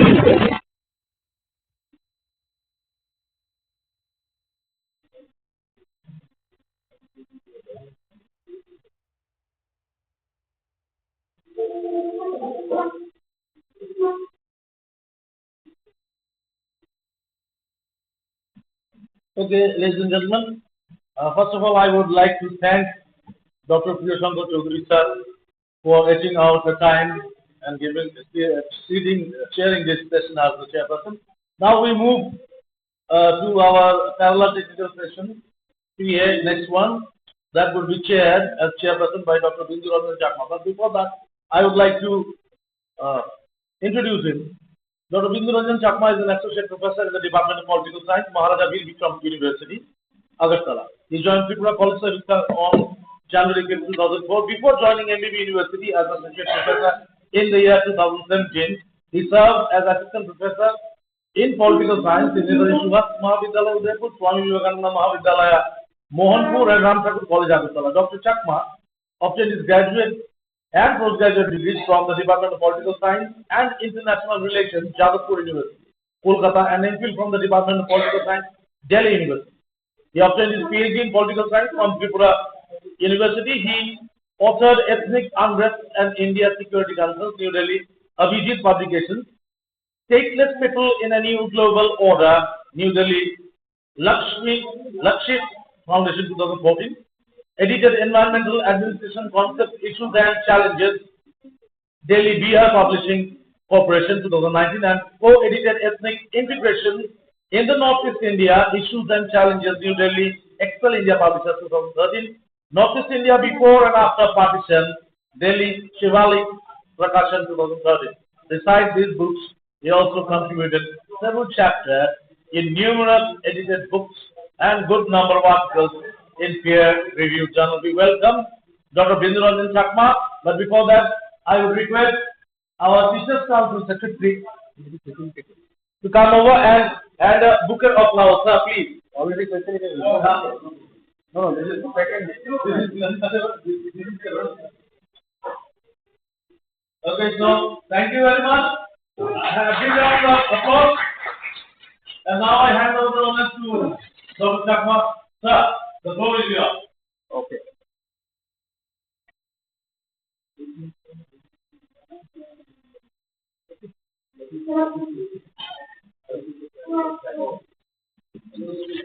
Okay, so thank you very much. Good afternoon to everybody, all the teachers who are present, particularly to the organizing secretary and the principal of BIR BIKRAM Memorial College. You have given me this opportunity to share the technical session. Of course, I have already done once, and this is the second technical session that I'm sharing. So, among the presenters, I know very well Dr. Chandan Bhushan Nagar. I think he's present here. So, he worked in Tripura. I knew him very well. So, without wasting any more time, I think we'll start the session. I would like to mention one thing in the very beginning is that since the topic of the seminar is the role of science and technology in building a future global perspective. So I think through the seminar we're trying to look for a global perspective, how we can have a sustainable future. And when we talk about building a sustainable future, automatically the question of the environmental sustainability comes to the forefront. So therefore, I would request the paper presenters to please see their paper. Please see their paper with the core theme is the idea of building sustainable future from an environmental perspective. So we are already delayed by I think more than 1 hour. We have 4 paper presenters. I would request all the paper presenters to please present themselves within 8 minutes.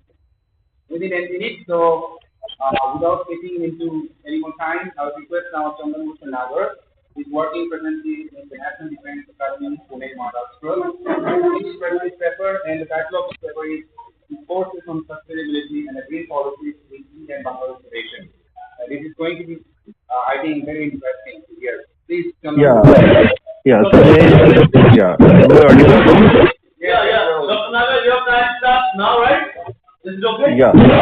Shall I give Yeah, yeah. I would like to share a slide.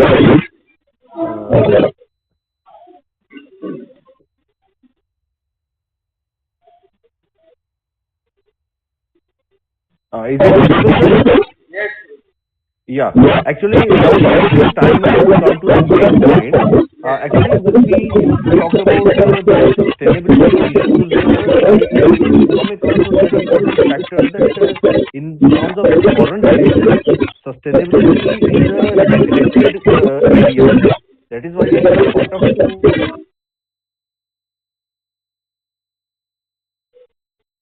to the sustainability as a major, concern in the nation. So that's why directly move on to the objective that this study critically examines the developing sustainability in domestic and certain foreign relations.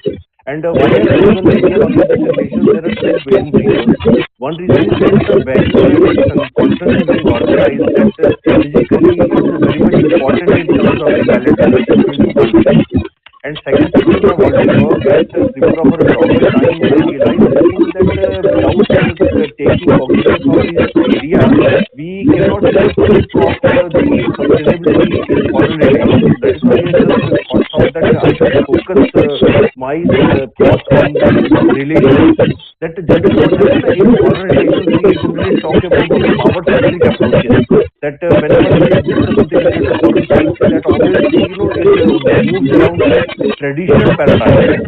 Maybe we may talk about military, we may talk about strategy, we may talk about security, but we often forget that sustainability is a very important factor in the security. Because if we move on to the current descriptions of the security, then we obviously link upon some of the important things that we cannot include the sustainability and we just simply talk about the traditional paradigm. So I just thought of that I should focus on the new purpose or the reason why we should focus on the sustainability. The reason is that we have seen a transformation in the relations by the time Sheikh Hasina regime has come to power. And the perspective of the India-Bangladesh has entered into a new paradigm because we already have completed 50 years of our relationship. And in the presentation, you can see certain new add-ons, which may not be new for the audience who are listening this presentation, that we are going to be more and more connected with each other. But in terms of these connections, we often overlook the impact of these connections in terms of the environmental issues. See, what happened yesterday only, the Tripura and Mizoram has witnessed a heavy cyclone Mithili. It itself is a self-explanatory concern that we cannot ignore the concern of sustainability. And unfortunately, the discourses on the tax policy or the park fisheries policy might not have an official charter which would declare that how sustainability is to be a prime concern in the nation. So this is one of the important factors which we need to take cognizance. In addition, certain other important issues are of significance when we talk about the concept of sustainability in regard to the India-Bangladesh. I would like to have a focus on that. Some of the important issues, like we can start with, just a minute. Yeah, certain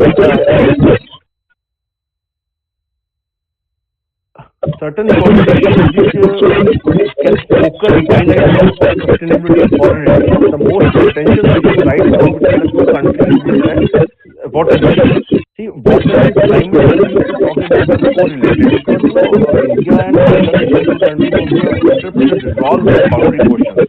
And apart from some minor misunderstandings, Indian officially already declared that it has resolved its issue with Bangladesh. But still, related to the river issue, that has become the biggest contention, and the contention is so aggravated that it would have affected our bilateral relations.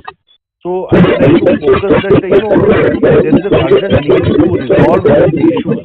I'm not sure noting the cause of the argument of India or Bangladesh, but the fact is that we have to look into this issue from a sustainability perspective as well, because it's not only a question to just share the water or between the two countries based upon a treaty. It has more important things as well, because it's about the life of the people living along the rivers as well. Then we have another important issue related to the forest and mangrove, which often has been a critical factor in the overlooked. I'm referring to the Sundarban area, which is one of the largest mangrove area, and it has been depleted on large scale because of the several interventionist activities from the human perspective in terms of the deforestation, in terms of the unplanned maintenance activities taken in view of such a natural disaster. Though there has been an attempt to consider it as a World Heritage Site, but still I must say that the official charters of declaration from the foreign policy must be reflected upon in terms of these as critical factors. Then we have certain photographs those are reflecting that how this has been badly impacted in terms of the natural disasters. And then we have maritime concern also. Maritime concern is what when we talk about these cyclones, we there was a government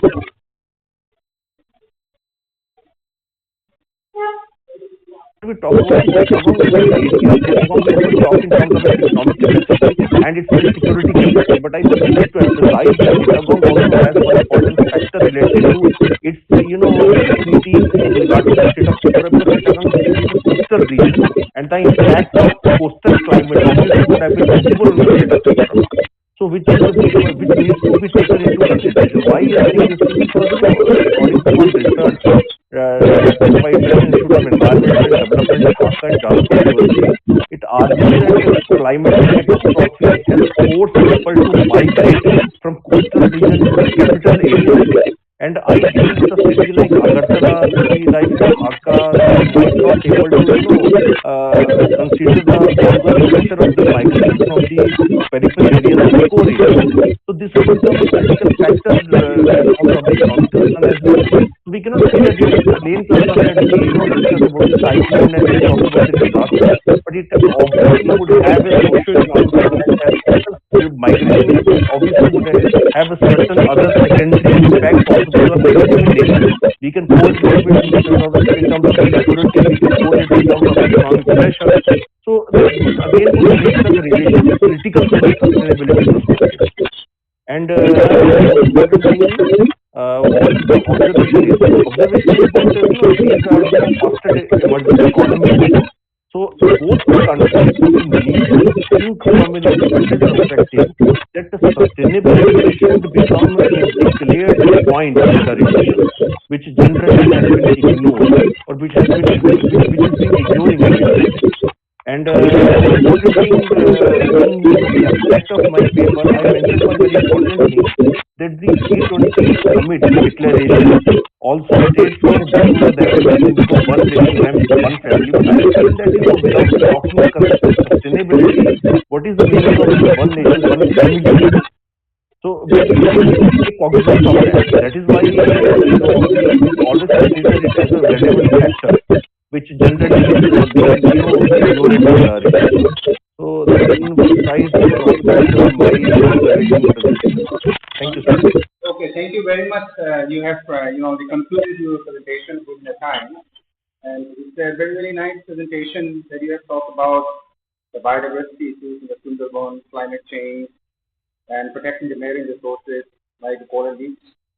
And also you have talked about the major river issues, the water carrying issues. But I don't know whether it's really because of the positive time that we should not focus on that.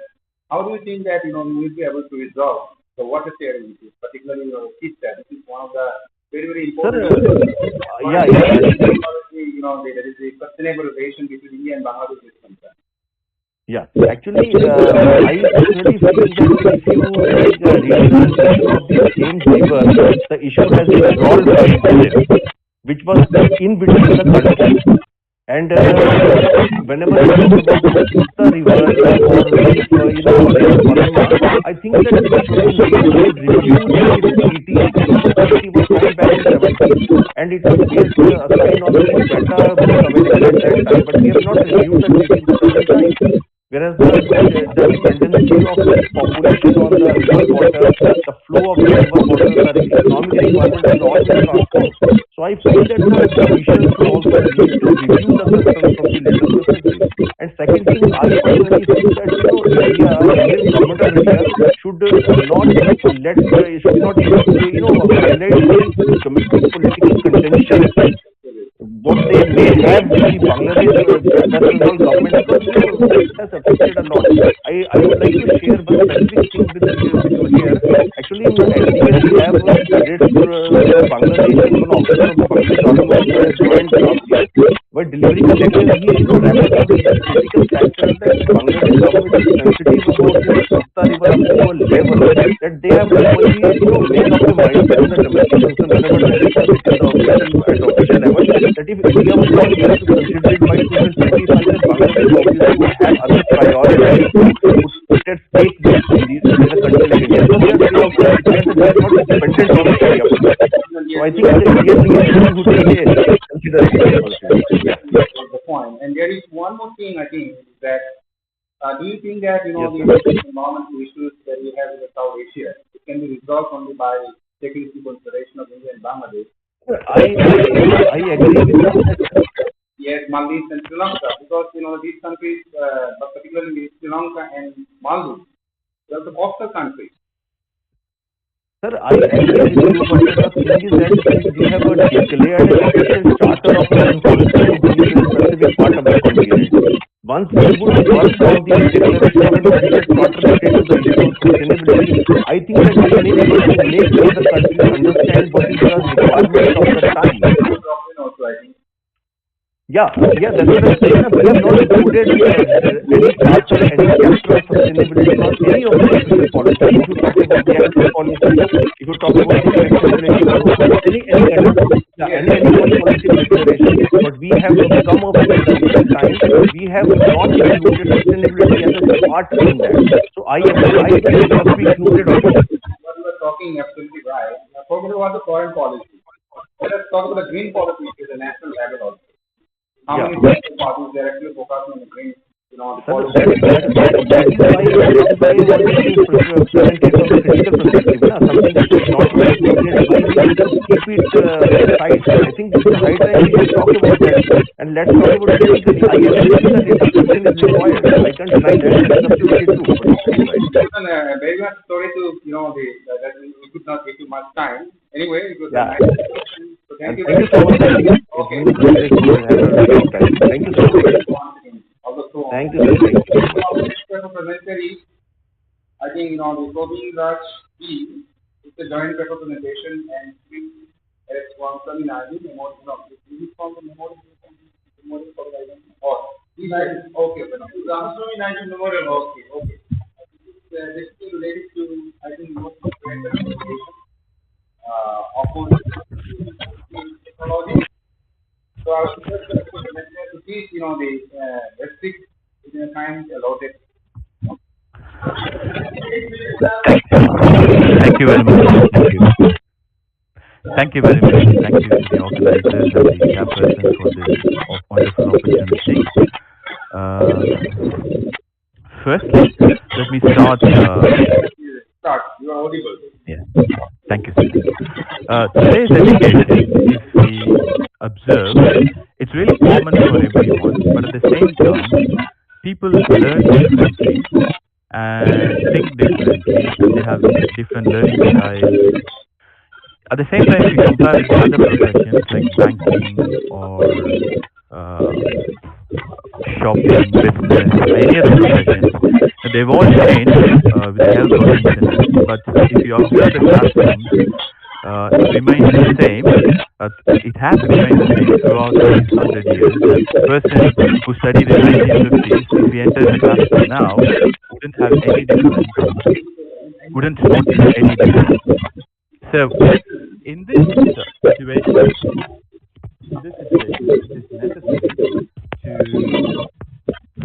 situation, it is necessary to focus on personalization of language with the help of technology.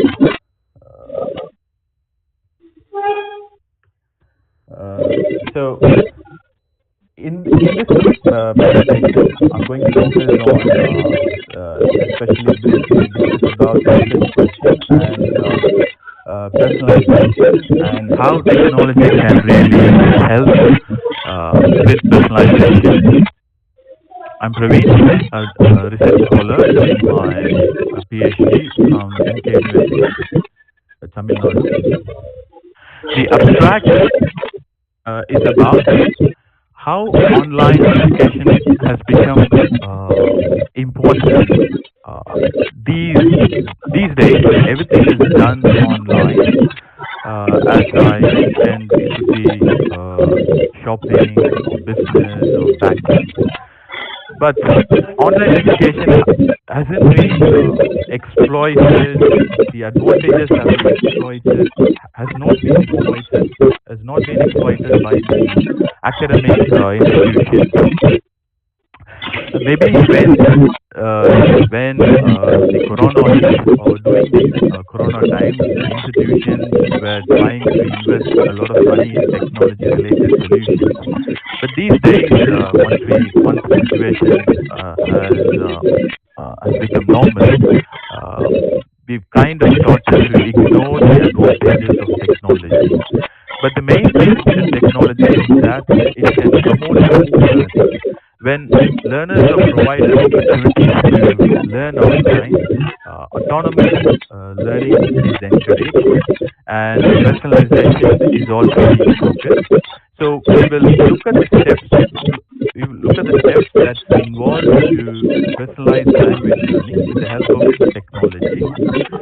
So the research discussion is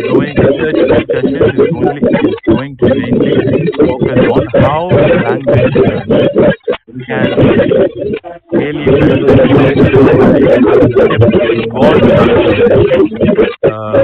and how technology can really help. The first step for yes, sir. How the technology that is helping us be sustainable, the concept of sustainable development. Okay. So personalization. Personalization will happen. Learner autonomy is very important. So the first step to personalization is understanding the language learners.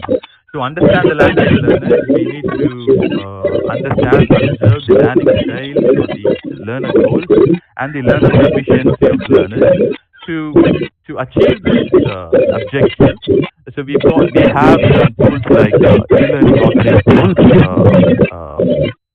Adobe Captivate, Adobe Presenter,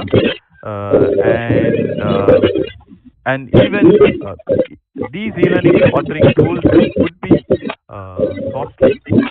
Even Blackboard LMS or LMS tools might be costly, but at the same time, even tools like Google Forms could be used to understand the language proficiency or language goals. The first step when it comes to a language learner, because when you talk about self-learning, the learner is going to learn online, but before he learns online, it is essential to look at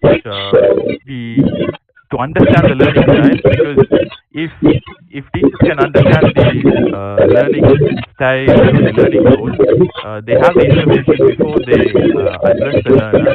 So it gives more opportunities to address them personally. And the next step is to have a peer assessment. As I discussed before, the e-learning authoring tools like Adobe Captivate, they've got many facilities to understand the learner, especially to assess the learner. For example, you have a variety of question models like in the bank or drag and drop. Yes, we understand it, but my question is that how is that related to the concept of that is the sustainable development? We are looking for the future, the global perspective. How the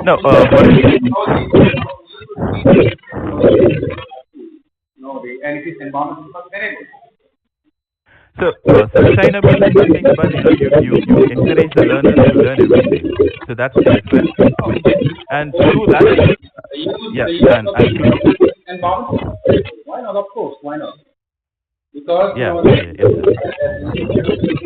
there is the technology. Basically, if you use, there is a e-learning resources.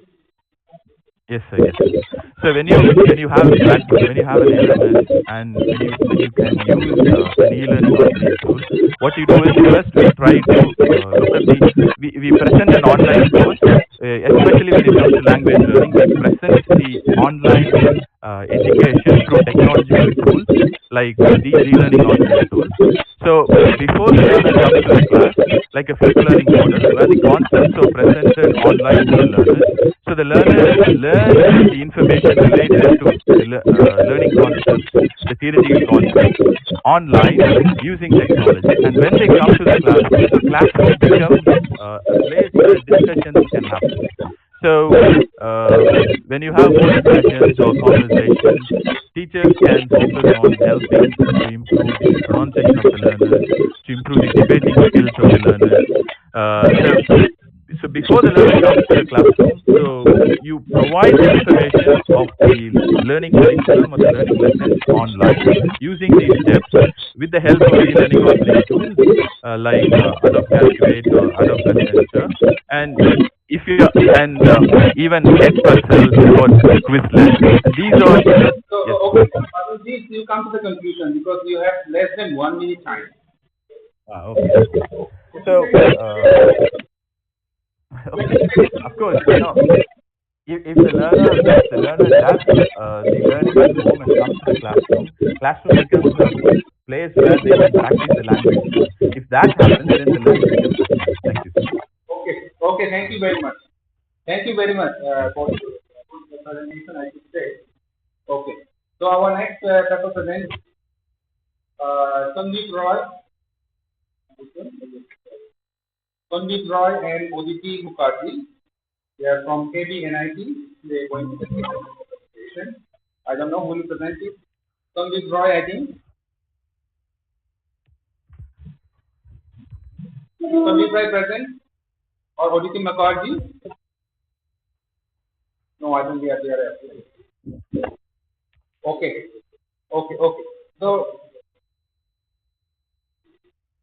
So our last paper presenter is going to be, of course, is a known person to me also.